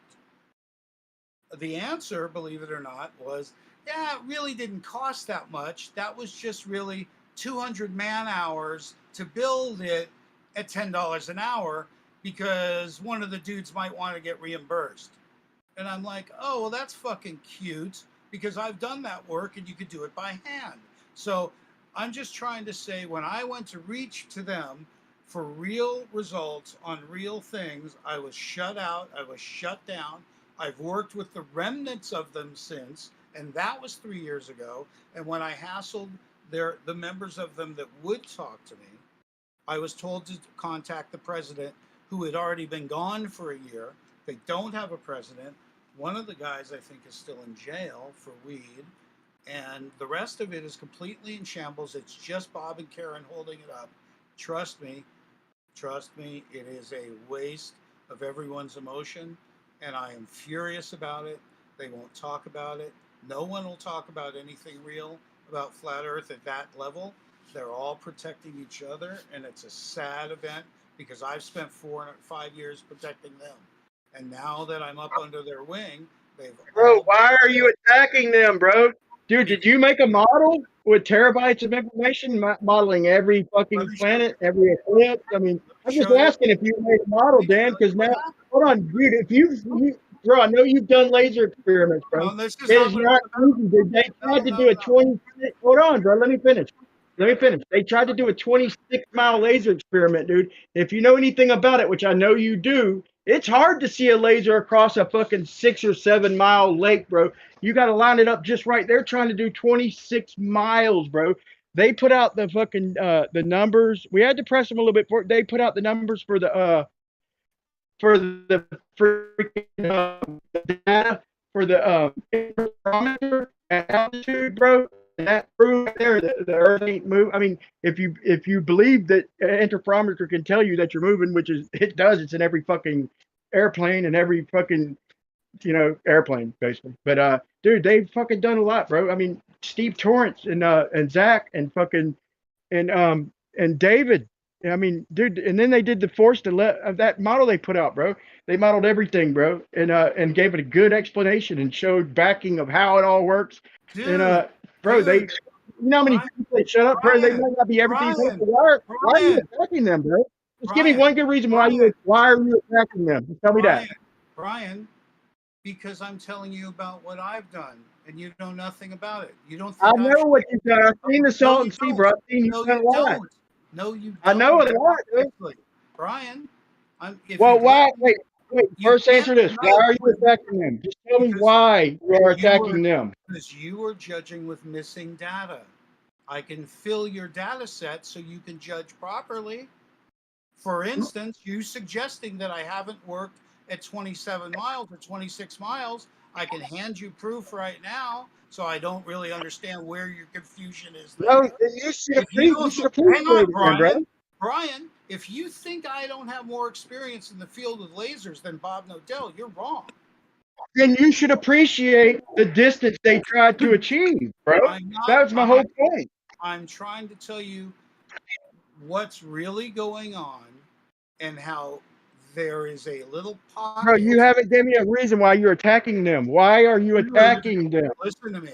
I'm not attacking Bob. Bob has attacked me. I can show you over and over again. It's totally public. Bob's up my ass. I can tell you why. It has to do with Eric Dubé's number 15. So let me tell you the real story why Bob's ego has inflated. It's because of all his defensive mechanisms and everything he's done to excuse himself. Can I just point out which Bob are we talking about here now? Being up your ass? No doubt. Okay. Right. Okay. All right. So this is the story. Okay, and I go to the street and some guy I gave something to. As a matter of fact, he comes around here. He's a Glober. Came back to me and corrected me on some math. He says, you guys are a lot of fun, but your math is off. So I looked it up, and he was right. What Nathan Thompson had been handing out as a flyer was now his number 2 turned out to be Eric Dubé's number 15. It had to do with a plane at 500 miles an hour and what would the potential drop. Whoa, slow down, Dan. And I know you want to get your point across, but this is all coming at us a bit fast. Okay, so I hope you can understand. Dan, what was the number 2 and the number 15? Where did they go? What's that? These are what they call proofs. I'm sorry. These are what flat Earth authors have called proofs. Oh, and you have them all numbered, dear? Not myself, no. As a matter of fact, I'm bagging on them because I'm trying to find out what claims that flat earthers have made for 5 and 6 years, particularly of Eric Dubé's, without ever looking. And I discovered that they were repeating stuff that they hadn't looked at. Yeah, because you got brainwashed, bro. If it's changing angles, then yeah, the math is wrong. If the plane is changing, hold on. If the plane is changing angles, then yes, it's wrong. But if the plane stays pitched, all you did is get sucked back into thinking about a globe and thinking, yeah, well, or what? This is not the issue. This is not the issue. The issue is there's 2 issues, Brian. Are number 1, it's theoretical. It shouldn't be on our list. Number 2, it's wrong. It's not correct what they're saying. And number 3, they get the difference between miles per hour and feet per minute confused, and the math is awful. So it's wrong in so many ways. It shouldn't be there, and if it's going to be there, it should be correct. And when I so you're going to beg the question with them that the plane's changing angles. That's fine. If you want to beg the question with them, then they're wrong. As long as you beg the question that the plane is changing angles, that's fine. I don't know what you mean about angles, and I'm not making any. Let me tell you. Let me tell you. Brian, please don't tell me what we already know. Okay. Okay. Don't repeat to me what You haven't heard this, bro. You haven't heard this. I've watched a plane. At first, they only showed a plane flying past the speed of sound over water for a few seconds, but then I seen one. Listen. I seen one. I seen one. Dan, let them finish. Guys, finish each other's sentence. I mean, come on, take it But he easy. doesn't even know the We have all question. night. We have all night. There's a question at hand. Should I put it in chat? Should I read it? I mean, I'm sorry. Say your question again. Say your question again. Let's just slow down a bit, please. Right. Right. I'm challenging a flat Earth proof because it's not a flat Earth proof, and it made me think, what other flat Earth shit am I saying that we've been saying all this time? And that's not cool. And when I brought it to the attention of Mark Sargent, David Weiss, Bob Nodell, Nathan Thompson, and then appealing it lastly to Karen B, they all told me to fuck off. The only one that didn't is Jaron, who I still think is a decent man. The only one who likes you is a decent man. You take it awfully personal. Well, here's what Eric Dubé said. Here's what they're all saying is true. And it says, let's see, Dubé's 15, from his 200 proofs as follows. I don't know if guys need to follow this, but I'll tell you where the math goes wrong. I'm gonna let you finish, and I'm gonna tell you where you beg the question right along with them, and I'm gonna give you examples of how you're doing it. Do you know what he's talking about, Bry? Because I don't know what he's talking about yet. Talking about nosing the plane down. I know exactly what he's talking about, bro. They suckered him into begging the question, and he got sucked in. But listen, just listen. Right, so let me put it in my words first, because if you know about it, they don't. Let me just put it in real words. The globe model requires the plane to have a certain amount of adjustment as it travels over distance. Otherwise, it would quote unquote fly off into space. In this case, he's pointing out that a 500 mile an airplane might end up 31 miles in space if it never adjusted. And that's dramatic, and we get that picture, but that's where they go wrong. Unless it did what would have to happen for it to not gain altitude? Well, you're missing the only problem is math, not it's a simple question, bud. It's a simple mathematical question. Because you haven't heard me describe it to them. What's up? So okay, go ahead. Flat Earth, following Eric Dubé, believes that there is a descent rate of 2,777 feet every. He's saying every half a mile. What Bob is saying is per minute. Actually, yes. So what they're saying is per minute, 2777 per minute drop. Mathematically, it comes to 46, and I can give you that math. So the drop is really mathematically only 46 feet. It's not 2777. 2777 is twice free fall. Certainly, they don't have a drop rate of that. Everyone has tried to give me math that says 500 times 500 times 8, assuming that 500 miles per hour was a distance. It's not. It's a speed. 500 miles per hour is 8.33 miles per minute. So if you're going to give me an answer in per minute, you have to do it in per minute. So that's the problem.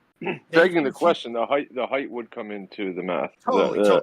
And that's why it's junk. Exactly. So we're shooting junk out, then proving it with the bad math and claiming it was a proof on top of it. That's bad flat earthing right there. And we've been copying it for over 6 years. That's what I'm up to. That's when I get real angry, because this is basic stuff. And Mark Sargent says, well, nobody's caught it, so who cares? Bob says, I don't say it, but he does. Weiss says it doesn't matter. Then he starts saying it. And everyone's sticking to it. 2,077 feet per minute drop. And yeah, but the point of it, Dan, I think, is to point out the contradiction between how did you measure the curvature of the Earth if gravity keeps it all on a level surface. I think it's just to point out the contradiction of you can't measure a curved Earth if you're claiming that gravity also makes the curve horizontal. No, my argument is that 500 miles per hour is not a distance, it's a speed. And that 500 miles per hour, if they're going to answer in per minute, which they are, that means we have What's to got decide. to change? To change that equation, what has to change? Just see if you know. Distance per minute. What's got to change? Dan, one question, bro. What's got to change that equation? Just tell me the one thing that has to change to change that equation. If they're going to answer per minute. No, wrong. Okay, so I know you said wrong, but they're confused between per minute and per hour. Is that the answer you want? Well, think about it, bro. Think about it. A rocket can take that trajectory and go off into space, right? But an airplane, hold on, something's got to hold on, bro. Something's got to happen. Just one thing. So I'm asking you if you even know what's got to happen for that equation to change. Because if a rocket takes that trajectory, they're going to go off into space. So what has to change for it to be any different with an airplane? It's not going to go off into space. Yeah, hey, Brian, don't be a maniac. What we're talking about is how much would you have to adjust if you were adjusting. So first of all, it's theoretical because we're assuming we're flying at ground level, but we're doing that to be lazy about the math. So that's the first flat earther mistake, is we're doing lazy about the math. Then the second flat earther mistake is we think 500 miles per hour is a distance. It's not. I'm not even making mistakes, bro. I'm telling you, that's how they say their rockets. Why are you calling me a maniac, bro? I'm asking you what. I'm not talking about rockets. Who the For fuck's fuck's talking about sake, rockets? dude. For fuck's sake. Who's talking about rockets? You I'm sick of these folks. I'm telling you, that's their math. Hold on, it's their math with a rocket. I'm telling you, if a rocket holds that trajectory, it winds up in space. Okay, I don't believe all that, but what has to change that mathematics? Something has to. Whoa. Okay, ready? And what differs from an airplane and a rocket to change that mathematics, please? Per minute versus per hour. You get it now? It's the math that's wrong. That's wrong, bro. That's wrong. It's the fucking angle. It's the angle. They have fucking duped you into begging the question with them, thinking that the angle changes every mile that they travel. Bro, you have literally begged the fucking question with them, and they're saying, yeah, he's right. The angle changes. No, their angle doesn't change because they're flying over a flat plane and they keep their nose up 2 to 3 degrees. Just if they were in a rocket, just because it's going faster, they would wind up in space, which I don't believe either. Wow. He literally took the bait, went up against the fucking core of the fucking movement, and he's talking about they have an ego, dude. I thought, man, he was coming in to back me up, but what the fuck? You're begging the question with him, dude, Brian, and just giving him the angle change. Brian, it doesn't make sense, bro. Hey, Brian, I have lots of things to show you. Lots of things to show you. Mathematics. I have lots of things to show you that this group doesn't deserve to see. So you're really spouting off in a bad place for a bad reason. Okay? We don't want to see it, Dan. We're all right. We don't want to see what you've got to show So us. what you're not addressing is what Dubé actually said. What's wrong with that? And you're talking about rockets and you're yelling at me? You're talking about rockets. I haven't even read Dubé's thing yet. I haven't posted any of it. You can look it up and you can see what Bob says about it. You can see what Weiss says about it. See what everyone says about it. I got links up the ass. But no, you're talking about rockets and then you're claiming I'm not on your side, Brian? I came here to hug you. No, I said you're not on their side. Like they're the core of the movement. Like this is how they claim rockets get to outer space. Now this is where I call bullshit. They say they got enough speed where they can fly straight and level and wind up in space. Okay, the only way to change the angle, and that's why I asked to see if you understood the mathematics. Because if you don't beg the question and change the angle with them, then you're going to follow that rocket. Hey, Bev. This is funny. So, this is how flat earthers are. I see. It seems like it. I mean, I thought we'd go away from it. Mathematics, bro. Just mathematics, bro. If you want to argue that, yeah, well, they are changing angles, then I'll say, yeah, then the math is wrong. But if you want to be a flat earther and say that level is horizontal, then Brian? you're in the right place. Brian, I adore you, but I never said anything about rockets or angles. So you really went off on a wild one, and that's not what we needed to portray here. Really, it's not. All right, I'll back off, man. I'll back off. Thank I you just want to so get that point out. Thank you so much for showing everyone how hard it is for me to talk to a fellow flat earther whom I agree with 100%. Yet you heard us just fight over nothing. And that's flat Earth. You said you started it. You said you wanted to get angry, and Brian gave you a chance to. Wait, hold on. That's a good point. Yeah, there you go, Dan. I'm gonna fall back under that shield too, bro. But yeah, Bev got a good point, man. He always comes from fucking point of logic. You got to give him that. All right, how's your style working for you so far, Dan? I have to leave. I'm a troublemaker. I have to go, right? I've done. And I didn't appreciate what you said before. Don't think we missed it. You said that this group doesn't deserve. That you're Canadian? Did I say that too? No, that's a compliment. Thank you. I am Canadian. But did I hear you say that this group doesn't deserve for you to show us what you got? Did I hear you say that? I've been trying to keep private stuff private and trying to get flat earthers to handle it themselves, but they're begging me to make videos and go public. So I just haven't put it together. They need a leader. I think they do need sorting out, Dan. Well, they don't need a leader so much because we don't have a body. We don't have a governing body. We don't have an elected body. We don't have a school. We don't have a fucking center. We don't got a museum. We don't got anything. Have you had a word with QE yet? What about him? Or have you had a word with him yet? No, his format doesn't allow actual conversation, does it? I don't know. Yeah, of course you can. You can go and talk to him in the after show from Nathan's. Pretty sure he's always in there. You want to go and sort all of this shit out with the flat earthers. I mean, get them whipped into shape. Yeah, but I'm doing it, regionally. I'm doing it with my flat earthers. Dude, Nathan would never let him beg that question of changing that angle, dude. Not even for a second. Anything about angles? How brain dead are you today? It's simple math, right? It's simple math, Dan. It's simple math. If you don't change the angle, you wind up in space. It's simple math, bro.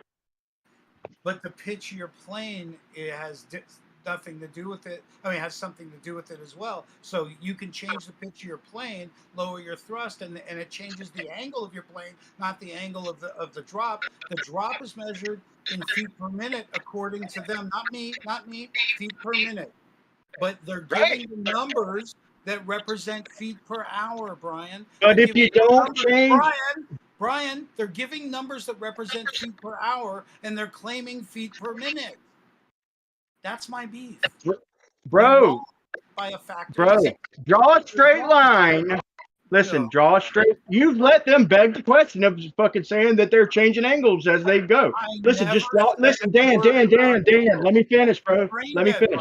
Just listen, bro. Just draw a straight line. Get a globe or get a what you call it. Draw a straight line. Okay, a straight level line, and just add it up, bro. It's simple math. Unless you change the angle, that's what you get.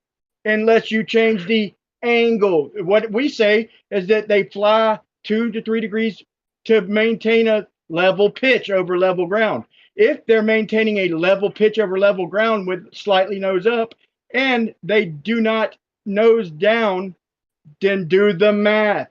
That you have to change the angle to disprove that math. I understand what you're saying about the distance. I get that. You could do it over any distance, bro. I didn't say anything about distance or angle. So you're clearly in another world, Brian. Don't do this. You are in another world. Never said angle, never said distance. Just understand that. Just understand that their claims was that 500 miles an hour meant 500 miles in distance. That's the basis of their claim. But 500 miles an hour is a speed. And if you're going to make a per minute claim, your distance is per minute at 8.33 miles per minute. So your formula goes into 8.33. Okay, so not 500. They're all calculated. Do it on paper, right? Do it on paper. Do straight line tangent. Draw your straight line tangent. and do it on paper and get back to me. About something else. I gotta go. You're talking about something else. Wow. I'm giving an example of someone else picking apart their point, and you're making a different point. No, bro, it's called a tangent line. No, and the further you go, it's called an exponential drop over a tangent line. Just here. Now I know why they call it Bro, it's simple math. And I'm just saying, if you want to beg the question and change the angle, that's fine. But if you draw a tangent, it's exponential. Bev, I'm You right. can't divide it up per minute, bro, because you're changing angles. That's begging the question with them, bro. Nathan would never let you do that. Neither would you. I hope Bob would. We're not all this bad, are we? Yeah, Can I this say something is on this? what FE is, right? It's a circular argument that never ends, that nobody knows what the fuck anybody's talking about. Right, This he's is begging the question with FE. it, bro. That is crazy. This is all it ever has been. Oh my God, no. Mm-hmm. No wonder I hang with the drunks. No wonder I hung out with ponchos for 3 years. Bro, dude, learn what a tangent is. Learn tangent mathematics, bro. I don't know what else to say. I ain't trying to be a dick. Just draw a tangent. No one's contesting what you're saying, but you. No one's arguing with you. You made Well, it you're up. begging the question with them, bro. You just tried to slam Nathan and Eric Dubé and all them for throwing their own tangent mathematics at them. It's simple tangent mathematics. I can't believe you're embarrassing us. Could I say something on this, if that's okay, Bev? Yeah, three-way. It's not going to be a three-way. Who's the most superior? Yeah. It's not about superior. It's about clearing up the misunderstanding that these two gentlemen are having. Okay, so you're coming in to sort them out. No, just clear up the I don't have to if you don't want me to. I don't mind. Well, I just came into. It's a full-on shit show. No, but it is pretty cool. I'll accept Brian's verdict. I will accept Brian's verdict. I think it's only right, though, right? Before you come in, Brian, let's ask Dan. Dan, I know Brian just rebutted you, and it's only fair to give Dan a go before other Brian comes in and has a go, Dan. So do you want to try and give your point across before Brian's logic tells you? I don't believe. Yeah, I'd love to just finish. Go on then. Okay, is their claim is a feet per minute drop that's actually feet per hour? I'm pointing out that simple difference in their published statements that they keep saying while telling me they don't say them, and they're off by times 60 in what Flat Earth has been claiming for over 6 years. Is there is no 2775 foot drop, potentially or otherwise. Mathematically, it's only 46 feet because they forgot to calculate the difference between per hour in their speed and per minute in their answer. And it started with Eric Dubé, and it's been repeated by each of these idiots ever since. And when I tried to tell Brian, he tried to tell me about something else and fought me about something else that I don't even differ. So you're right. Flurfers are a pain in the ass. And that's why I'm here, because they've all shunned me. And I'm just trying to say stuff, right? Regular stuff. Hey, math is math, right? No. I've been shut out by all of Flat Earth for bringing up math. And now he wants to say I'm shitting on them. And Brian, you haven't seen anything Bob said to me. I'll send it all to you. Dude. I'll look into it, but I'll look into the math. But I will listen to Brian too. I heard you out. I'll send you the bad. The bad math Weiss sent me. I'll send you right. the bad So what math you're saying is that they I get you. So what you're saying is that they didn't divide the minutes by 360 for the 500 foot 500 miles of Earth curve. I'll send on you the tangent line math. They all keep going 500 times 500 times 8 inches, and I'm going. Wait. So that's your problem? Is that they did they can't do math? It turns out that none of our heroes can do math. What would have to change though, bro? I mean, I heard you out. At least hear me out. If I dropped 46 feet a minute and I kept the same angle, what would happen in 500 miles, please? We're just not talking angles. You are. You are. That's the whole trick, dude. It's a trick. Here, we're just trying to bad math. We're correcting bad math. We're not arguing. You're both correct. You're both correct, but you're both wrong as well. I'll explain. Dan, you are correct.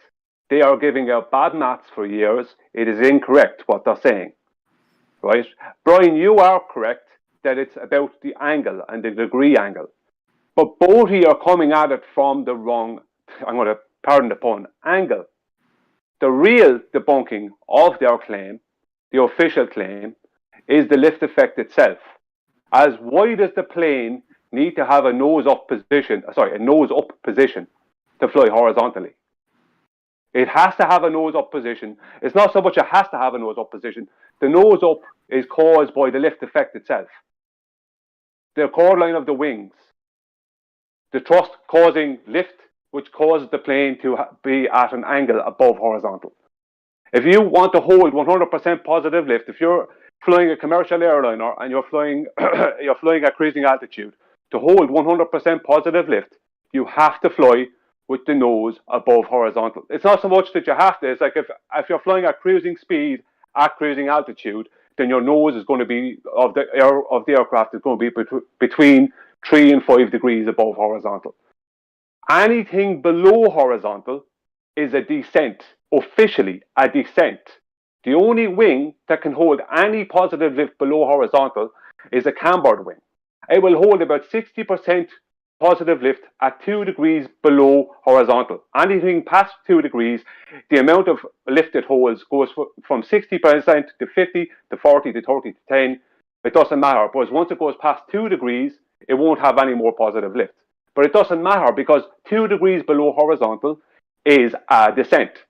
So the real argument is twofold. One, the reason why the plane flies with a nose up position, which is due to the lift effect, and two, the degrees of angle that the plane would need to account for when it's flying. So if a plane leaves Heathrow Airport in London and gets to cruising altitude, it then, from that moment on, has an accumulated below horizontal pitch. When it flies for an 11-hour flight from Heathrow, London to LAX, Los Angeles, it will then, right, according to their claim, it would have to be 78 degrees below its starting horizontal. So at no point during that 11-hour flight can that plane ever fly with its nose above horizontal mathematically to fly from London Heathrow to LAX, California. But all planes, especially but planes at cruising altitude are flying horizontal distances that are great distances, they have to fly with the nose above horizontal because they won't have positive lift. The lift effect, that is the argument. Dan, you were right that these other bozos are coming out with BS maths for 6 and 7 years. You're 100% correct about that. But Brian is also correct to make the point about the angle, because it's the angle that has to change. He wasn't making that point. The point he was making is that I was attacking his people and I was attacking him, and that's the but no, I wasn't making a point of the angle. I was just asking a question, that's bro. the What's got to change? nature. That's the answer I was asking, bro. Is what's got to change the angle, right? That's the defensive nature that keeps us from communicating, Brian. Bro, they're telling us it's wrong, but a rocket. Brian, if you apply a rocket to the mathematics, that's what you get. I'm sorry. You could have just agreed with me, and we could have talked about what's wrong. Instead, well, you're attacking the core of the movement. You're attacking the core of the movement, though, bro. I've been attacked by them over this subject. Any flat earther you attack, I would defend, no matter what. No matter what. Even if they're right or wrong, I would defend them, no matter what. If they believe they're right, I would defend them. Because if you attack any one of them, you're not helping the cause. So I'm under friendly fire, and you're saying what? Because I'm Wait just a minute. Whoa, Brian, please look. Dan's not been round here that often, and I mean we're trying to have a conversation. So can we please try and at least take turns when we're doing the talking bit? Yeah, man. Yeah. At least then people who are listening, I know there's not many, they seem to have all dropped off. Maybe because everybody's over talking everybody and it's a shit show. But sometimes people like the shit shows. I'm not too sure whether that's the sort of people that we normally get. Well, I'm sorry that you've proven we can't bring you any better. I'm sorry. I still love Dan, man. I still love Dan. I know I promise you, you're all I'll defend passionate, Dan and too. all you three have probably never talked together, have you? Brian, and No, Dan. not us three. Not us three. Right. No. Okay. I would defend Dan, and I would defend you're Brian. all on the same and team, you. right? So can we exactly. at least try and keep together and not turn it into a fight? Because you three are obviously better off being together rather than trying to cause more division. Yeah, but Dan's got thick skin. Brian calls it how he sees it, and you call it how you see it. I know that I can disagree with Dan, and with a little passion, just to give him my point. And I agreed that I would agree with accept Brian's final word. I would only say one thing: if you take a rocket and put it on the same trajectory, the math works out. You got to change the angle to fuck up the mathematics. It's exponential, but I agree with Dan what he's saying now that Brian's pointed it out, and now that Dan really had just pointed it out right before Brian had joined. But I'm gonna defend I'm gonna defend you, Bev. I'm gonna defend Brian. Dan. I'm gonna defend the you. Arguments will defend themselves if you make them good enough. Nobody needs defending in any of this. I agree. And my point was, you got defensive instead of hearing what I was saying. You never understood. They were never my words. Nothing I'm saying are my words. All I'm doing is real math and relaying other people's information that came back to me in shock and embarrassment that I had been listening to Eric Dubé or the babies of Eric Dubé that we call Globebusters, and nobody's ever checked his stuff. I'm shocked. And then when I brought it to them, they told me I was a maniac, Brian. Weiss called me names. Bob called me names. Mark don't talk to me no more. Karen made a whole tirade about me 2 weeks ago because I happened to try and call in. I'm being blocked. The question with it, bro. It's just tangent line mathematics, man. No, it's not saying it's right. Not saying it's right. Yes, it is. It's about being disingenuous and hiding the truth, and we're doing that, and you don't know about it because the people I supported and cared about have a little clique where they don't reveal whatever is really going on. And in this case, something's really going on. We're peddling bad math. Guess what? Eric can't fix it. He can't. It's been published for too long. Eric can't fix it. I get it. The real question is, how much are we following Eric and didn't know it? Did Eric deserve to be villainized? And let's go through his at least 100 that he stole to begin with, and let's go through them, you and I. Let's find out what's real, what's crap, and what we can talk here about intelligently, because there's some stuff that's Bro, can I talk? Okay, it's 462 feet a minute. Okay, that's tangent. If you draw a tangent, 500 miles. It's exponential. And if you take a rocket, please nobody interrupt, because I don't believe in the fucking rockets going to space. Okay, but if you were to take a rocket on a globe, big if, and you fired it straight over 500 miles, okay, for it to stop 500 miles later and go to descend, it's going to have to drop 50 or 462 feet per minute. Okay, Sorry. If you want to beg the question with them and say it's 46 feet per minute, the math is it's a simple. Listen, all you got to do is divide the fucking distance by 360, bro. 60, or you're saying about 3,600 for. So you're trying to drop it into seconds. But Brian, what's 46 feet a minute? Hang on, 1 second, Dan. What's 46 feet a minute? Was it? It's 406. It's 460 feet a minute. Hang on. Answer me. Calm down. Answer me. What's supposed to be 46 feet a minute? It's 46 feet a second, bro. They claim 40. What is it? Yeah. Hang on. What is it that's claimed to be only 46 feet? Just tell me what that is. The descent over 500 miles. They don't descend. They don't descend. They have to fly. They have to fly with the chord line of the wings and the nose, because of the chord line. They have to fly up with the nose. They have no choice. It's just the way the plane flies. as when they add thrust, the more thrust you add, the more you have to push the nose down, because the slower you fly, the more angle up the plane has to be. The faster you fly, the more angle down the plane has to be. But it never gets to horizontal, and even a jet fighter, and it never flies with its nose below horizontal. These things don't happen. So I don't care if it's 1 foot, 46 inches. Who cares? It's not happening. That's the point. It can't. It can't happen because planes can't fly that way. So what Bev said a minute ago about if your argument is good, you won't have to be trying to defend it. Think about that. Well, it's 0.06 miles a minute, bro. It's 0.06 miles a minute if you don't change your angle.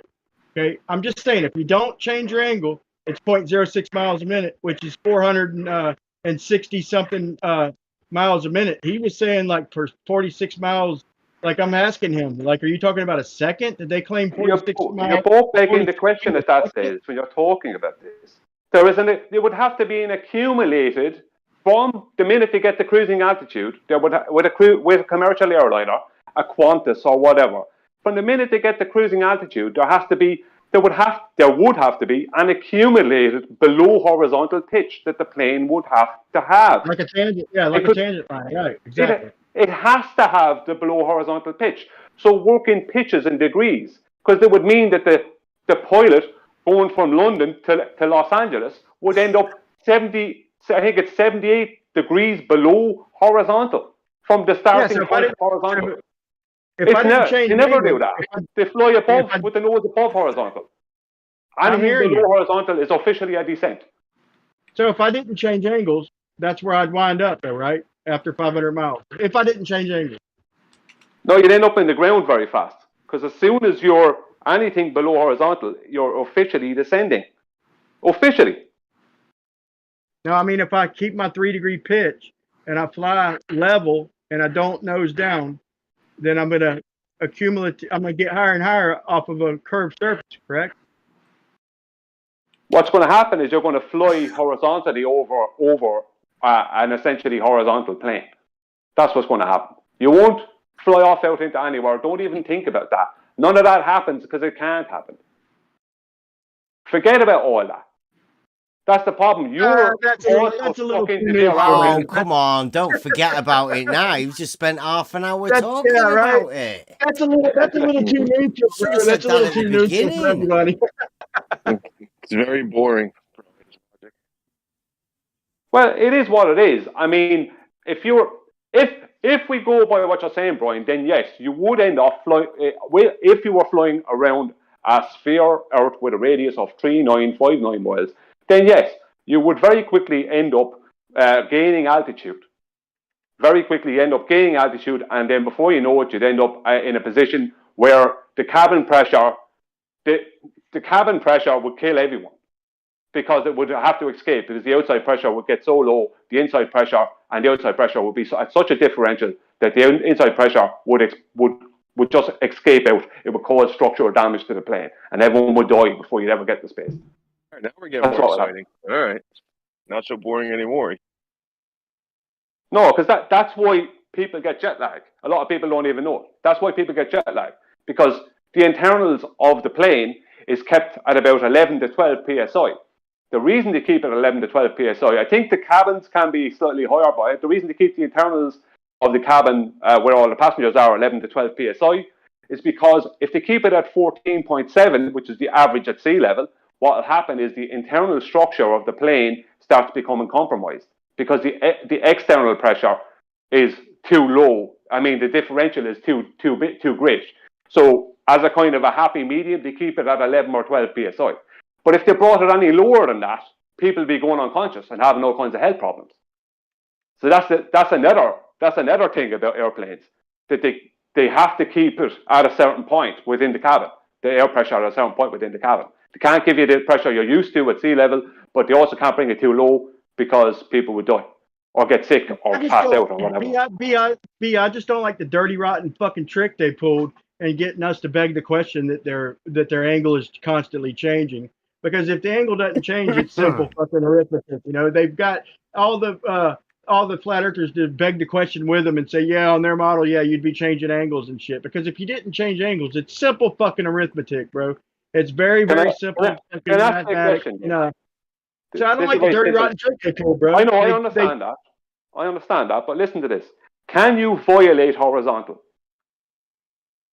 What I mean by that is, can you create a horizontal and then create a different horizontal at a different angle? What do we determine angles off of? No, horizontal. we're gonna fly horizontal You can't over a create a flat different ground. horizontal. You can have different horizontals parallel to each other at different elevations, but you can't create a different horizontal. Horizontal is a constant. It cannot be violated. So their claim involves the creation of a load of different horizontals. You create a new horizontal. So show us the data for this, where they do this creation of this new horizontal. They'll never be able to show it to you. They'll only be able only ever be able to claim it and show you a diagram in orthographic. If we start off on the ground, and we take off and we maintain a level flight, and 500 miles, we're going to be 6 miles above the plane. So we're not going to reach any altitudes that are fucking like killing people, bro. We're going to be 6 miles above the ground if we follow a tangent from the ground, not from cruising altitude. I'm talking about from the ground. If you want to take it up to cruising altitude, then maybe, yeah, you might be. But I'm talking about a tangent line mathematics from the ground, and you don't change angles and you don't drop over them 500 miles, 460 feet a minute. But you will be gaining altitude then you're not going to land. You're not going to land. No. It's simple If fucking you're math. begging the They've question got them to of a beg the globe out, question. you will be gaining altitude. You can't not Right. gain altitude if you're holding that straight line.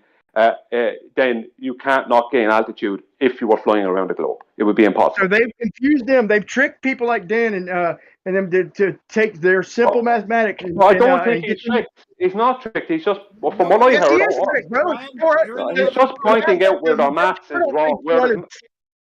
He's just pointing out where the maths that has been claimed by a certain group of flat earthers for 6 or 7 years is wrong. He's right. They're wrong. It's spot on, bro. Dude, I love you, Brian, but your emotion in this case is being wasted. It's simple. I pasted it in both chats. You don't understand the basis of the debate. You haven't looked into that. You just keep talking angles. Not fair, And I appreciate, Brian Leakey being here, but he's talking physics and aerodynamics. None of these things. That's fine, bro. No. I'm not. None of these aerodynamics, bro. None of these things are in question. What's in question is, why is there friendly fire in flat Earth, and why are you firing off at me? You've just done a twin I'm not really Dan, I think you just took a I'm, shot at Brian there, and you can't say that it's Brian's fault for having a shot at you. How bad? Listen, if you take a straight line from the ground and 500 miles, you're going to be 6.1 something miles. Do the fucking math. There's 3 ways to do it, bro. It's not hard. If you don't change angles from the ground in 500 miles, you're going to be 6 feet. Now divide them 6 miles. Divide them 6 miles by 500 miles. Brian, why do you not want to hear me out, bro? It'd kill you to hear me out. Because you're saying the obvious. No one's contesting you. You're rambling on like a maniac. Shut up. You're rambling on. No one's contesting you. You're making up your own argument and then arguing it yourself. You're a maniac. I'm looking at the fucking pamphlet, bro. Where are they wrong, bro? It's simple fucking mathematics. You're changing the angle. What's wrong about this pamphlet? I don't get it. I don't know what pamphlet you're working at, and there's no angles mentioned. So I'm confused. What are you looking at, and what can I explain to you? Because you're confused. You said 2,700 something feet a minute. Where is that, bro?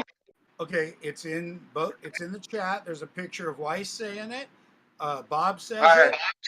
Let me know. I have recordings of Bob saying it, and this is the basis of the argument: is that it's in print with Flat Earth 101 in their little 3-fold flyer that Nathan. Will you repost? Will you repost it? I'm sorry. It's just I could read to you. I could post it again. I could post. You're not putting the FE debate guys in with this. All of these people that you're talking about, are you, Dan? I'm not sure. I'm not talking about any of the Brits. Are you talking about Oakley and crowd? Yeah. I thought you said I don't Nathan. I don't You're listen. not I like don't it know. gets a bit hard when you just say like Bob and Nathan. Well, that's why this isn't appropriate here, Montreal. That's why it isn't appropriate here, because this time of day is really more for Britain than it is.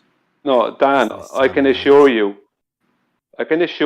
there isn't a load of incorrect maths over on Nathan's. I can assure you that. Yeah, he's got a problem with Eric Dubay, and I've never heard anybody say anything about Eric Dubay around here. I would love to make Eric a hero. I'd love to find that we were dumb enough to follow him being wrong because they think that they're so clever that all they got to do is follow Eric and go forward. Nobody does round here though, Dan. You're getting hang on. I think you're talking about another group of people though. Well, of course, I'm only talking about the Americans. I'm going to include Eric as an American. I have interacted with him on this subject, and several people have given me several answers as to why the math is correct, but mostly it's wild and reaching like Brian. He don't know if he's talking feet, minute, hours. He's just throwing numbers out. That's what we can't do, Brian. We can't just do that. The math is simple on this. Totally simple. If they're going to say per minute, you got to figure out how far the plane goes per minute. That's all. Everything else, angles, rocket ships, aerodynamics, is not what I'm contesting. I'm just trying to say, is Eric right? What's he right about? What's he wrong about? Is Flat Earth just shunning Eric at the same time? Did Eric do any of that, or did Eric just sort of get all of the stuff that was already out there and put it in a book? I interrupt real quick, bro. I just looked at his math. Whoever posted this dumbass shit, they fucking squared the 8 inches, dude. This is the most retarded shit I've ever seen in my. Whoever did this math literally squared the fucking 8 inches instead of the miles. You don't square the fucking 8 inches. You square the miles. It's 500 times 500 times 8. You fucking idiot. Sorry, I love you. That is correct. Look at the math they put in fucking chat, B. They squared the fucking 8 inches, B. Are you kidding me? Yeah, is that he squared the fucking 8 inches. He got duped. He got duped, bro. Yeah, wait a minute. Because he don't. Break. Calm down. Dan, is he talking about your numbers there, Dan? Because I've not actually looked at them. 500 miles per hour is a speed, not a distance. And the distance is established by the time frame per minute, because they're saying per minute, not myself. They've given me the speed. They've given me the time frame. That's how I know. He got duped. He got duped. You're not understanding the simplicity of this, Brian. If you think 500 miles per hour means 500 miles. Bro, there's only one tangent line. There's only one drop from a fucking tangent line over 500 miles, bro. There's 3 ways to do it, but there's only one distance, and it's all the 3 ways of doing it are within a few feet of each other. Okay. But there's only one math, bro. Sort that one out. I mean, there's only one answer. Go ahead. I haven't even seen it. Brian, there's something wrong here. You shouldn't be even addressing the 8 inches per mile. Sorry, Bev, you're trying to say something? Yeah, I've never actually seen any of these numbers, so I don't know what any of you are talking about at the minute, to be honest. You're talking about some of Eric Dubay's numbers. Exactly. That somebody thinks that something's wrong with those. Well, the rest of Flat Earth has been running with it. They've been running with it.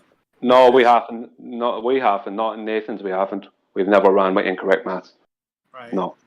So, listen, I tell you, you're wrong when you're using the 8 inches per mile squared. That is an elevation drop. That's a drop in elevation. That's not a change of angle. It's not an accumulation of an angle below horizontal. It's a drop rate of elevation. 8 inches per mile squared in surveying, Bev, 8 inches per mile squared is a rise over run drop. Elevation change, yes? No. Is that correct? It's not. How would you class it? Fantasy maths that people imagine that level curves at that rate. It doesn't actually do it. It's just complete fantasy. But if you were, well, let's say it doesn't. Let's say ignore the 8 inches per mile squared. Yeah, but ignore the 8 inches per mile squared. It's a drop rate. What's a drop rate in surveying? It's quadratic. It's impossible. Well, would you not agree that 8 inches per mile squared is an elevation change? Well, if it's from the horizontal and drop from horizontal, then yeah, that's an elevation change. Exactly. So you can't, there's no point in using an elevation change. This is for Brian and Dan. There's no point in using an elevation change within the maths. That's an elevation change. It would be the same that as is not an altitude change. Exactly the same. Yeah, well, that's the thing about it. It's the same, exactly. It's the same exact thing. That is not addressing the surface you're supposed to be flying over. It's the degrees. No, not when it comes to the argument concerning airplanes. It's the degrees of angle that the airplane is flying I at. thought it was just sort of, yeah, but it's still altitude, isn't it? Yeah, but that would only mean that the airplane would drop in altitude. It doesn't mean that the airplane has to change its... it would eventually, when it gets to the equator, basically, it would be directly straight up. If it flew from the north down to the equator on a sphere, let's just say. But the point is that that's not the argument. That's not the correct way to argue this. It's the ballers start bringing this nonsense out. The correct way is the accumulated angle below horizontal. You guys have been talking about it all the time. Dan's brought it in here. He's done well. Yeah, but the point I'm making is 8 inches per mile squared, right? Even though it's fantasy, it is a change. The whole point of it is in an airplane, it's a change in altitude. So that you don't need to dip below the horizontal to change in altitude. So it's not an argument. Well, it can be an argument, but it's not the best argument. It's not the correct argument or the best argument. The best argument is the lift effect and the accumulation of degrees below horizontal from a starting cruising altitude position. Bev, is this real? Am I experiencing this for real? So I bring up a total internal issue about flat Earth on flat Earth, and they stick to a talking point on science. No. And I asked you what hang on, you Brian. keep bringing it up. Hold on. I asked him what the issue was. Dan, I asked you what's your problem with Bob. I asked you what your problem was with them, and this is what you brought up, bro. So I went over it, and you're wrong. Hang on, Brian. Can I say something to Dan? Dan, right? Did Dan get his point out though? No, but okay, I want to talk to Brian. He's all right. Yeah, go on. Yeah, thanks. What's up, Brian? Dan, I already said that you were correct. Call them out on their incorrect maths. Always call. Always. Well, what's the problem then? So I don't know what the problem is then. Because we're not challenging what happens. That's the normal argument. We're challenged. Why is Bob a cunt about it? Why won't we correct ourselves? And why am I in this argument with you guys who don't understand the actual argument? Is why you need to hang on. We're constantly correcting ourselves over Nathan's. We're constantly correcting other flat earthers over Nathan's. It's constant. It's constant. You're right. So don't say we're not doing that. I know, but I'm dealing on this side. Bob is not someone that's easy. You can't deal with Bob. You try and have any conversation with Bob against what he wants to have, he'll just demonize you and use his best he can to do the best he can to character assassinate you or something. Anyone that ever went against him, that's what he does. And they all know it. Inside, they all know it, but they talk brotherhood, they talk about a community, while Bob knifes it from the inside. It's bullshit, and I've talked to Jaron about it. It's hard to fix. It creates more enemies, and they won't fix stuff with Flat Earth, and it's cost the division of people like, poor Brian and I, who are arguing because of a defensive reaction. We don't differ in anything. He just keeps talking another point than myself. And then you come on and talk aeronautics, and you talk about how planes work, and it's like, Jesus, how far from the subject can we get? Because that's not the point. The point is, can we math? Can we self-correct? Can we get along? That's the point. Well, I didn't hear the start of it. I just came in about 5 minutes before I joined. I just put up, so I didn't hear that. But you're focusing too much on these people that aren't willing to change. Leave them off. You should spend time over Nathan's then, because we don't leave anything slide from any of us either. If I say anything stupid or something is wrong, I have to Hold on, admit man. it wrong. Hold on. You might as well attack QE too, because QE's got the same math. It's just tangent line mathematics. He's just got a different distance is all.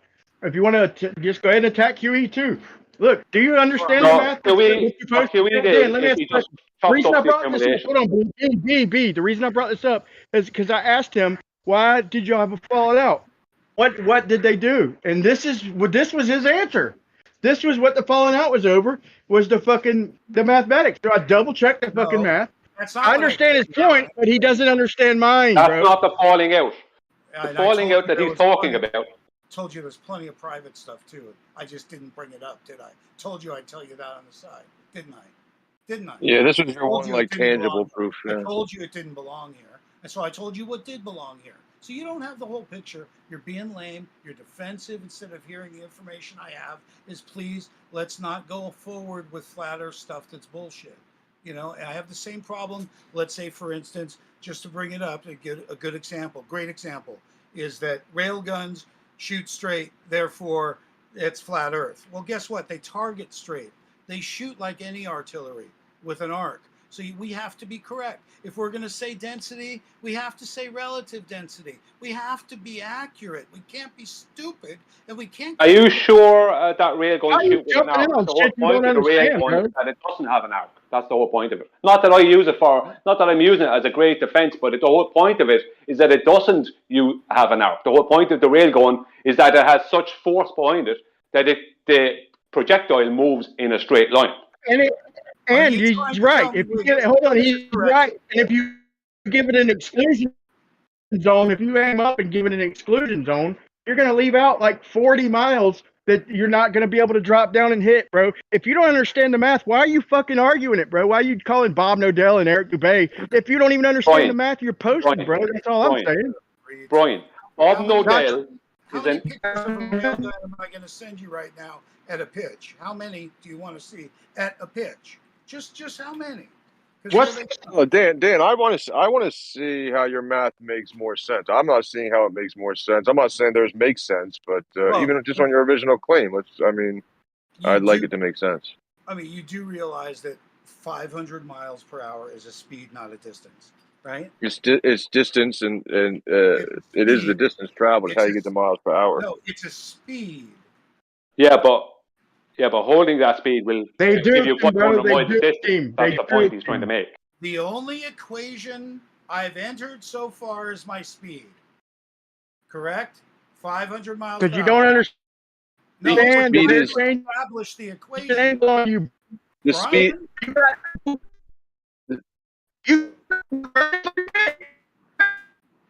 You get speed. You get speed in miles per hour or so on by measuring the distance and how long it took you to get to that distance, time and distance. Man, he flew 500 miles. It's a simple fucking. There's 3 ways to do it. He don't know none of them, bro. And he's fucking. Go ahead. Please, Brian. I'm the one usually needs to shut up. But I mean, of course, your car speedometer proves what you said to be wrong. You can establish your speed in other ways. Let's get real about what we're talking about. And do you want to go back to the railguns? Because you already are completely wrong there as well. Whoever wants to say railguns. No, don't dodge the math, bro. Don't dodge the math. Let's do it together. Come on. Well, let's do it together. If you fly at 500 miles let's an not hour, make it a mathematics showdown. It's going to be boring for everybody else. Let's try and keep it to the topics. I'll calm down, Dan. I'm fucking with you, man. But you are wrong. Yeah, but I'm fucking with you. You guys have got a chance here to have a chat, right? Exactly. So why don't you help me fix myself, Brian? Just help me fix me. Correct me as I speak, okay? I don't think you need fixing, bro. I just think you no more infighting. No infighting. I don't care how wrong any flat earther is. They're right. I don't care how wrong any flat earther is, bro. You get their back no matter fucking what. No matter what, you back them up. That's what they do. Is 500 miles per hour a speed? Is it? It's a distance in 1 hour. That's nothing more, nothing less. In 1 hour, it equivalates the to distance. resistance, Nothing compensate. more, You guys nothing just less. tried to tell me In a their It's a math, they have speed duped that will you, bro. give you They a have distance duped you. within an Does hour a if you hold it. speedometer take an hour to determine what speed you're going? No. So I have to 500 miles an hour is dude, speed over distance is the fucking equation, bro. Time over distance. You are You funny as can't leave any of them out, bro. Bro, you can't leave any of them out. You ask me a You know question, Brian is about but correct. you one don't want the I answer. have to add both of them in. How do you do math if He's you asking a only allow question, but just doesn't want the answer. He's going to ask the question and then talk all over me. Bro, speed over distance gives you time. If you're going to say it's in an hour, then 500 miles please an hour don't gives you do the 500 miles in 1 hour. thing. Brian, I haven't laid it out once. What? Not once. Bro, do not ever ask me a question again and then continue talking. Okay, thanks. No, you had asked me to lay it out, and then you didn't shut up. Come on, listen. It's simple. You really gonna fucking go there, bro? You didn't just ask me fucking is 500 miles an hour a speed or a distance. You didn't just ask me that, asshole? This is No, I how see why they're falling out with him, bro. you won't agree that it's a speed. Bro, fuck the speed. You just asked me a question, motherfucker. You just asked me a question and then continued to talk. All right, there's no need to be shouting at each other like that. Come on. I just want to point out, thanks so much. He called me a liar basically by saying, no, you asked me a question. You're confused. I'm not. God, bro, I see what you're all about, bro. You're not an honest man. You're not an honest man. You probably ain't got no kids either, do you? Hang on, Brian. Hang on. This is rough. Brian is correct. It is a speed. Also, that is a speed that will give you a distance. It's the first that is correct. parameter in the equation I'm trying to talk about. It's not worth arguing, though. But you keep on asking. But you keep asking the question: is 500 miles an hour a speed? You keep asking that question. You keep stating that. Hang on. You keep stating that 500 miles an hour is a speed and not a distance. Yes, it's a speed, but it's based on if you hold that speed, you will gain that distance. That's why it has 500 in it. If we both agree, then can we go forward? If you want. Okay, so not my show. Look, he went to answer and Dan spoke up. Brian went to answer that question and Dan just blah, blah, blah, blah, blah, blah. No, based on the speed you're calling distance of 500 miles per hour, the answer requires distance per minute because they've established this is my only other parameter is per minute. All I know is my speed. We're ignoring the altitude. We're just going. They duped you, bro. They're changing angles. They duped you, bro. Admit it. They're changing angles every minute. It's your heroes is the they, Brian. That's what I'm trying to tell you. That would be 9 miles a minute. Flying at Euclid is my 500 hero. miles an hour would be Euclid is around my hero, bro. 8 or 9 miles According a to minute. Euclid, you're wrong. It's 8.33 miles per minute. And if we're going to run our calc on that, regardless of how you want to calculate it, the distance per minute is what they're asking me to buy. And they're telling me Bro, he's been duped, dude. What a duck. 27.75 per minute is not accurate. It's 46 feet per minute. So their math, What's that give you over 500 miles, genius? But hang on. Dan. The math is bad. What, Brian? What? Dan. So after 10 minutes, it's an accumulation of that 46 feet, is it not? 10 times 46. Yes, but there is no. No, he's smoking a cigar, begging the question right along with him, bro. Changing angles, no harm done. Talking to you, Brian. Nobody was fucking talking to you, man. Control yourself. No, I don't know what the maths. I didn't see the maths you did, but I know it's it has to be an accumulation. But you're still talking about a. Yeah, I don't know if you're talking about a drop value there, if we're going to say per minute, it becomes in per minute segments. And the point that they're trying to make to me is that it's exponential. Well, you know, the formula is, but the formula is usually done from a standing position. In this case, we're moving. And Brian, he didn't understand the math and they duped him. And by his math, they dropped 2,760 feet over 500 miles, bro. He doesn't understand the math. Yes, it is, bro. You said 46 feet a second, bro. You just said 46 feet a second is correct. No, he said kill him to let me get a full second. He said 46 feet a minute. You have every number wrong, Brian. Every number wrong. Bro, you squared the 8. which is a joke. Quit talking over me, bro. You're making me out to be loud because you won't shut the fuck up and let me respond. You have every number wrong. Hey, You're barking out check the your wrong formula. number. You squared the 8, bro. That is pathetic. But if you wanted to say that it's 46 feet a second, then 46 feet a minute, then hold on, man. Multiply that times 60. Just simply multiply the 46 feet a minute by 60 minutes in an hour, dumbass. You get 2,700 feet over 500 miles, you fucking retard. Come on, Brian. Let's try and keep everybody together. Nobody said you went 500 miles. You did. Nobody else. Everyone said we're doing this per minute. Everyone said per minute. Everyone said per minute. And guess how far you went per minute? 8 point. Per minute over 500 miles, dude. Why are you lying, bro? Calculation is per minute. Those maths are not correct, Dan. Those maths are not correct. Minute. If the answer is per minute, the calculation is per He minute. don't understand the math, bro. He's arguing and he already said he don't know math. This is a joke, bro. You don't listen to us. We're trying to tell him, and he fucking at least take it from the motherfuckers who do math instead of insulting us. Basically, you're insulting me, calling me a liar.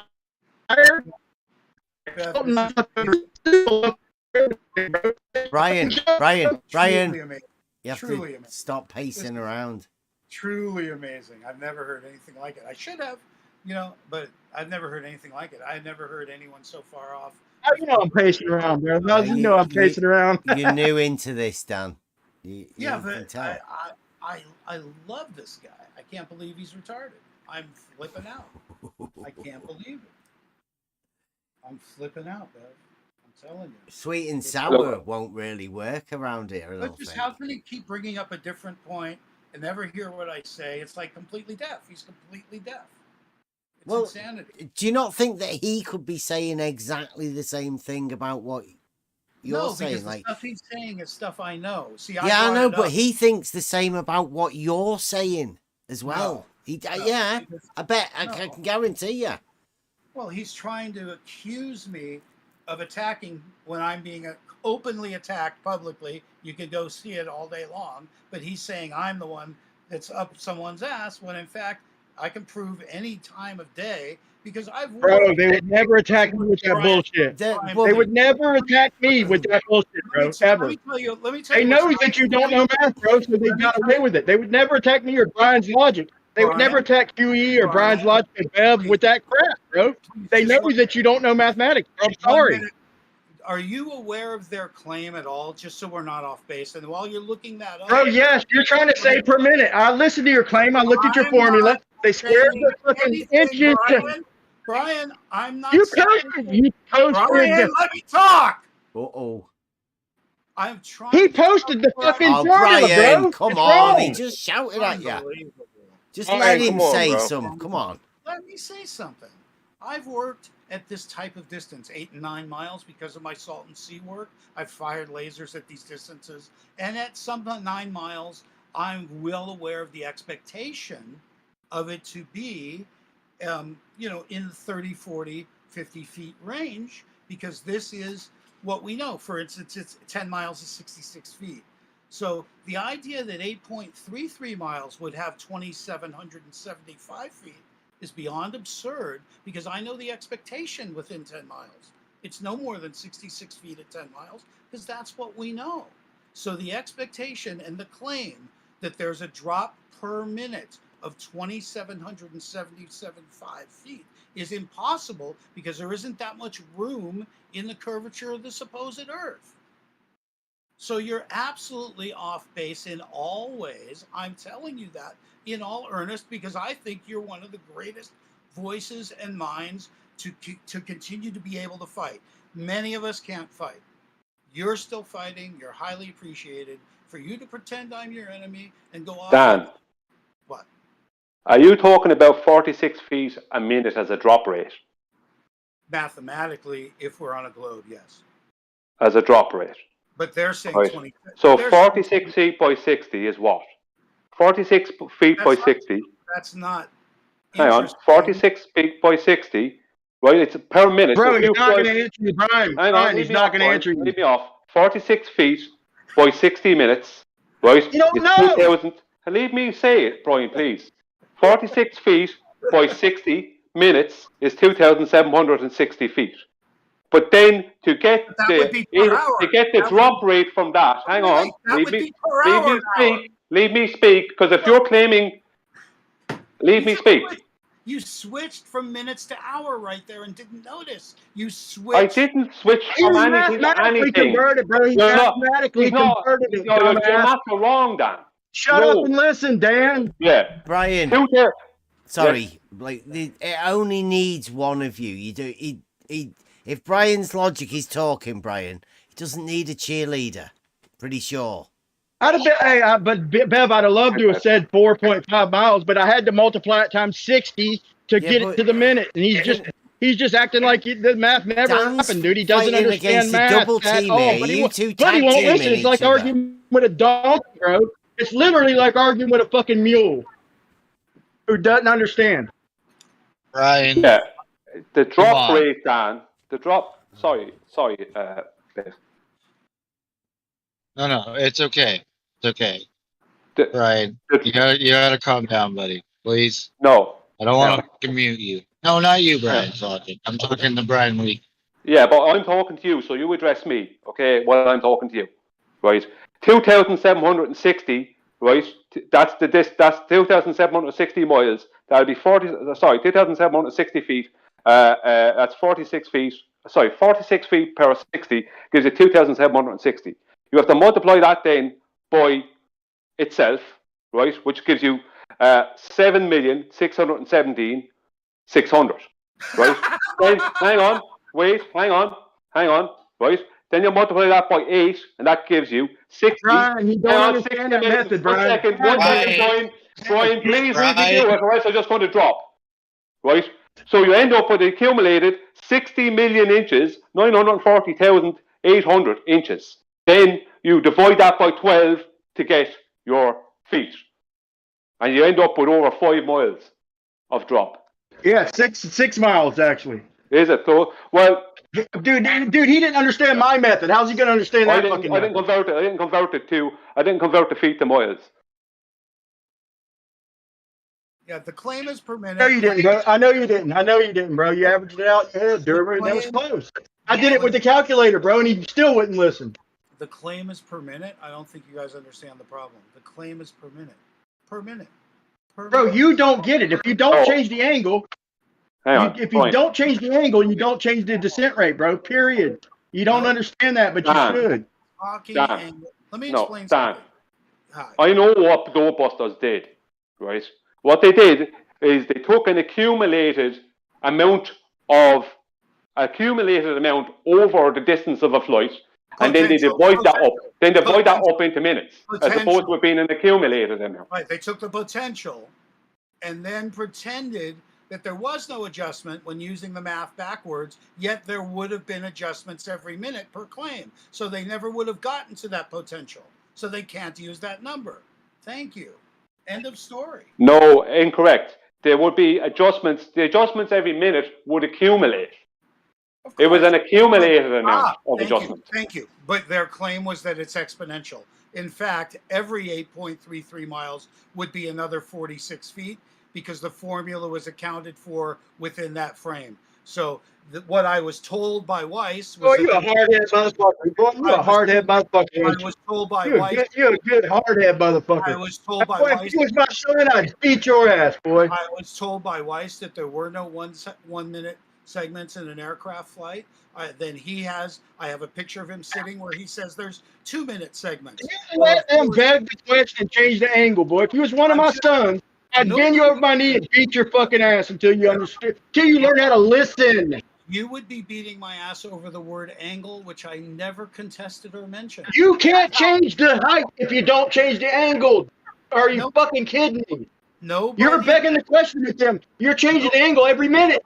You are literally changing the angle every minute. You have yelled for an hour and nobody has contested you. Repeat what I said. No, Brian is right.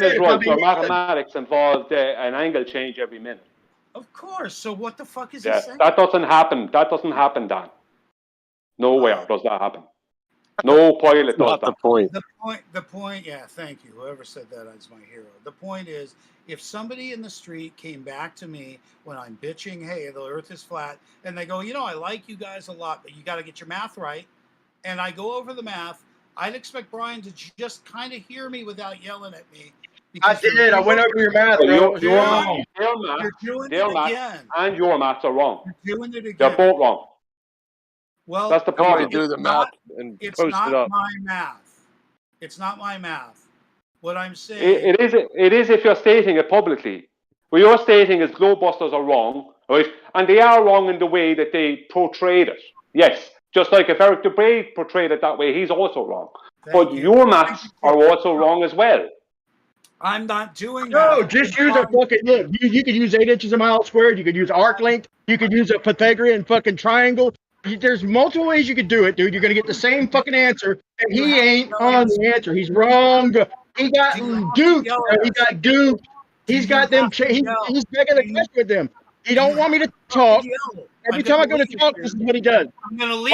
Why every time I go to talk, you start Shut raising the your fuck voice, up. bro? Every I'm time I leaving. go to talk, I can yell over you.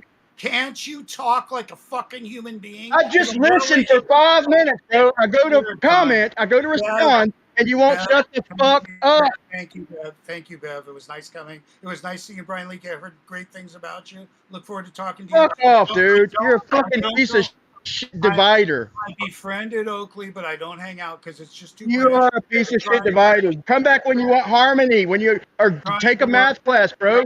Domestically. And Keep listening to the Globers, No, bro. hang on, Brian. He's right. Hang on, Brian. No, bro. Hang Every on, time I go to Brian, talk, all he's trying to do is make me look bad because No, he thinks listen to me. they've talked him He's into right something he to won't even call fucking out. understand. He's right to call out globebusters or anyone else who's stating mathematics that are not correct. He's right to call that. Well, you better There's nothing wrong with that. If you're wrong, you're wrong. You have to admit when you're wrong. It's And if they not won't admit wrong, when they're wrong, Oh, it's simple fucking tangent mathematics. I know the For things, fuck's Brian. sake, dude, are you don't have to kidding me? shout them at me. The point is that. Well, what the fuck? The Dude, point you're is, talking about I'm wrong. It's simple Dan's fucking maths, the maths that Dan's talking about are not. He's saying they're not his maths, but the maths he's talking about are also wrong. But globebusters are also wrong if they're stating what I think they're stating and what I've heard them state in the past. Exactly, and they're name calling me and blacklisting me Yeah, openly. there's no need for that. Openly. No, if they're wrong, and that's it. You have to just accept it. If And globebusters won't accept they're wrong, then that's on them. And Brian, I didn't tell you the private stuff about FE Core. I didn't tell you the shit I didn't think should be public. And I told you to begin with. There was plenty I had to tell you. So you're being a cunt, and that's the truth. Besides, you're yelling at us and yelling at us and yelling at us when no one's contesting you. No one. No one is contesting you. You're allowed to speak. Man, you're just yelling the fuck at everyone. You're making a maniac scene out of Flat Earth. And I'm here because of all the maniacs everywhere else I go.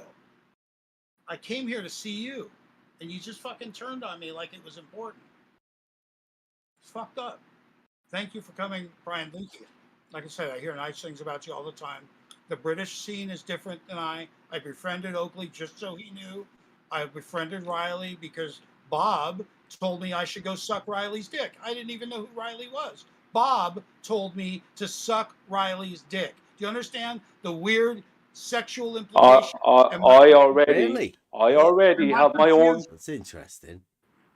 And I have it all in writing. And then Bob erased all of our stuff, and I had already sent it to everyone. And I sent it back to him saying, "Are you a fool? You think I didn't copy that stuff? You idiot!" And then he threatened to do a whole Globebusters about me.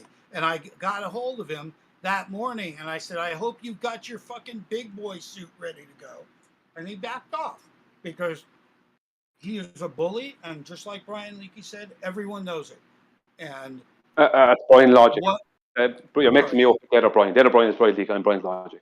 Okay. I had my own run into it, Bob, before you ever had, and I screenshotted all our conversations. Turns out everyone.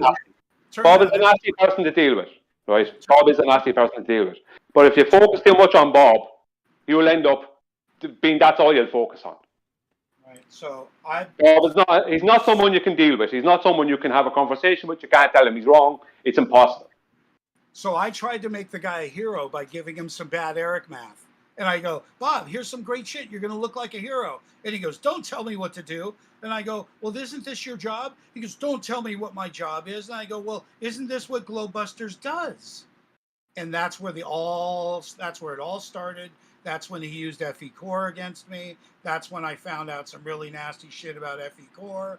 I'd already been working with the remnants of them, so I was able to find out what's wrong, and they don't exist. It's been a shell. It's on paper to begin with. It's sad because all of Flat Earth is busted the same way, and it's for the same thing that Brian Leakey's done now, where we try and get together, and he wants to make a different point, and he wants to hammer that home. Then he thinks we're not listening, and he's in his own space. I'm guilty of it. Trust me, I'm guilty of it. But man, if we come along in our own space and can't share with each other, and need the Bevs of the world to bring flat earthers together, look how crazy this has become, right? We got to come somewhere else where we're barely welcome, just to get in a word edgewise, because I wouldn't say we're barely welcome. Well, we're amusing to them. We're amusing to them. Well, Bev doesn't claim he's a flat earther. Bev just claims reality. I understand that. I don't mind the term flat earther, but I understand why someone wouldn't want that term connected to him, because it's derogatory. I understand that. Because there's so much. All that ever happened, anyone who stated that the Earth was not a globe. It's to do with the derogatory shit. It's because it's not flat. Yeah, technically it's not. There's hills, mountains, valleys, there's elevation changes. I get all that. Yeah, I get all that. But the point I'm making is, when someone ever questioned, throughout history, the heliocentric model, they were straight away put into flat earth bracket, and anyone who ever questioned it were character assassinated in public. That's what, if you looked into the history, that's what happened. I understand why someone would not claim they're a flat earther and not go down that road making that claim. Because, as you said, yeah, you can show that there's elevation changes. Yeah, I don't disagree with that. But as a whole, as a description, I don't mind it being called flat earth. I don't mind that as a description, as a catch-all description. Because an airplane, if it holds its cruising altitude above the earth, it doesn't have to go up and down from mountains. It just holds its altitude. So it holds it horizontal. So the baseline of the earth, let's say if you want to find a medium, a baseline, is a horizontal. But there's elevation changes off of that horizontal. Up and down, above and below it. So yeah, you could disprove flat earth by just showing someone a mountain, say it's not flat. Yeah, you could do that. I understand that.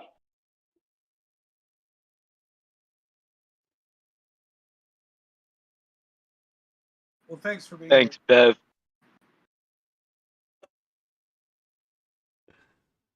Party, party, party. But you have to remember that you're splitting hairs at that point also, though, Bev. Because you could say the same thing to a globe. You can prove it's not a globe because there's a mountain. That means it's not a sphere. No, I can prove. Spheres don't have mountains. No, I can prove it's not 2D because they think it is 2D also. See, there's no difference between a glober and a flat earther when they start talking about 2D. It's not 2D. Yeah, well, their model is 2D. I know. And that's what I say to them. Their model's in their own head. It's exactly the same. It's just that they don't ever go and talk about that. Because they don't argue about that. Like, from what I've seen tonight, you guys talk about their model way more than they do. Now, I don't know who you guys have been talking to about them and their model, but they never talk to us about their model. They can't. We know they can't. They can't formulate an argument around it. It's complete fantasy. But it's kept alive by people talking about something that just isn't real. Like you guys have discussed tonight about the rightness and wrongness, about some fantasy maths that I know none of you even believe is real, or I hope you don't. It's just made up maths. that you're arguing about. Yeah, it is. It's made up, back engineered to orthographic maths. That's what it is. I totally agree. But the whole world believes that those maths are measurements. They believe those calculations are measurements. They believe this. You know, the world believes that they live on a globe. Majority of the world believes they live on a globe, and that, you know, the horizon is where boats go over, all this kind of stuff. They do believe that. So we can't ignore that fact. You can't just ignore that fact when you're dealing with the world every day. Yeah, I don't know who you think does this. I mean, I've been out for the last 2 nights showing people the sunset. Not one of them said it's going over anything. Yeah, but they pre-assume it is. They pre-assume it's going down behind something because that's what they're taught. You go to schools, that's what they're teaching kids. You pre-assume that they pre-assume that. Well, what? Come on, babe, that's not reality. I mean, if the world didn't think the sun was going down behind the curve of a globe Earth, then there'd be a bit more uproar about people teaching their kids that in school. That's what they're taught in school. Yeah, I don't know what sunrise and sunsets are based on the rotation of the globe within their schools. I don't know. When was the last time you were at school? Well, I know people who have kids in school, and those kids are taught that. I don't know. I've never heard anybody like that. I have gone through a series of asking people questions, and as far as I know, maybe the age of the people that I'm talking to, but they've never been taught anything about the globe. When I was a child, and supposedly they're teaching the same things now, when I was a child, I was taught in school that the reason the sun goes down straight away, they were begging the question, and comes up is due to the curvature of the Earth and the Earth rotating. That's what they taught us when I was very young, like tiny young child. That's what I was taught. That's the reason the sun is going down. I was told it was going down and coming up. That's how behind something and up from behind something. And that something was claimed to be Earth curvature. Mm-hmm. That's what I was taught. And my friends and family have kids in school, and they're being taught the same thing. At what age? Young. I'm talking about primary school, young. Okay. I was taught that probably by age of 4, I'd say, something like that. Well, what about after that? Well, for me, not a whole lot. Well, there was, but I ignored it because I wasn't really into school.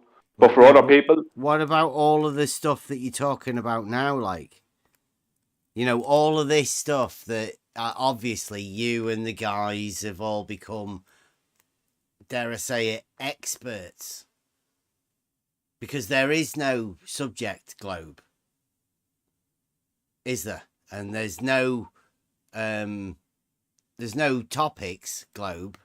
There's no jobs for the globe. There's nothing to do with the globe. So who are the experts on the globe, do you reckon? Well, there is a job for the globe, and it's an astronaut. There's a small... It's an acting job. It is an acting job, yeah, right. I agree. But if we're going to be honest here, it's true. You know, and I mean, my mother's partner, right? He's a retired geodetic surveyor. He retired years ago, back in the early 90s. He's in his 70s now. He had early retirement, but he claimed to you that I'm after having it with him. He claimed that he measures or did measure Earth curve. He can't see past where he just added or. So he's a geodetic surveyor who would claim to anyone that he measured Earth curve. You know, so those people are out there.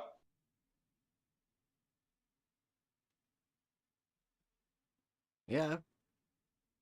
He never actually measured Earth curve, though. No, he never measured it. Obviously, we know he never measured it.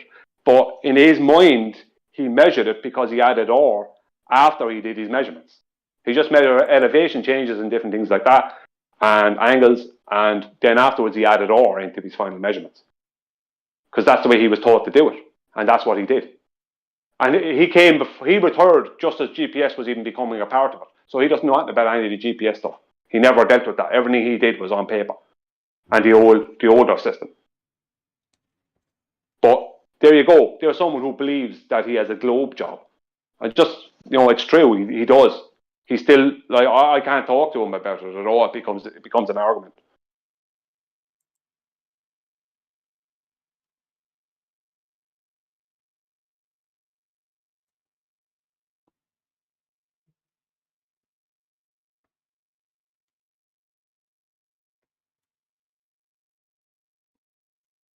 But I do want to say you are correct that the majority of the world don't have globe jobs, just have jobs.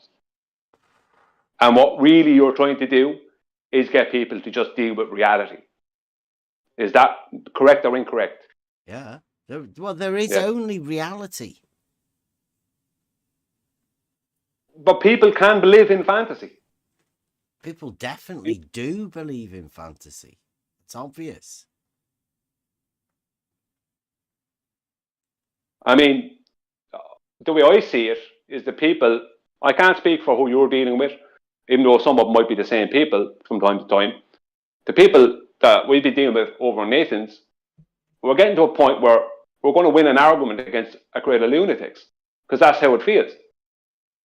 Because they're just willing to say anything, change any definition of any word, say anything about anything. So the whole thing could be completely pointless, because what you end up doing, you end up winning an argument against who? Who are you winning this argument against? Well, you're winning an argument that you've made up against something that isn't real. But then people on the other side don't defend it, because you made the argument up for their model that they say, like, oh, well, if they're never going to take a position to defend their model because it's not real, they can't defend it. I think they know they can't defend it. It's pretty sad, right? But what is there within this argument that you think that they're suddenly going to come with some globe, will come with his fucking globe cape on? Like he's the globe earth hero that's going to suddenly come with some measurements of something or come with some way to measure something that's impossible. Like they've got nothing and they're never going to come with anything, as far as I can see it. No, I'd agree. I'd agree that they'll never, ever produce anything tangible in reality. Yeah. They'll only nitpick. What I find is that they tend to just, at this stage, they're just nitpicking. Maybe that's not the right word for it, but nitpicking. Looking for, and a lot of it ends up just being personal attack. So that's where it ends up at. Because if you had anything valid in reality, you wouldn't need to end up a personal attack. It would be argument for argument. The winning argument would be the one that can be proven. There'd be proper debates, like actual, proper, real debates, which there isn't. No, there isn't. There isn't proper debates. There are always heavily. There's often, I don't know how to describe it, but yeah, there isn't proper debates. I've seen a proper debate one time online. Muted. Can we all agree that Brian Lickett needs to be unmuted? Hashtag free Brian Lickett. Yeah. I think we can all agree that next time Jose comes in, we can mute him. Get anybody on that? Yeah, I don't know what happened to Brian Leakey. He might have self-muted. You never know. No, he's got a good evening, by the way. Somebody's today's muted, Brian. been. Sorry. Yeah, I just want to say I've had a blast listening to this today. Just saying. Yeah, but I'm weird like that. I've laughed so many times at both of these guys, Brian and Dan. I love you guys both, but you guys are hilarious. Yeah, and I just want to say one thing about Brian. There's no such thing as tangent maths, because just so you're aware, in reality, a tangent requires a circle. Oh no! The Earth is not a circle. So there's no tangent maths involved. I'm done. Can you imagine the fumes coming out of his head right now? I cannot imagine. Brian, I gotta go. Thanks for having me in. Talk to you later. All right. See Thanks, you later. Take care. See you, Brian. See you later, everyone. Bye. Thank you. All right, I should go too, right? Oh, yeah, you're all right. Should we let unleash the leak? Brian, and it was getting a bit angry, and like it sort of did it for your own good. I'm gonna unleash. I'll let Brian go, but All right, thank you, man.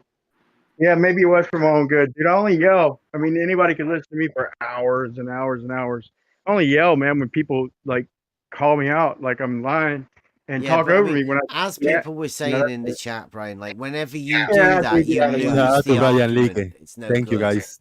Shout out to Brian. Thanks. You're right, man. I get even my own wife come in and she don't give a fuck, dude. She's so laid back. She's awesome, and she's like, dude, chill out. And I'm like, yeah, I better chill out. But thanks for unmuting me, man. But really, man, and I hate even saying that because then people know how to get under my skin, man. But if I'm uninterrupted, man, I can usually carry a back and forth decent. But yeah, I get passionate, man. But I was just trying to tell him he let off by saying he don't know math and all that. And no, I'd agree with Rob though. As far as tangent mathematics, there is still Euclidean mathematics that involve a tangent, and then that's all I'm going by is the Euclidean. I ain't saying that we're changing vectors. They're the ones trying to say that the vectors are changing. To me, it's just a simple Euclidean straight line to the circle they claim, and they're claiming the circle. And I was just trying to tell Dan that if you change angles, see what he's trying to do. They duped him into dividing. Here, I'll break it down real quick. Nobody duped me. Don't break it down that way. Nobody duped me. Please don't interrupt. Can I tell you? Will you at least listen? Let him finish. What they've done is they have got him to say 500 miles an hour, okay, and you get a certain amount, and then they got him to divide that by 60. So if you start off on the ground, like literally on the ground, then after 1 minute, okay, after 1 minute, which is 8.38 miles, which is what his math said, you would touch the ground. You wouldn't land, but for a brief moment, you would touch the ground. And then the second mile, okay, it gets exponential. So you'd get a little farther off the ground. I'm just trying to get him to understand what a straight line is. What they've duped you into is getting you to break it down to the 8.38 drop per minute and got you to stretch that out over 500 miles. That only works on the first mile, Dan. I'm telling you the mathematics, bro. I'm sorry if you don't like it. They've duped you into starting off on the literal ground and touching down for a split second after 8.38 miles or 1 minute, and then forgetting about all the exponential curve. So to do that, you must change angles. If you don't change angles, the curve becomes exponential. Okay. And if you even start off 10 feet above the ground, you'll never even touch the ground. Can I just tell you what that And that's all I wanted to say. Right. So the word exponential is in the formula, and the formula is based on being stationary. It's quadratic, not exponential. Yeah, I want you to look at a picture of the train track. Yeah, quadratic is not exponential. Right. So look at the picture of the train track. Yeah, but you just called it exponential. No, he did. He did. You did as well. Saying you can't. You did it. I used it to correct him. Trust me, it's I'm quadratic. finishing a statement. I'm finishing a fucking statement, Rob. I like you now. You didn't let me finish, so therefore you assumed I said something. I put an example in chat. It's a picture of a train track, and there is absolutely every measurement of curvature there in the potential globe based on the 24901 and all the numbers we agree on. No arguments here. I'm just saying that when you take a section, it does not matter your vehicle nor your speed. There is only one curvature. So regardless of the distance you travel, whether this segment of track is 1 inch, 8.33 miles, or 500 miles, there is no exponential anything in that curvature, only your formula. And your formula is normally based on a stationary position. And in this case, it adjusts every minute, and you're lame for not understanding that. End of story. Bro, You didn't I hear. just broke it down per minute. I'm sorry for saying exponential. I just meant layman, like it accrues. Okay, here's my point. Well, I Weiss, broke it down. Weiss, wait, hold on, Please Brian. don't interrupt me. No, I just want Please you to know, don't make me yell. Weiss Can I says beg you to your let me buddy finish? Weiss. Just listen. Your buddy Weiss says I'm a You lunatic. get to interrupt me, dude, and I gotta shut the fuck up. Is that what it is? Because your buddy told me I was a lunatic, and it says it's exponential. Mark Sargent says it's exponential. Bob Nodell says it's exponential. That's why. Sorry for saying exponential. Sorry. Okay, I will concede. You know what exponential means? It means that it's due to differing with exponents. Okay. Okay. It's not exponential. Can I please finish? I explained it. Our formula is generally based on a stationary position. Once you're adjusting every minute, you're recalculating every minute. What are you adjusting, bro? What are you adjusting? Because they said so.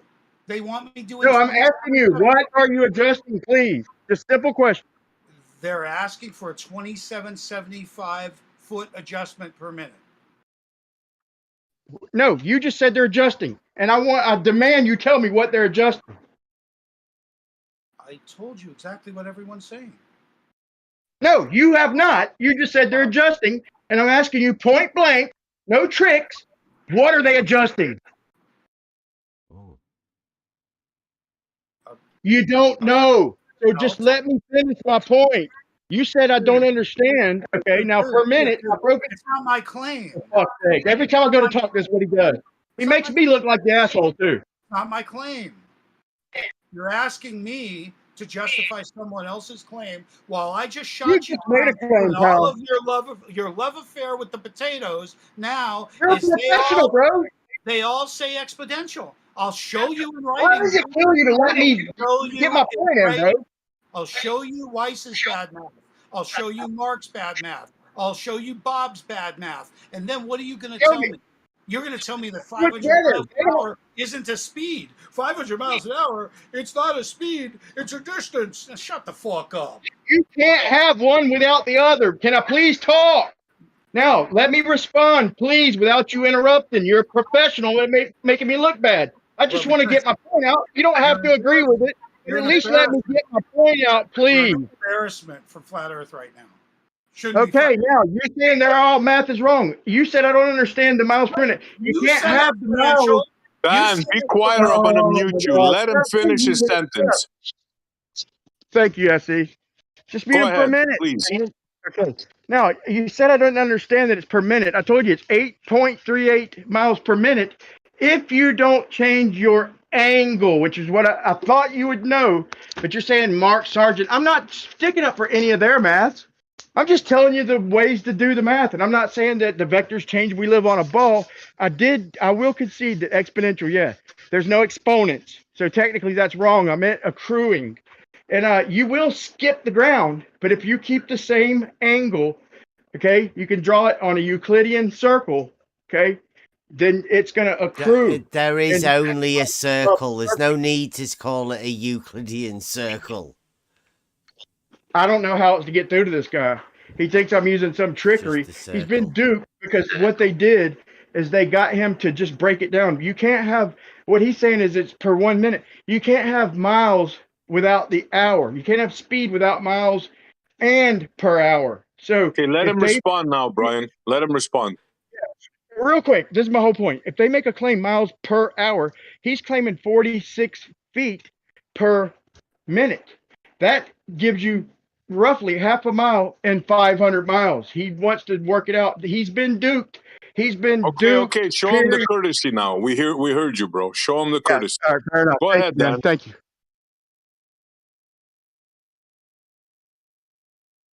Dan? You're kidding me, right? No, yeah, I was kidding you. So clearly they set the parameters of per minute, not myself. So they started with miles per hour, which I understand. You want to claim it's a distance. I'm claiming it's a speed. But that's okay. We can just talk that we certainly know what they're talking about when we talk about a minute, right? Somebody knows something here. We can agree on what a minute is, right? So we also know what we're using as a formula, whether everyone likes it or not. So if I want to use my 8 inches per mile squared and I want to do it every minute, I got to figure out my other parameter, right? So this is pretty easy. I know I'm going 500 miles an hour. They told me. I didn't use any trickery. So if I really want to know what that is per minute, because we're really doing per minute in the end, I'm going to divide it right away. So 500 miles per hour is 8.33 miles per minute. So the distance for our equation that we're used to, or 8 inches per mile squared, certainly happens at this distance, where by their definition, every minute there is an adjustment. Now the problem is if we count forward, we're going to get the 46.25. If we count backwards, we're going to start at 31 miles and divide that by 60, and that's how they're getting their number, because they figure you were 31 miles over the earth if you never adjusted. But then they talk about an adjustment. Well, if there was any adjustment, they'd never get to their peak 31 miles. So they're far off, far off, far off. Let's just do one segment. Let's decide it's per minute because they said so. And how far do you really travel at 500 miles per hour, assuming we're on the deck, which is lame anyway, which is the beginning premise, where you have a lame premise, then we mistake the math, then we didn't correct it. Brian, I beg of you to hear me. I beg you. I understand what you're saying, bro. Don't think for one. Please understand what I'm saying. Yeah, if you want to beg the question, break it down to 1 minute. That's fine. You're going to touch the ground briefly if you start off on the ground. You're going to touch the ground for 1 split second. But if you don't change that angle, then you're going to continually rise up. Okay. If you don't change the angle, it's their globe is going to curve more and more. Right. Okay, So you're begging the question. My whole point is I understand your point, and I would have been cool with it if you'd have said you at least understood mine, but you won't even keep me in the middle. Then you started personally attacking me, bro. The question is the rate. Are they correct? In other words, in that minute, did I really have to correct 2,775 feet? Because the last argument they gave me after the bullshit exponential and everyone gave me bad math, the last thing they told me is it's an average. And that's what Dubé told me. He goes, well, it's an average. Guess what? It's not it's a per hour average, bro. It's a per hour average. And what did they say? They said maths, per minute. Guys. They said per minute. Calm down. You're fantasy right. Maths. You're right. It is per hour. You guys are getting bent out of shape over their argument. It's just that you get that? Brian gets Dan it. and Brian. Over you their guys are getting bent over their model mathematics. Sad, bro. No, I'm happy to be able to talk, bro. But when he interrupts me, it does get under my skin, man. He's like a pro at making people look bad. It doesn't take much for me. Y'all know me. But he's changed it from 500 miles per hour to 500 miles per minute and doesn't even see he's been duped. Look, I understand your argument. Yeah, it breaks down to 8.33 miles. So you would briefly touch the ground after 1 minute, but that's it. That'd be the extent of your ground. And that's if you started off. I got a new one for you. At least you understand what I'm saying. Hang on. I gotta get in here. You guys keep talking about shit in the air. Why don't we talk about water? Because this shit in the air ain't doing anybody any good. Well, this could be over water just as easily. It assumes you're at 0 altitude. That by calculations, we're all assuming. That's my problem to begin with. Why are we using a fictional, hypothetical garbage thing? Brian, you're wrong over and over. Can I ask you a question? No, because you're interrupting, and that's what you've been doing the whole time, and then you say you're interrupted. I'm going to pause and let you speak. I just want to point it out again. That's what you do. Right. Interrupt and then say you got interrupted. Go. Okay. Now, if you don't mind, I just wanted to see you understand, but I'm not going to press the issue. But if I'm going 2,000 miles an hour, okay, after 8.33 miles, how high am I? If I'm going 2,000 miles an hour, same distance, Brian, how high am I, please? Just let me tell you. Just show me you understand, please.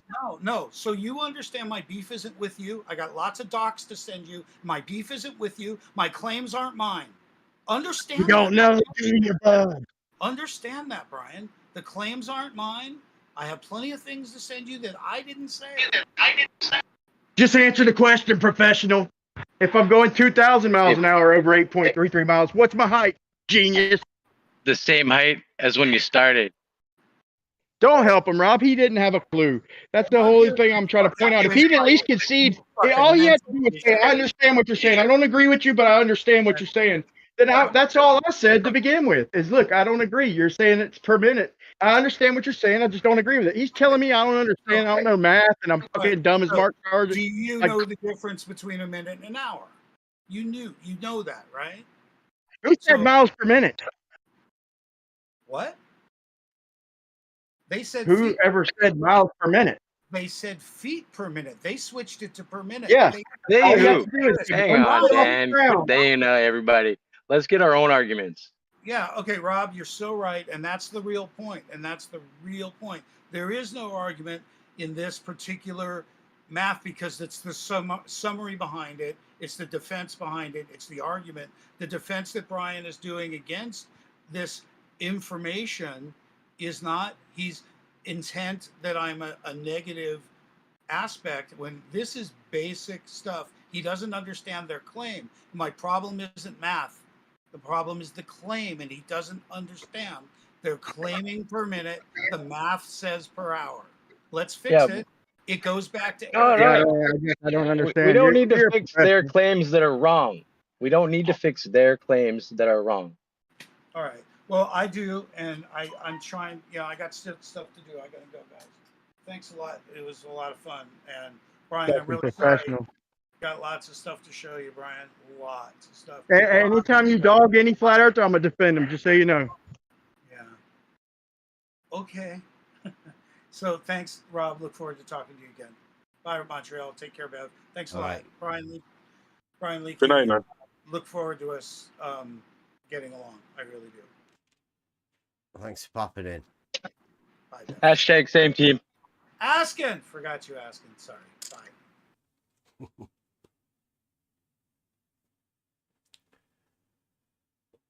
Hot dog, what a night. Well, yeah, that was a full-on Today's been fantastic. That was an effie get-together, that, and you guys, obviously, well, I don't know, he's a new guy in the scene. Brian, Owen, what do you think? Do you feel threatened by Dan? He's trusting Glovers, bro. He's trusting them. He's parroting them. He's taking a mile per hour. I understand. He's come from Hollywood, though. He's come from Hollywood. Yeah. But as soon as he says something good about flat earthers, just tell me when I hear some good things about flat earthers. I don't care who it is. I don't care if it's level waters, level fucking earth waters, whatever. As soon as I hear some good things about that, I'll support him. As long as he's dogging other people who are making an effort, I'm going to support them. Because the whole point is, I just wanted him to say, look, just let him finish this one statement. Is that, hey, I understand what you're saying, but I don't agree with it. Because I did understand what he's saying. He broke it down per minute, which does have you touching the ground for a split second. If you start off at 0, you do temporarily touch the ground for a split second. But he wouldn't even give me that, man. And yeah, you know how easy it is to get me riled up. But just if all you're doing is talking shit about other flat earthers or people making an effort, man, don't try and come in kissing my ass, telling me you love me, watch my work, and dogging on everybody else, man. These people have devoted their life to try and wake people up. They're speaking it. Nobody's perfect, but I just, I don't know. Until I hear him saying good shit about people in the community, I don't care nothing about him, man. Once he does, he's got my full support, and I'll back his ass. Right, not for nothing, Brian. The whole show was very cringy, bro. Well, I try to understand the show, though, right? When we're talking at the minute, like the community, right? You realize the community that we've got here is tiny, right? The people, the places that you can go or anyone else can go within this little bit is tiny. So do you think Dan, is there room for him within this community at the minute, within the Flat Earth crew, Brian? Because, Yeah, man, of course, man. I mean, there's love. I got love for everybody, man. Let's keep it together. Let's keep it together, man. I do appreciate the fact that he wanted to dog Bob and them, behind closed doors. But dude, that's I don't get it, man. I Well, mean, you that's like kind of. the idea. I do appreciate that, but at the same time, it's kind of Do you like the like, idea of flat goodness, earthers going behind flat earthers' backs in DMs? over good reasons, man. Over good reasons, like some starch disagreements. These are starch disagreements, but I guarantee you this: you're debating Red's rhetoric. Guarantee you, we're all pulling for you. Guarantee you, no matter what we think about what you think the realm is, we're all pulling for you and loving you and extending our love and our heart. And I mean, we're all like that with each other. You could tell the people who just break up and just cause turmoil. And I'm gonna, even if I don't agree with the person he's dogging on, if they believe and they have the right intention, and I know that in my heart, I'm gonna defend them people. But in this case, it's simple math, man. Yeah. But Bev's not a flat earther, so I don't know what you're trying to defend there. Right, and Bev does believe there's no flat earthers here. And it's not simple. It's not simple math, is it? Because you're making it up. It's fantasy math. Well, man, I don't like that. Bev, I thought if I said Euclidean, I did say that to try and get you on my team because you know the way a line works up against a circle, and that's the math they're using. But he tried to break it down to 1 minute, but he's having to change angles to do that. But if you don't change angles, they duked him, bro. All they did is duke him into getting him to change his angle. Right, change To angles. change your angle to the circle. He's buying into their gravity shit because if you don't change your angle after 1 minute. Angle to what, right? To the circle. What angle to the circle? What are you talking about? Where's the circle? angle? The circle on paper.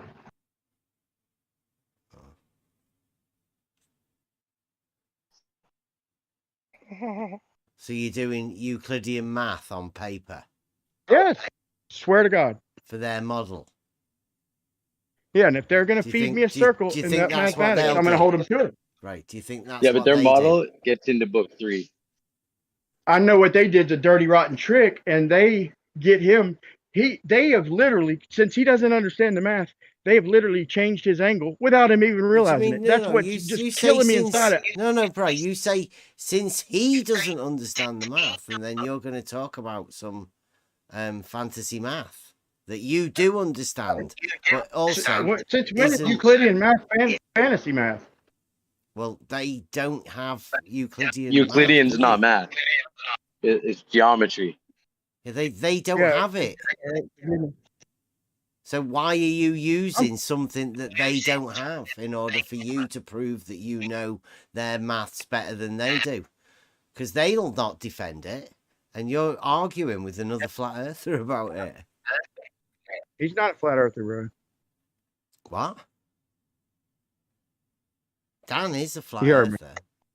No, he ain't. Yeah, he is. He's definitely a flat earther. You not hear the way he was arguing. Technically, flat earthers don't exist. He's an anti-flat earther. No, he is a flat earther. What flat earthers does he promote? I don't know. He's trying to promote you. He said you are one of the best minds in this. Which already he needs his head checked just for that, dude. I'm a real man, but here's my point. Euclidean geometry, what they do, Bev, and you know this damn good and well, that they try and change angle like it just happens. In other words, if you're working that straight line around a circle, in their world, they veer from Euclidean geometry and they just change your angle naturally. So he has just fell right into that horse shit of vectors being down. So in other words, as I work my way around their circle, I naturally just change angles. So in his world, he has been duped into saying that, yeah, after 8.33 miles, he skims the ground. That's if the plane starts off on the ground. It temporarily touches the ground, but without changing angles, still going on about the curve becomes more and more, bro. So you do, I mean, you would agree with that at least, right? A straight line to a circle, it would get higher and higher as distance accrued. Would you give me that? Would you grant me that, Bev? I wouldn't know, Bry. You're doing fantasy maths. All right, never mind. On a model that you I'll don't ask one more believe in. time just to make sure you understood. Would you agree that a straight line touching a circle, as that straight line extended, it would get further and further away from that circle? Would you at least grant me that, Bev, please? Yeah, that's what a tangent is. Yes. Right. And if you don't change angles, that's my whole point with him. What angle? If you You well, don't change you'd have to angles, it's a change. tangent. It touches the circle at 1 point and 1 point only. Where's the angle to change? Right. Thank you, dude. Thank you. You could drop down your little 8.33 miles, but if you don't change that angle, you're going to keep going straight off into further and further above the circle. Change what angle? Right. That's just it. He's letting them duke him into saying after 1 minute, you're going to touch the ground, and then all of a sudden you're just going to be right on the ground and no higher. But that means he's begging the question with them. He's got to change the angle, or else his nose is going to get higher and higher the further he goes. I mean, I don't need to keep on and on about it. I think I've stated my case, and whoever trusts him. But you know what? I'm not above making up with him, but I want to hear him say some good things about somebody in the community.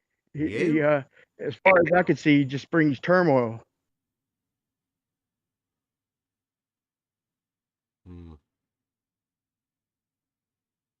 Does anybody agree with me here on that one point that you, well, I can't say you touched the ground for a split second. That's arithmetic. But would anybody agree that he's begging the question and letting him change angles in the math, to make it work? I'd say you want to be asking Brenda, really, because people like Brenda have been saying that the flat earth is dying. But I think people like Dan's coming in because it's getting a bit dead, isn't it? You need new blood in, Brenda, to keep this argument going. And Dan, definitely.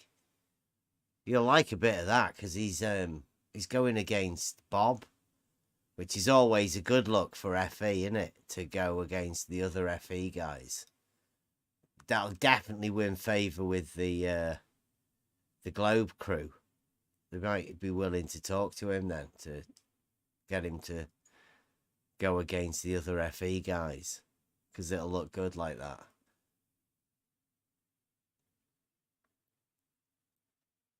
But yeah, I don't know. He's a new fella in it, and he seems lively. He's willing to get passionate about it. He tickled me right off the bat, man. He tickled me, and everybody knows my emotions, and I'm hot and cold. Like I said with Guy earlier, I'm like, man, the response he gave me was a man response. That's what I expect. That's how I know he's being honest. I call him out. I call bullshit. Basically, call him a liar. Just trying him. And then that's why I extended my apologies to the guy, because that's what you do when you're coming from the heart. You don't play games. You tell some bitch, F off or something, I don't, you ain't nothing to me. That's how the guy answered. That's why I apologized and knew he was being slap dab honest, man. So I'm good with the passion. But I would ask this to anybody who cares to answer. If it's 46 feet, I mean, I asked him questions and let him know to him. Wasn't trying to make him look like an ass until he started that, He asked me a question and then didn't let me answer and got louder, and I can't control my dumbass self. But anyway, if 46 feet every minute, that's 8.33 miles. That means that to go halfway around the world on their model, then you drop about 10,000 feet, maybe 2 miles. Yeah, that's model affliction. So he's got a globe model afflicted. Like, at least if you're going to be a flat earther, be a true flat earther, right?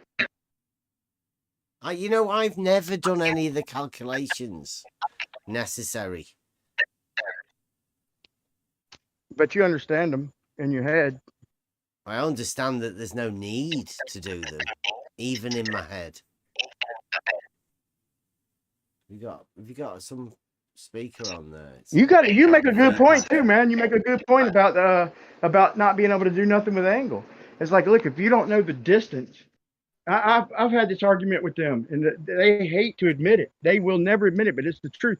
If all you have is an angle, you have nothing. You have nothing at all.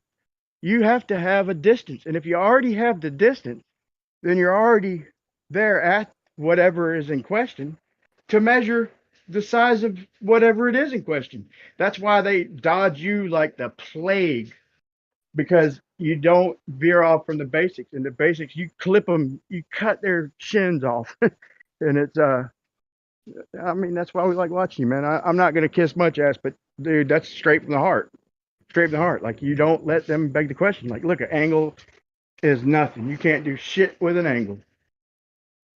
And they'll try and argue it till they're blue in the face, but it all boils down to the fact you can't do nothing at all if all you have is an angle.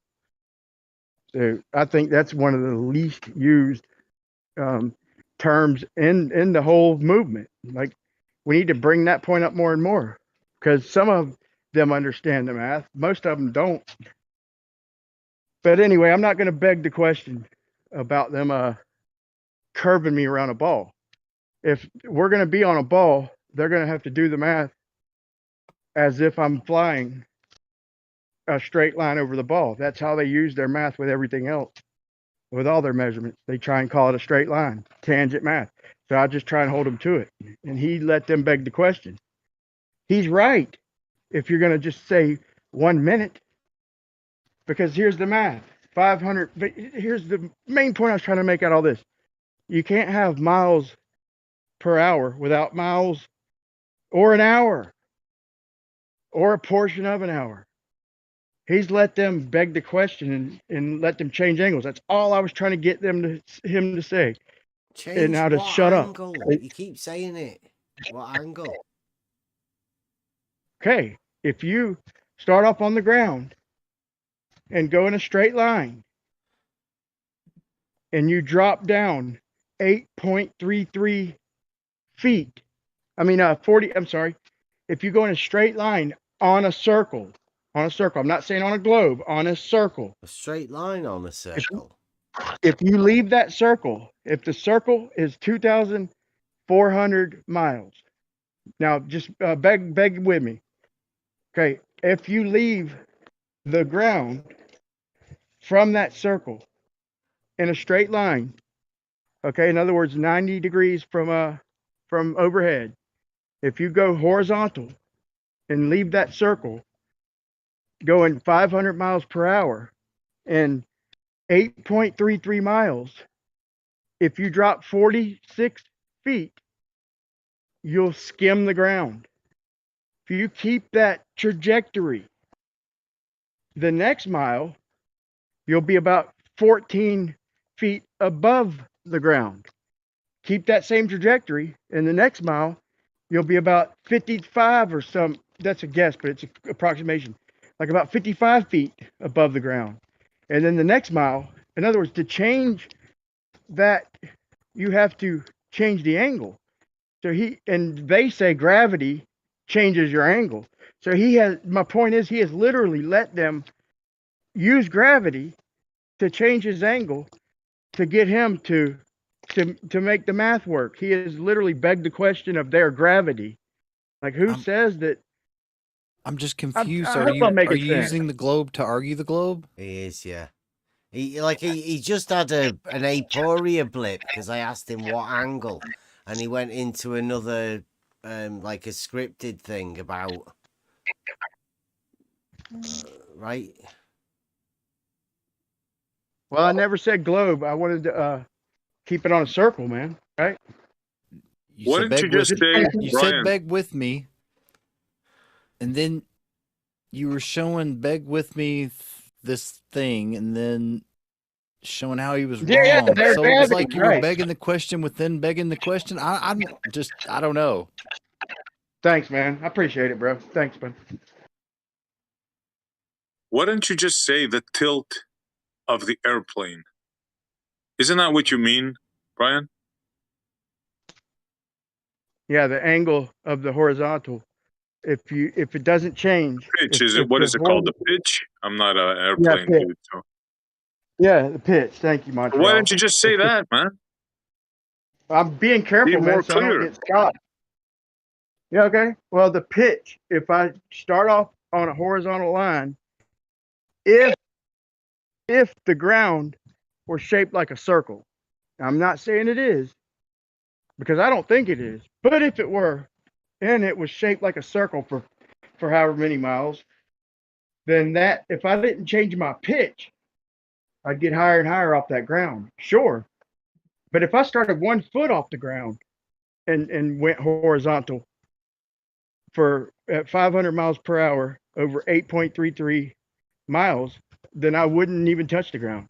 I would come 1 foot from the ground. And then the next mile, if I didn't change my pitch, okay, and I would get higher and higher. The further I went, the higher and higher I would get above that circle.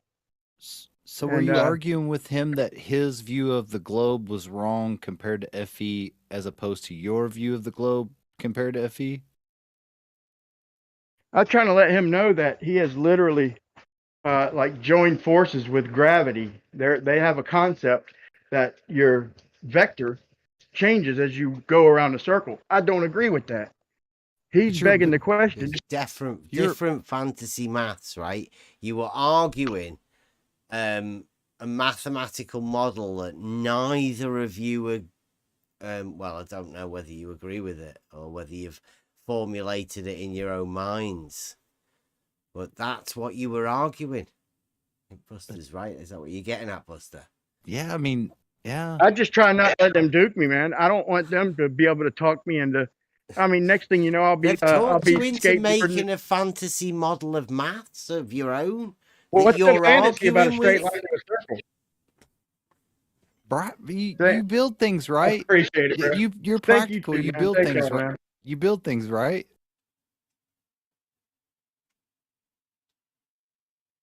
Brian? Yeah, man. I said, okay, he's trying to put gravity in this scenario. I'm trying to hold him to task. I'm not letting him change angles to that circle. I don't care what he said, gravity, whatever. No, I'm holding him to task. I'm holding him to Euclidean. I thought y'all'd back me up on this, man. I really did. I'm back. I'm asking you. You build things practically, right? Yeah, man. And it's you use the tools of the level and the horizontal and squaring and the Pythagorean. Exactly. And should I stand behind that with force? Should I stand behind that with force? Yeah, that's all. That's you. what reality Thank you, bro. is. Thank you, bro. That's all I was doing. Thank you. Okay. Yeah, but in the meantime, you were flying a plane around a circle, Brian. That's all we're saying. Yeah, exactly. That's what I had to do to explain his bullshit. Is I have to make the ground a circle.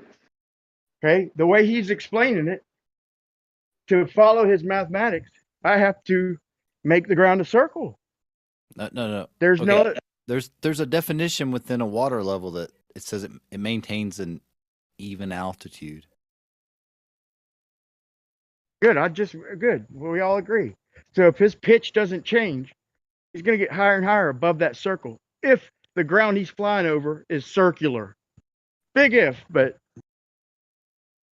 just making sure, man. Don't have. I've been listening the whole time. I still have no clue what you're talking about.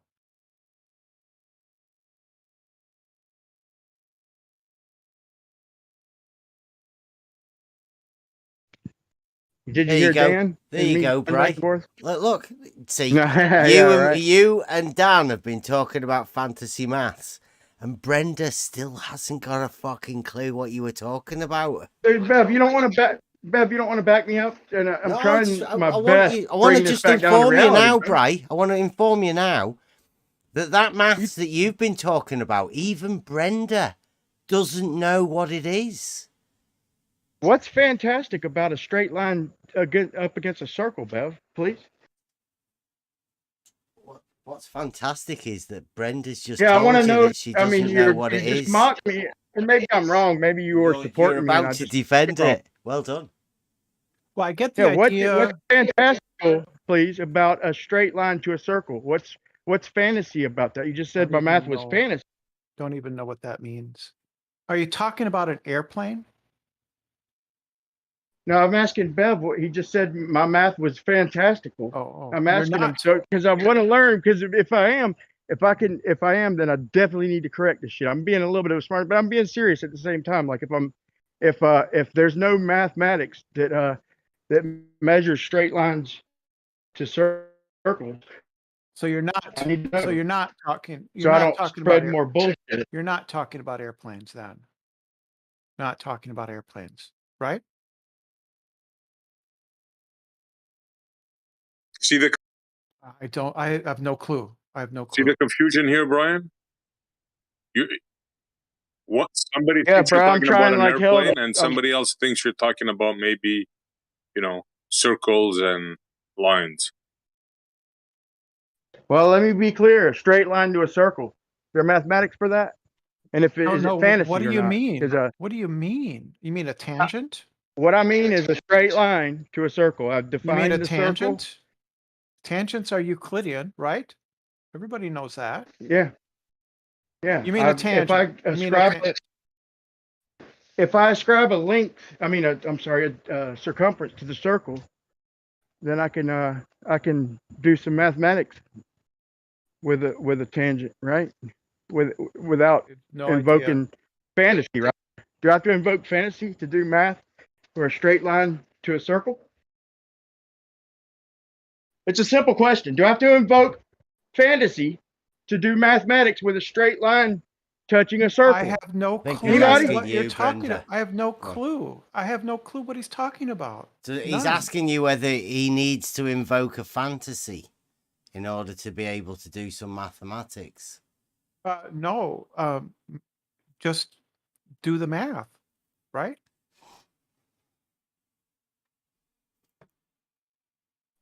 What math do you use, Brenda?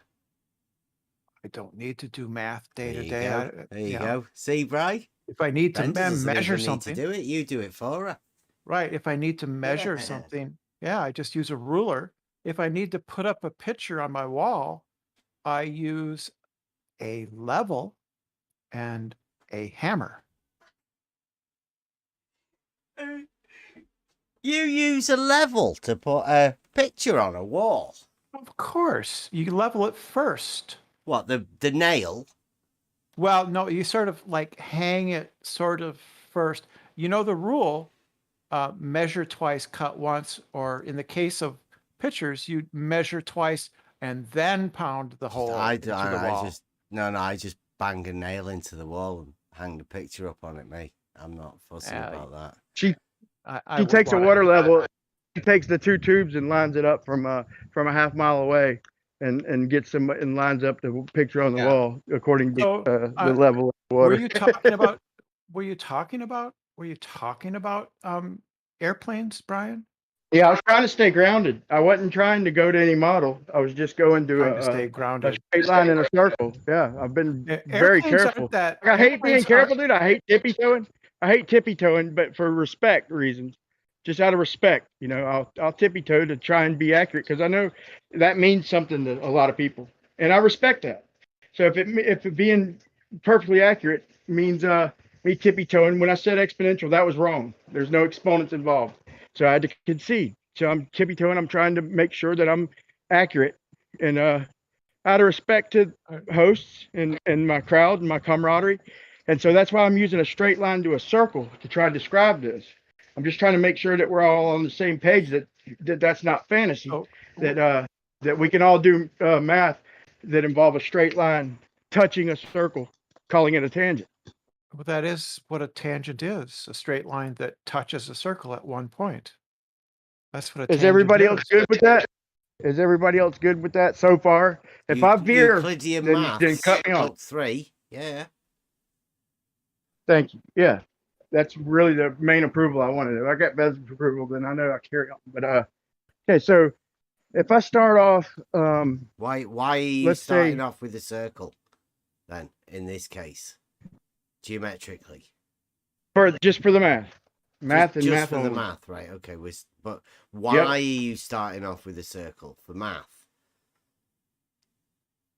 Because of model afflicted people. That work? Well, I mean, I'm trying to think of a good like offensive, defensive answer. Brenda, I think Brian's starting off with a circle because of for people like you. Is that okay? Do you like Brian starting off with a circle? I think that if you want to represent the Earth, starting off with a circle would be a start. Okay. It depends on what you're going to do with it. But so how would you derive that circle, or are you just okay with Brian just starting off with a circle? Yeah, very good. Thank you, Bev. Thank you, Bev. Derive what? No, that's exactly what I needed right there. So Brenda, so follow me with this mathematics. A straight line to a circle, and don't take it off the piece of paper, please. Let's keep it on the paper, and we have a straight line and a circle. We're going to label the circle as 2,400 miles circumference. Okay. And I mean, I'm going to give you a chance to argue. I'm not trying to sneak nothing up on you. So just play along with me for a minute, and I'll hear everything you have to say. But it's not a sneaky. It's a obvious what's coming. Gotcha. You know, it's not a gotcha. In other words, so the circle I've labeled on paper 2,000 or 24,000 miles circumference. Okay. The straight line I have started off at my tangent at the top of the circle, and I've did a horizontal line, okay, 90 degrees from my vertical, from the top of that circle, straight line tangent. So where I'm standing is the tangent, and I have extended it 500 miles, scaled, 500 miles, straight line from that circle. Are you with me?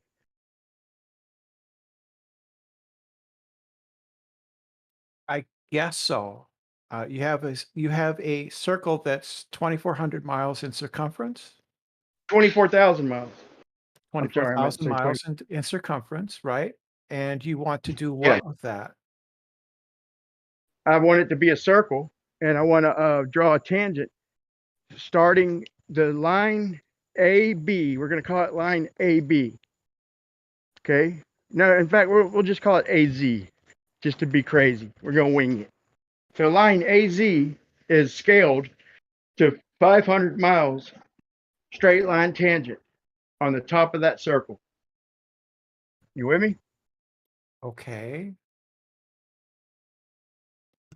Straight line tangent as opposed to the other tangent. Yeah, the curved line tangent. Yeah, as opposed, like it, no trickery yet. Just a straight line. In other words, you're touching the ground at point A, and 90 degrees to your zenith is a 500 mile scaled straight line. Okay, so it's scaled. So now, if I travel for 1 hour doing 500 miles per hour, I will reach the end of that. I will reach point Z, correct?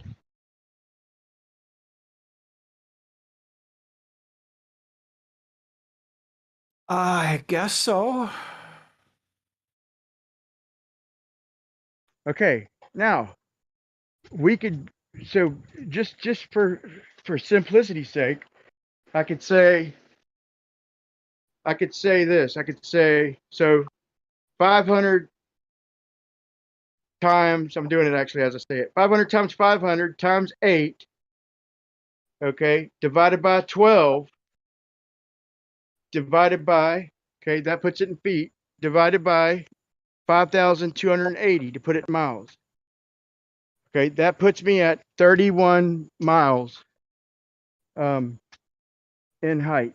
That's, I mean, I could do the arc length or the chord, but it's roughly, let's just say approximately 31 feet above that circle at point Z. I don't know. Yeah. Yeah, you know, good at you could do it a couple leaf blowers. Are you? I mean, stop, Brian. Just it ain't working. He's helping Brenda out. I mean, even Brenda doesn't know what Brian's doing. Yeah, I know. Maybe I should have did the Pythagorean theorem. It'd work as long as I don't curve. But anyway, I'm just using 8 inches per mile squared. And so if we're going to square the miles, 500 times 500 is like 250,000, I think, or something. And then times 8 inches comes out to what you dot million miles. Then you divide that by 12 to put it in feet. Million miles. Then you divide it. Then wait, one more thing. Then you divide it by 5,000. You wouldn't divide. You wouldn't divide to put it in feet. Sure, you would. If you want to change it from inch. No, if you want to change it. If you have 200,000 miles, you would multiply by 12 to get feet, right?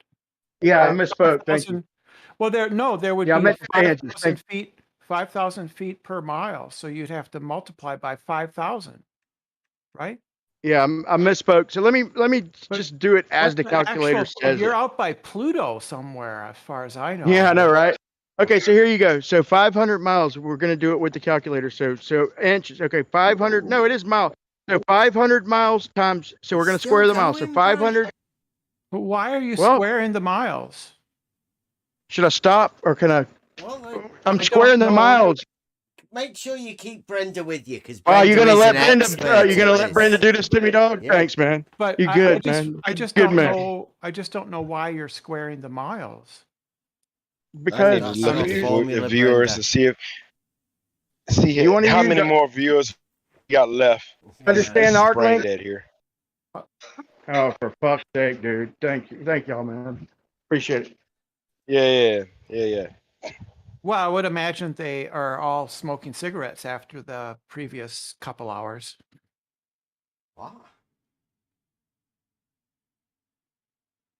What does that mean, Brenda? Really weird sort of. It's a denouement. It's the denouement. Brenda, why do you not go with the formula that everybody else seems to go with?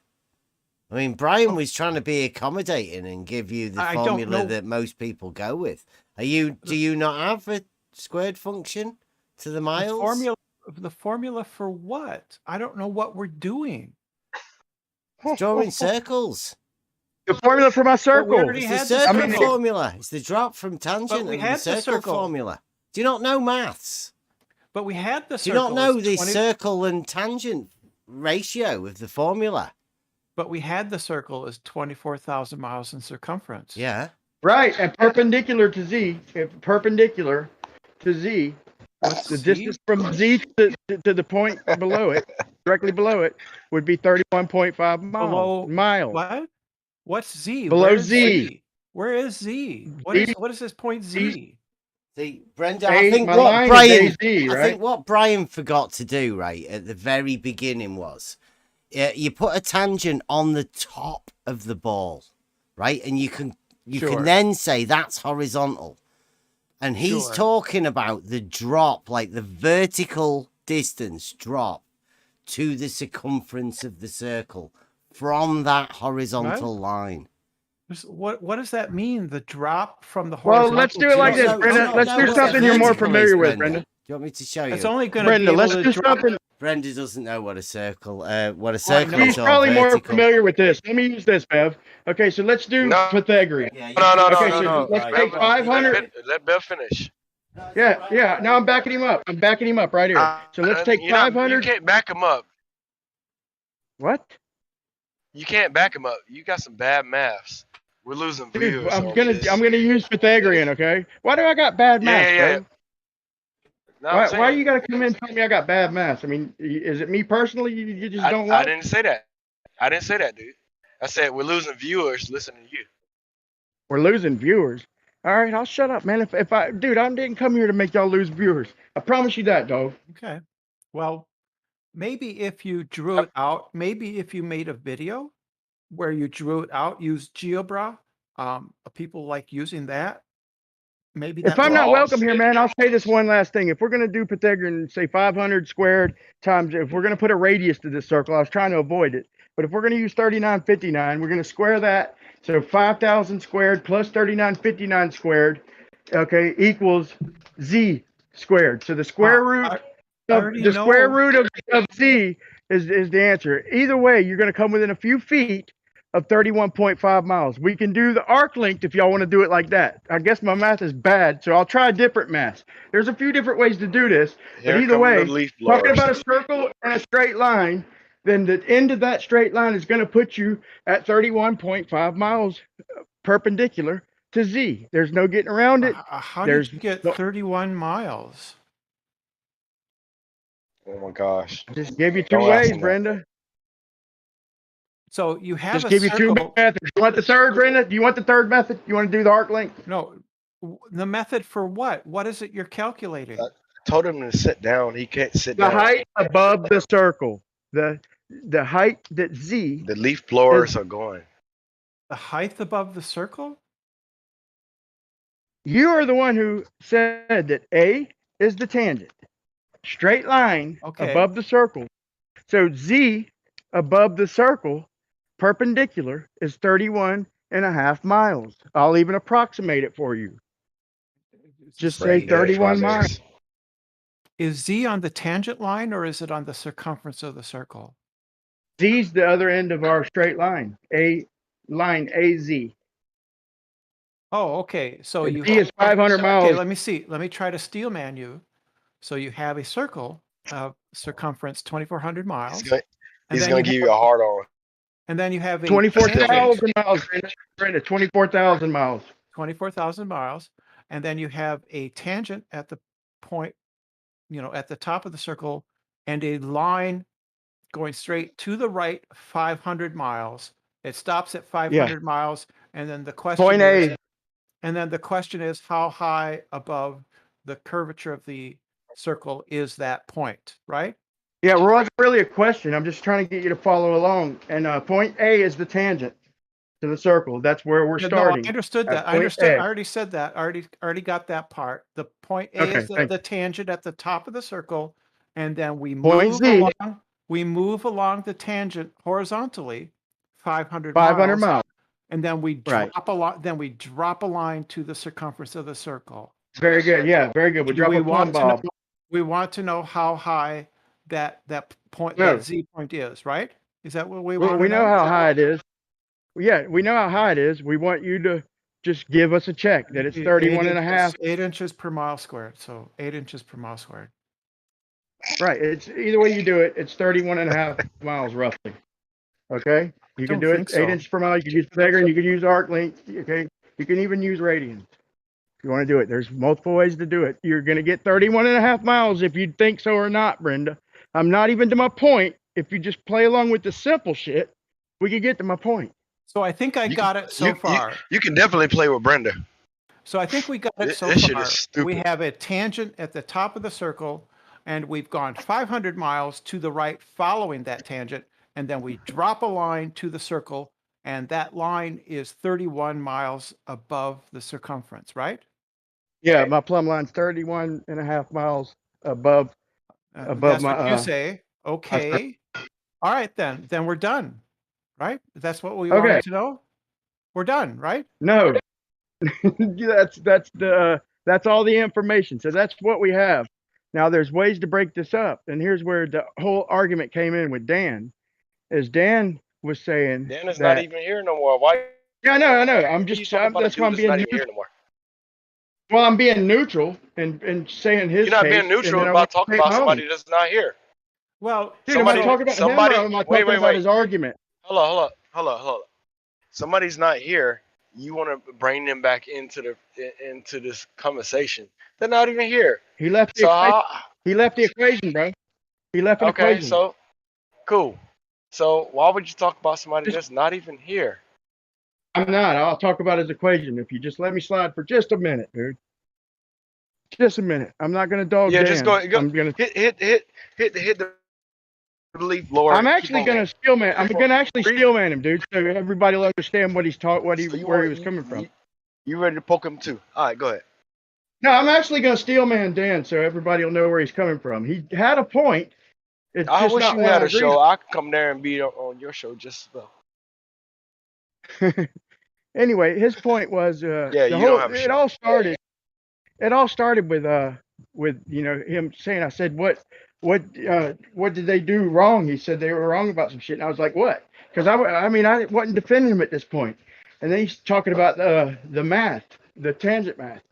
And then I looked at the math, and here's his math. So he's right that after 1 minute, that straight line tangent from A, okay, puts you 46 feet. After 1 minute, it puts you 8.33 miles. So it puts you like 46.2 feet if you use a calculator and you want to be a dung about it. So you'd skim the ground, okay? But if you kept that trajectory after 2 miles, you'd be 16.6 miles.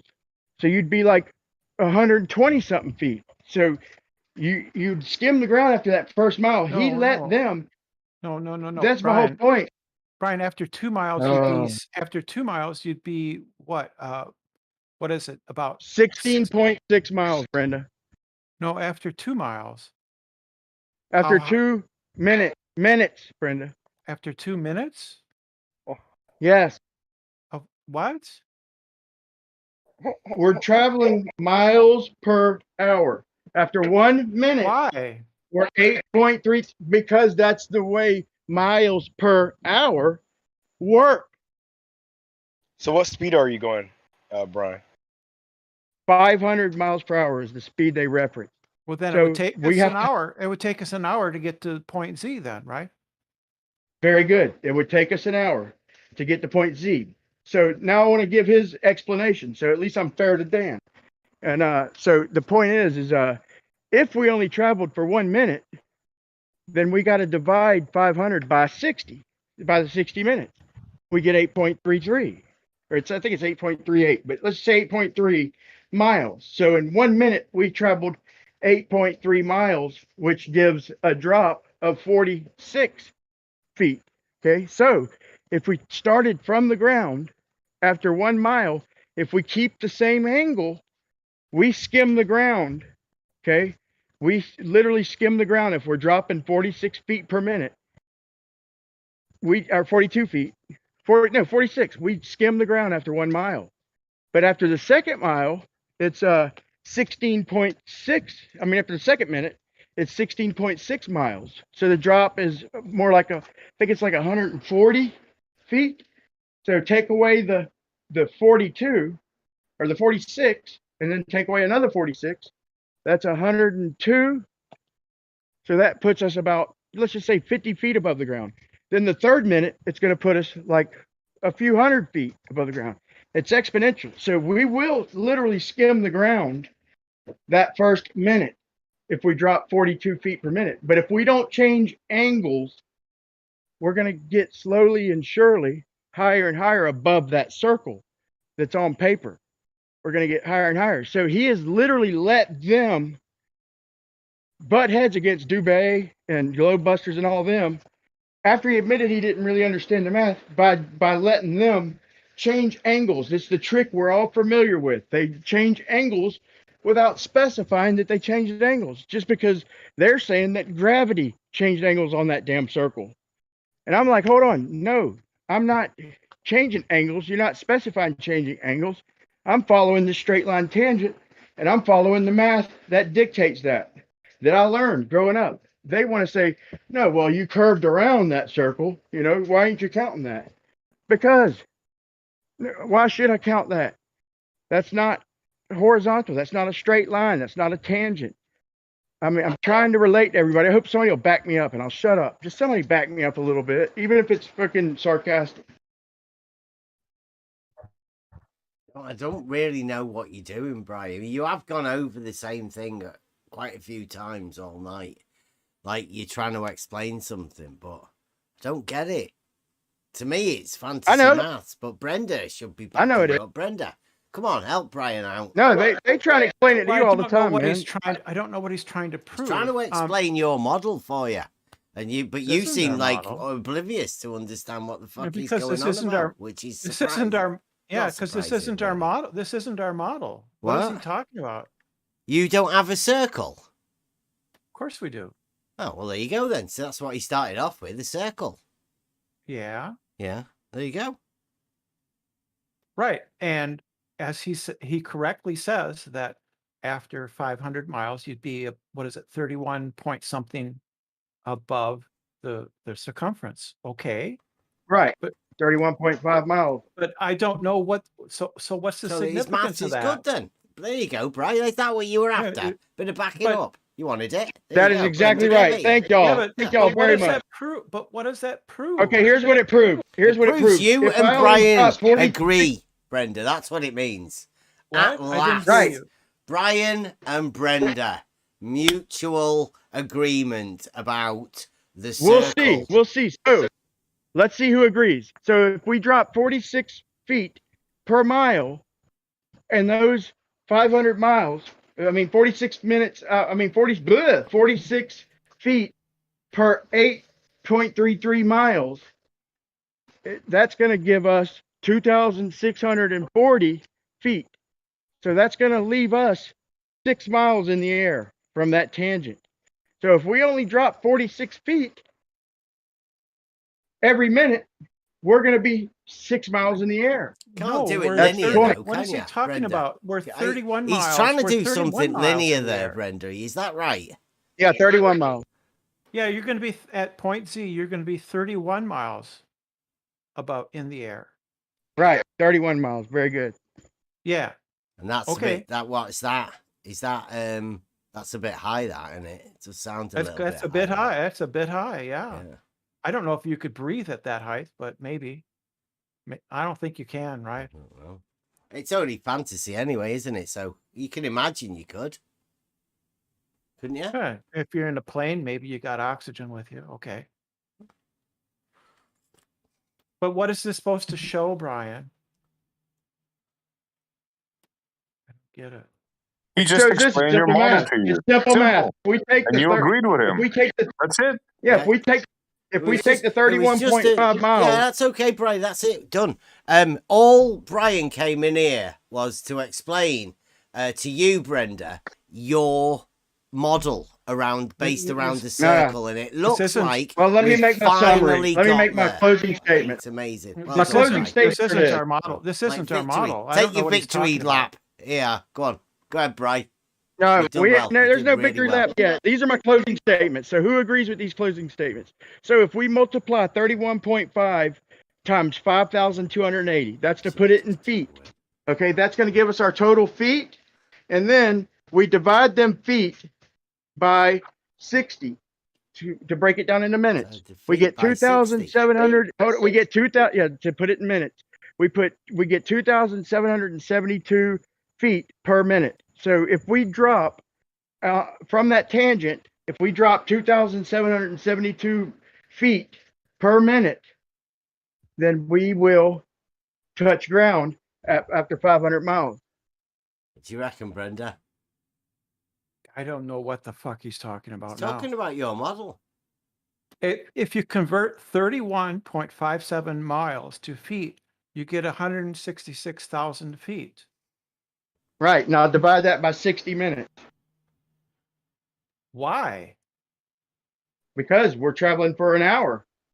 No, this is the height, the point Z above the circumference of the Earth. After 500 miles per hour. Yeah, per hour.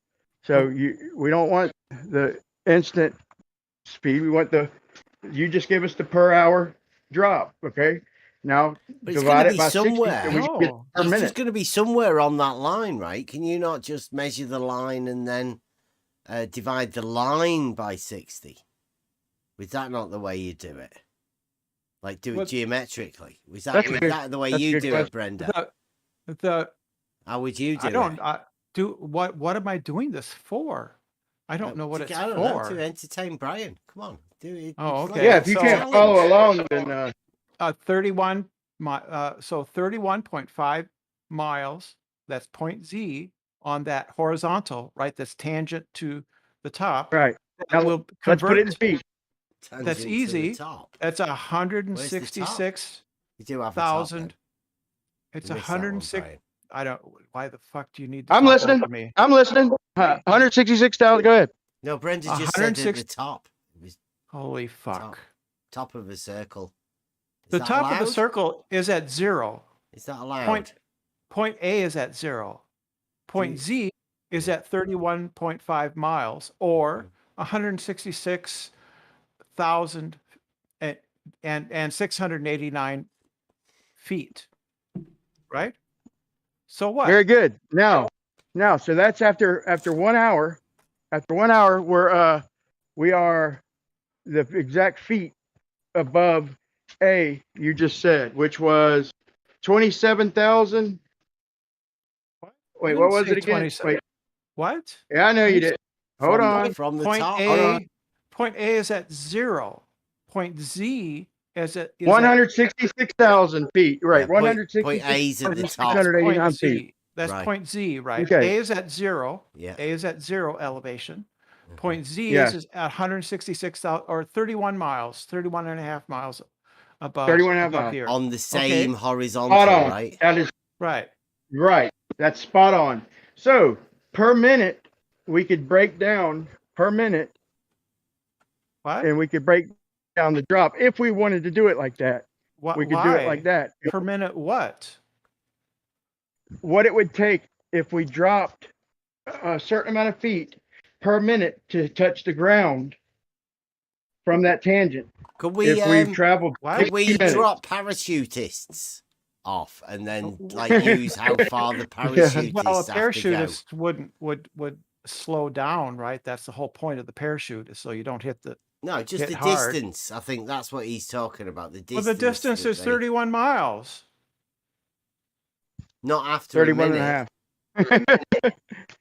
The distance Yeah, is not after a 31 minute. miles, right, Brian? Not Right, after a minute. five- You don't after think an they've hour, gone- you're right. They've dropped not after 31 an miles hour. after a minute.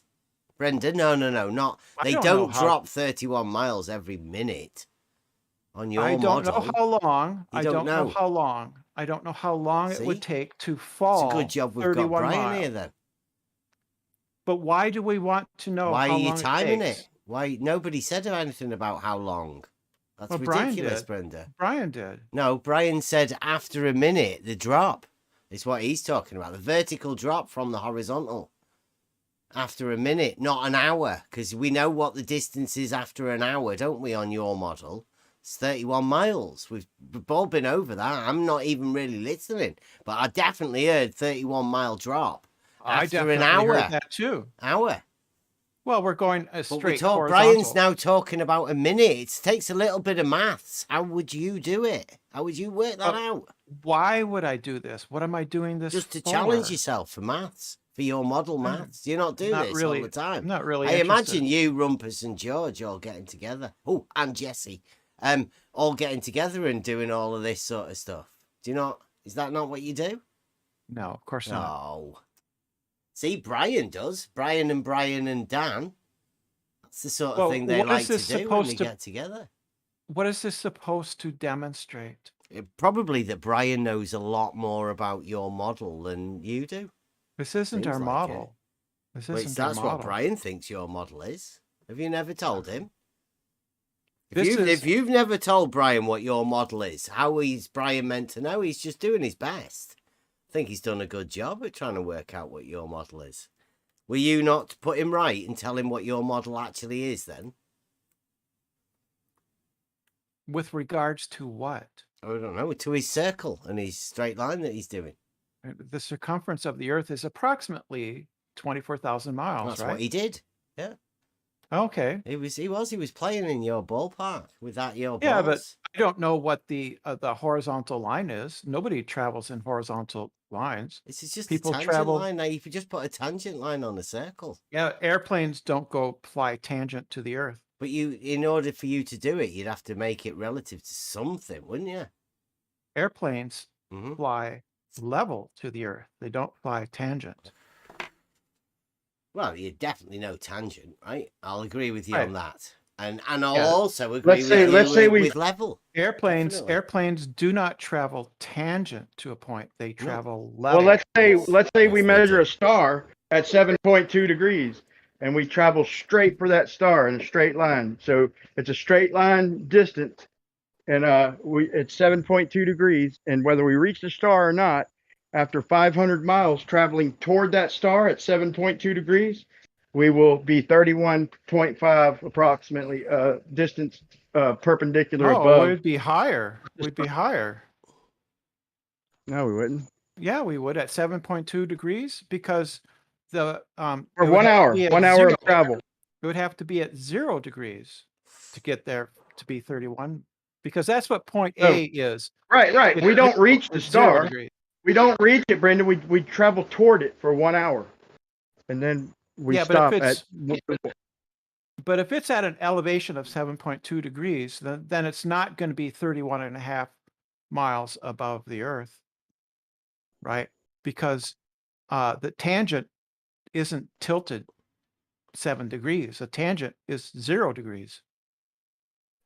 Let's just say we travel at any random object. Brenda, you've just brought a any random object. You told Brian he was wrong. Yeah, we travel 500 miles per hour for 1 hour toward that object that's at 7.2 degrees. That's going to put us 31 at Z. We're going to stop after traveling 500 miles an hour for 1 hour. No, it would not. Whether we reach it or not, that's where we stop, is at point Z. Nope. And yeah, what do you mean? No, it's not. Just do the math, Brenda. Come on, man. No, I mean no, because the tangent isn't at 7 degrees. It's at 0 degrees. 0 degrees. I'm talking about the angle we're headed to. Our angle. 0 degrees. We're at the tangent. You trying to put another tangent? We're sitting at the tangent. We're measuring the object at 7.2 degrees above the horizon. Right. And we're going to travel at it at 500 miles an hour for 1 hour, and then we're going to stop. That'll be our point Z. Yeah, whether we reach it or not. That's not a tangent, Brian. That's not a tangent. We're standing at the tangent. No, that's not a tangent, Brian. 7.2 degrees is not a tangent, Brian. No, I know it's not. It's an elevation angle. Right. If it was a tangent, it would be at 0 degrees elevation. No, we're standing at the tangent. Okay. If we went 0 degrees. The tangent is, Brenda. The tangent is at the top of the circle, right? And it's a straight line, horizontal straight line, right? It's not tilted up 7.2 degrees. It's tilted up. No, it's not. It's tilted up our 0 object. degrees. But you could, Brenda, you could have another tangent. Couldn't you? Not at the same point. Not at the same point A. Only at LIGO, bro.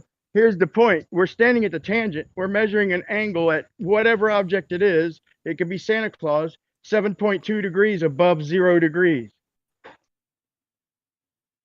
We're going to travel at it at 500 miles an hour for 1 hour. We're going to stop right there and call that point Z.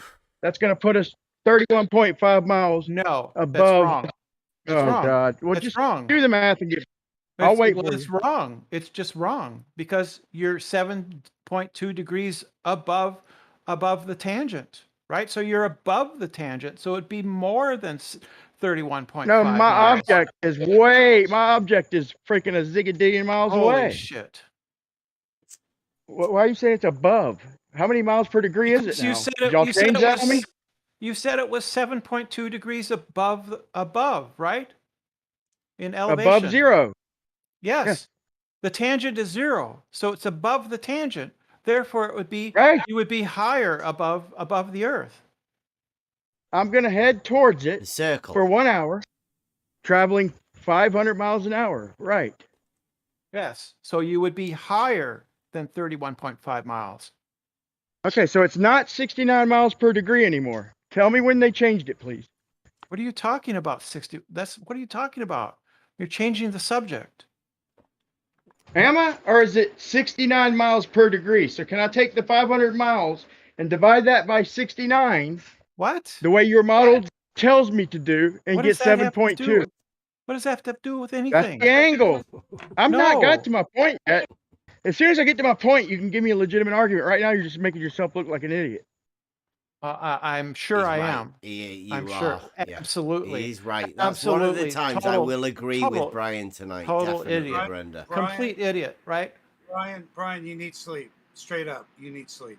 You're done. You're spent. You're not making any sense. You've been saying the same thing for 2 hours. Nobody knows what you're 2 hours. And nobody knows what you're talking about. Nobody. Tangent. You're in a tangent, dude. There's my fan.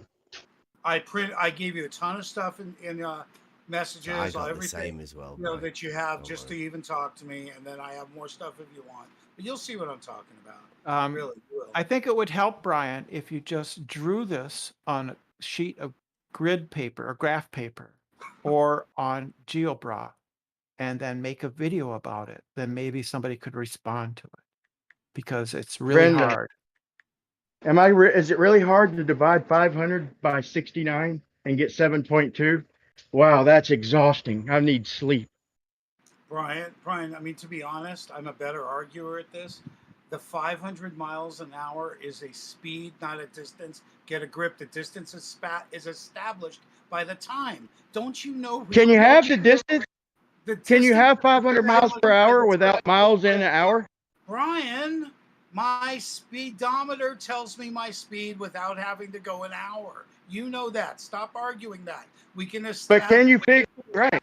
But it's miles per hour, right? It's not a right. distance. I'm trying to break it down. I'm trying to break it down per minute. Brian, in English, hear me. You realize it's a speed, not a distance. Yes, I realize we touch the ground. Distance. I realize we skim the ground. Brian, the distance is established by time. Dan, don't ask me a question again if I can't answer, please. You multiply the speed to get your no shit. So do that for me.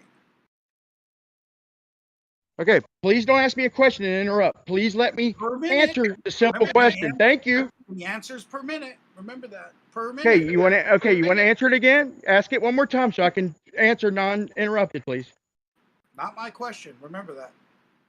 Just ask it again so you don't have to interrupt me, please. Okay.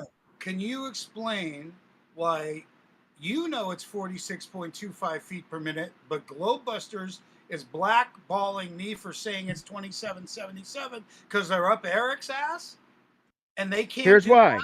Are you saying you do better math than them? I'm proud of you. I knew you could do better than them. Can you go on pause, please? Can you go on pause, or do you want to ask it one more time? That's why I came to you, because I know you're better. Can I answer? Tell me when I can answer. Go, buddy. Just tell me that you understand the difference of how things are really. Just mute yourself and tell me when I can answer, and mute yourself, please. I'm not going to say nothing until you give me permission to answer. Don't dictate what I have to say. You already asked the question twice. Just tell me when I can respond and mute. Mommy suggests you get some sleep, but I'll mute. Yeah, that's my fan.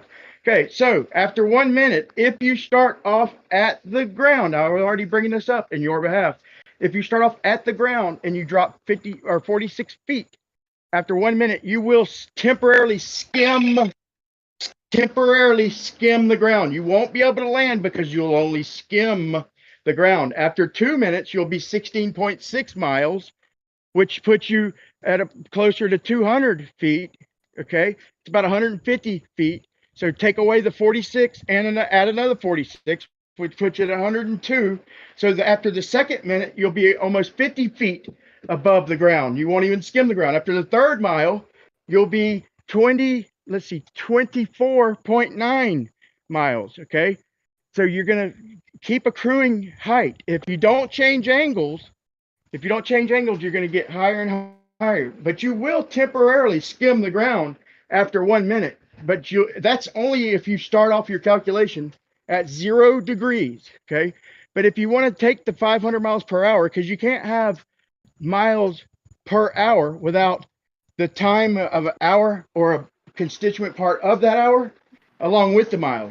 So if we're going to say that we're traveling for 1 hour, I'm almost done. If we're going to travel for 1 hour, then if we want to average it out, the time, then we're 166,000 feet, like Brenda said, above point Z. If we divide that by 60, we get 2,700 minutes. It doesn't mean we have to follow that exactly, but as long as we average 2,770 feet per minute, we will touch the ground at point Z. Thank you. It's per hour, not per minute. You're absolutely stunning yourself. Trust me. I just broke it down for minutes, buddy. Why are you doing that to me, man? You won't even admit that 500 miles per hour is a speed, and in order to get the distance, you calculate the speed. It is a speed, bro. Yes, it's a speed. Yes, let me admit. Does speed times time equal distance, Brian? Don't argue with me. Just say it. Yes. So our Speed. 500 miles per hour is the speed. Our speed is 8.33 miles per minute. So if we're going to So if you don't change angles, though, you do agree with this, though. If you don't change angles, you'll only skim the ground for a split second, right? I agree that you're obsessed with using the words angle and tangent when it doesn't. Why are you saying that, bro? Because it's not. Why are you saying that? It's not part of what we're I'm just talking asking about. you. We're talking about the difference between per hour and per minute. That's what we're talking So you want to walk me through it like I did with Brenda? Can I walk you through it? No, you can't walk me through. I'm not disagreeing with you, bro. Bro, I'm not disagreeing with you. And stop hammering tangent at everyone because nobody cares. We're talking about. Whoa, so you're saying whoa. So you're saying that we changed the angles then, right? So we must be changing angles then, right? I'm saying it's. Oh, we're not? I'm saying the difference between per feet and per minute is per minute per hour is a big fucking difference.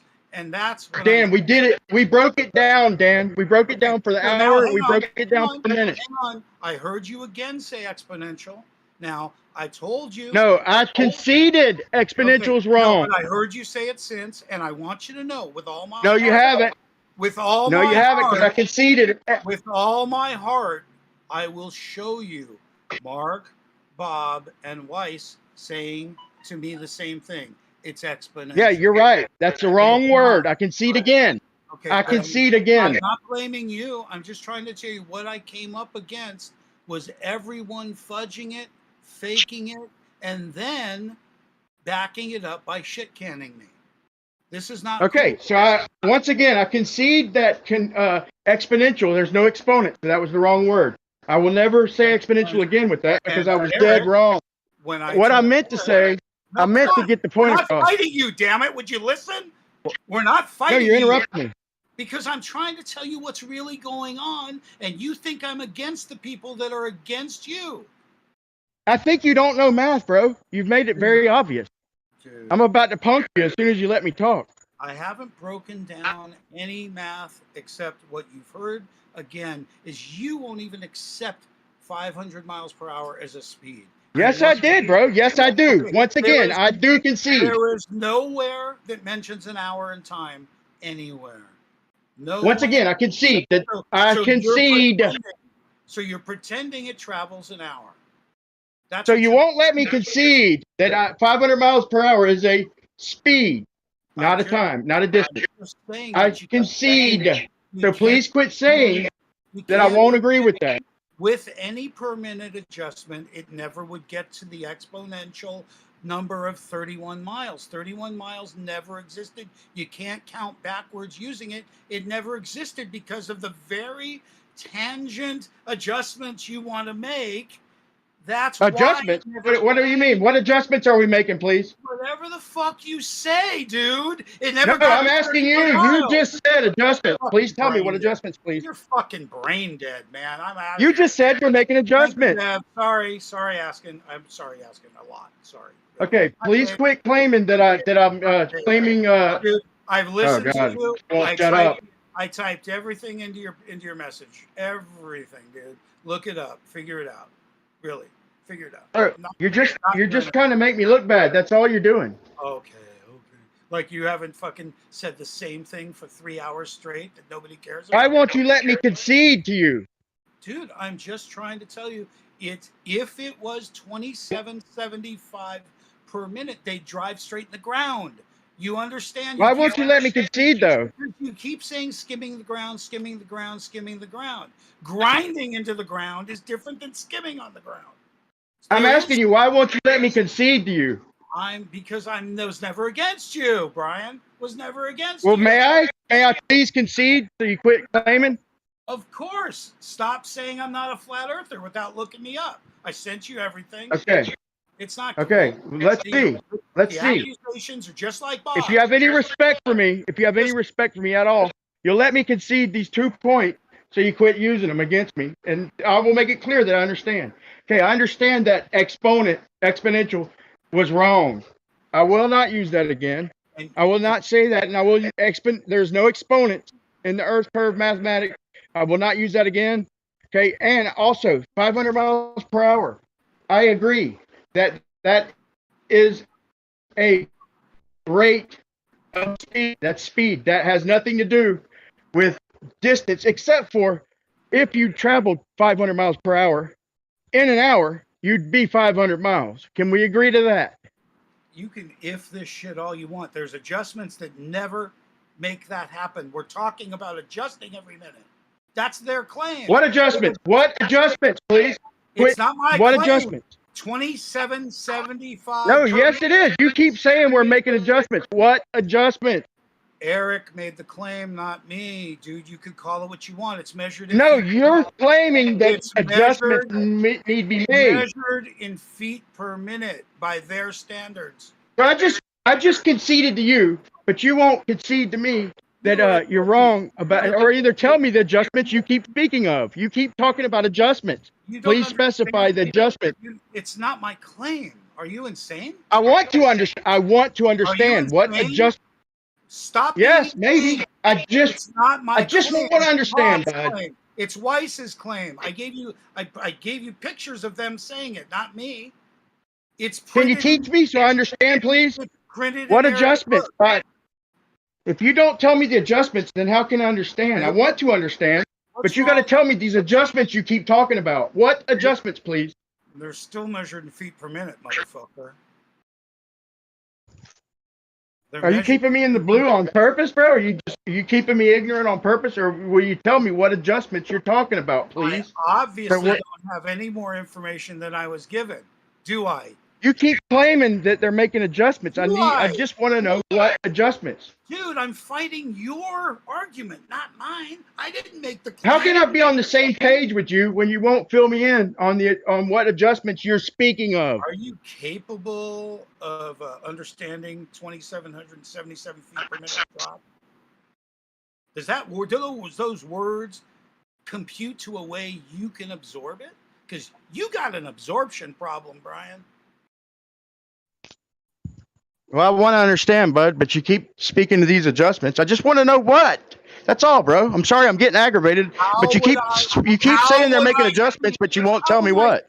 How am I speaking for Eric when I'm bitching that we're copying Eric, yet you're asking me what it means, yet I'm telling you, hey, we're copying some shit. You're going, well, what does that shit mean? I'm going, I don't know. It's measured in feet per minute. And you're going, yeah, you're fucking with me. I'm going, no, man, they're measuring in feet per minute. You're going, man, you're fucking with me. And I'm going, no, they're measuring in feet per minute.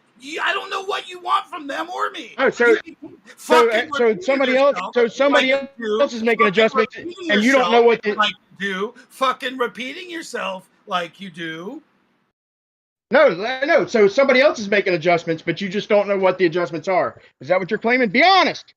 I'm not making a claim. Stop suggesting. Be honest. Dude, you're done. You're fucking done. Thanks, Bev. What adjustments? Is it adjustments you don't know? This is a lunatic. This is a lunatic. I love you, Brian. Get well. So you don't want to tell, you'd rather drop than tell me what adjustments. It sounds like you two guys need to, at some point, get this on as an actual debate, because it needs pinning down. Seems Thanks like for backing me up against Brenda, though, man. So we just went over the whole room, what 500 miles an hour gives you with a tangent. And I haven't got a clue what the fuck you've been doing all night. I know you haven't, but I'm saying thank you for backing me up, because it's a tangent line above a circle after 500 miles with a 24,000 circumference puts you 31.5 miles above the circle. Now he's talking about adjustments, but I genuinely want to know what adjustments he's talking about. Is it Eric and David making adjustments, but he don't know what the adjustments are? Is it adjustments need to be made, like changing angle that I need to be aware of? He won't tell me what these adjustments are. So we went over the math with the whole room, and everybody, Brenda, understood it, right? It's all fantasy, and he got it from Eric DeBay. Eric DeBay gave him this. I'm not aware of the Eric DeBay. I'm not aware of that one. I've watched some Eric DeBay videos, but I'm just going by what we went over with me, you, and Brendan was trying to follow. 200 proofs. He said that somebody's making adjustment. if we're talking mathematics, if we're making an adjustment, don't we need to know what them adjustments are? Is that fair? Will you give me that at least? You don't do adjustments to tangents. Like the mathematics and geometry is exact. Right. Thank you, Bev. So the only adjustments we could do to that tangent is change it from a tangent. So what he's done is he's changing angles, but he don't want to admit he's changing angles because the only way to deviate from that math is from the tangent. You can't change angles of the tangent from the tangent, can you? That's why I'm thanking you.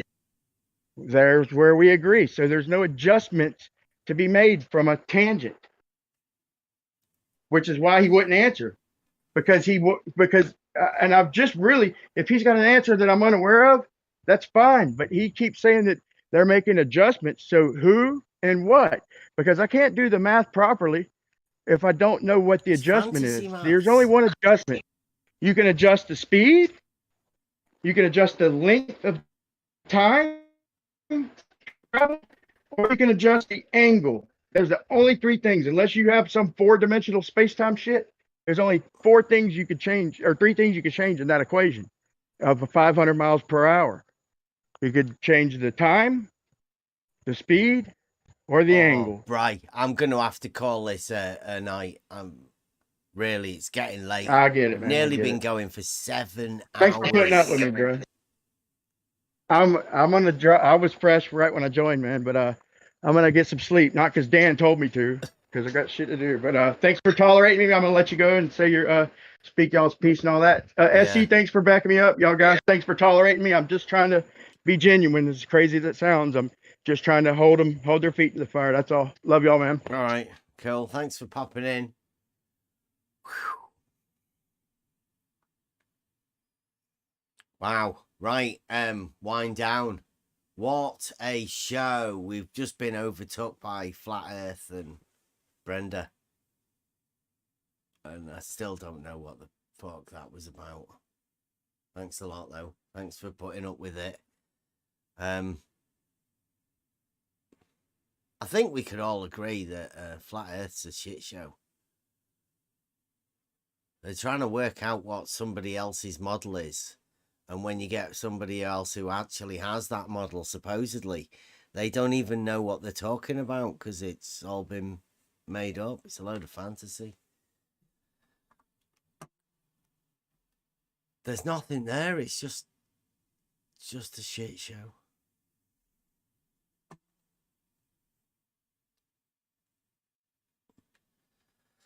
Whew. Buster. We didn't even start off with a Buster song, did we?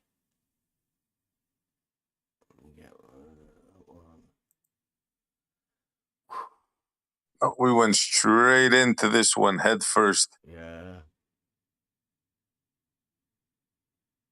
I don't even know what. Model affliction. Whew. Oh, wait a minute. Insane.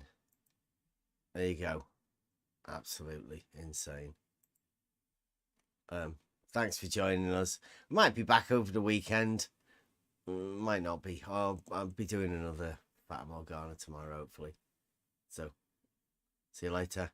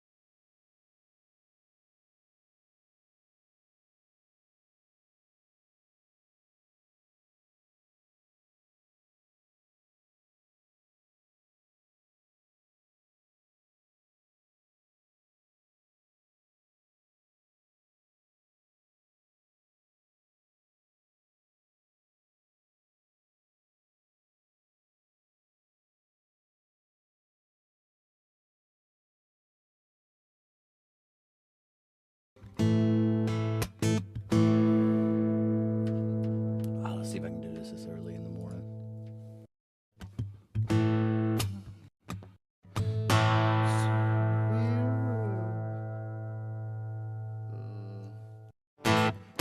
You never measure words in the real world. All you show is your stupid carbon. You never back your claim.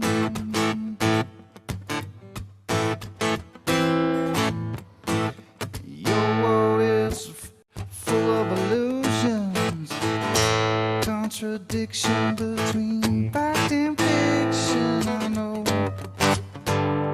you never back your claims.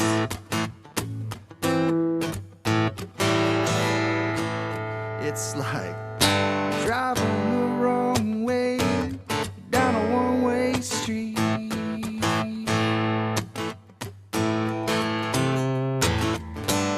And they pour your pride right in front of your feet. Straight lines converge in the distance. Why do I get so much resistance? I know you never prove me wrong.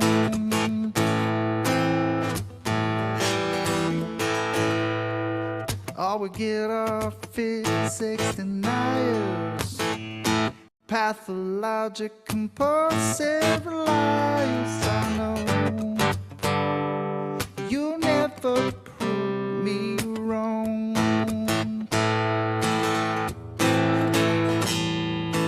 It's like driving the wrong way down a one-way street.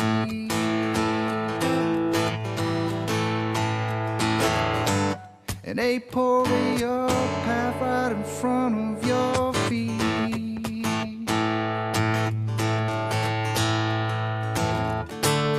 Paradoxes and confusion.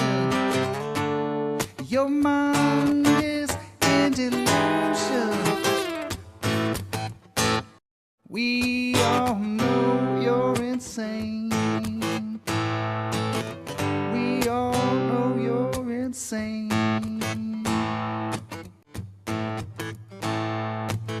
You try to explain your stupid tangents. I can see why everybody's so frantic. I know you never back your claims.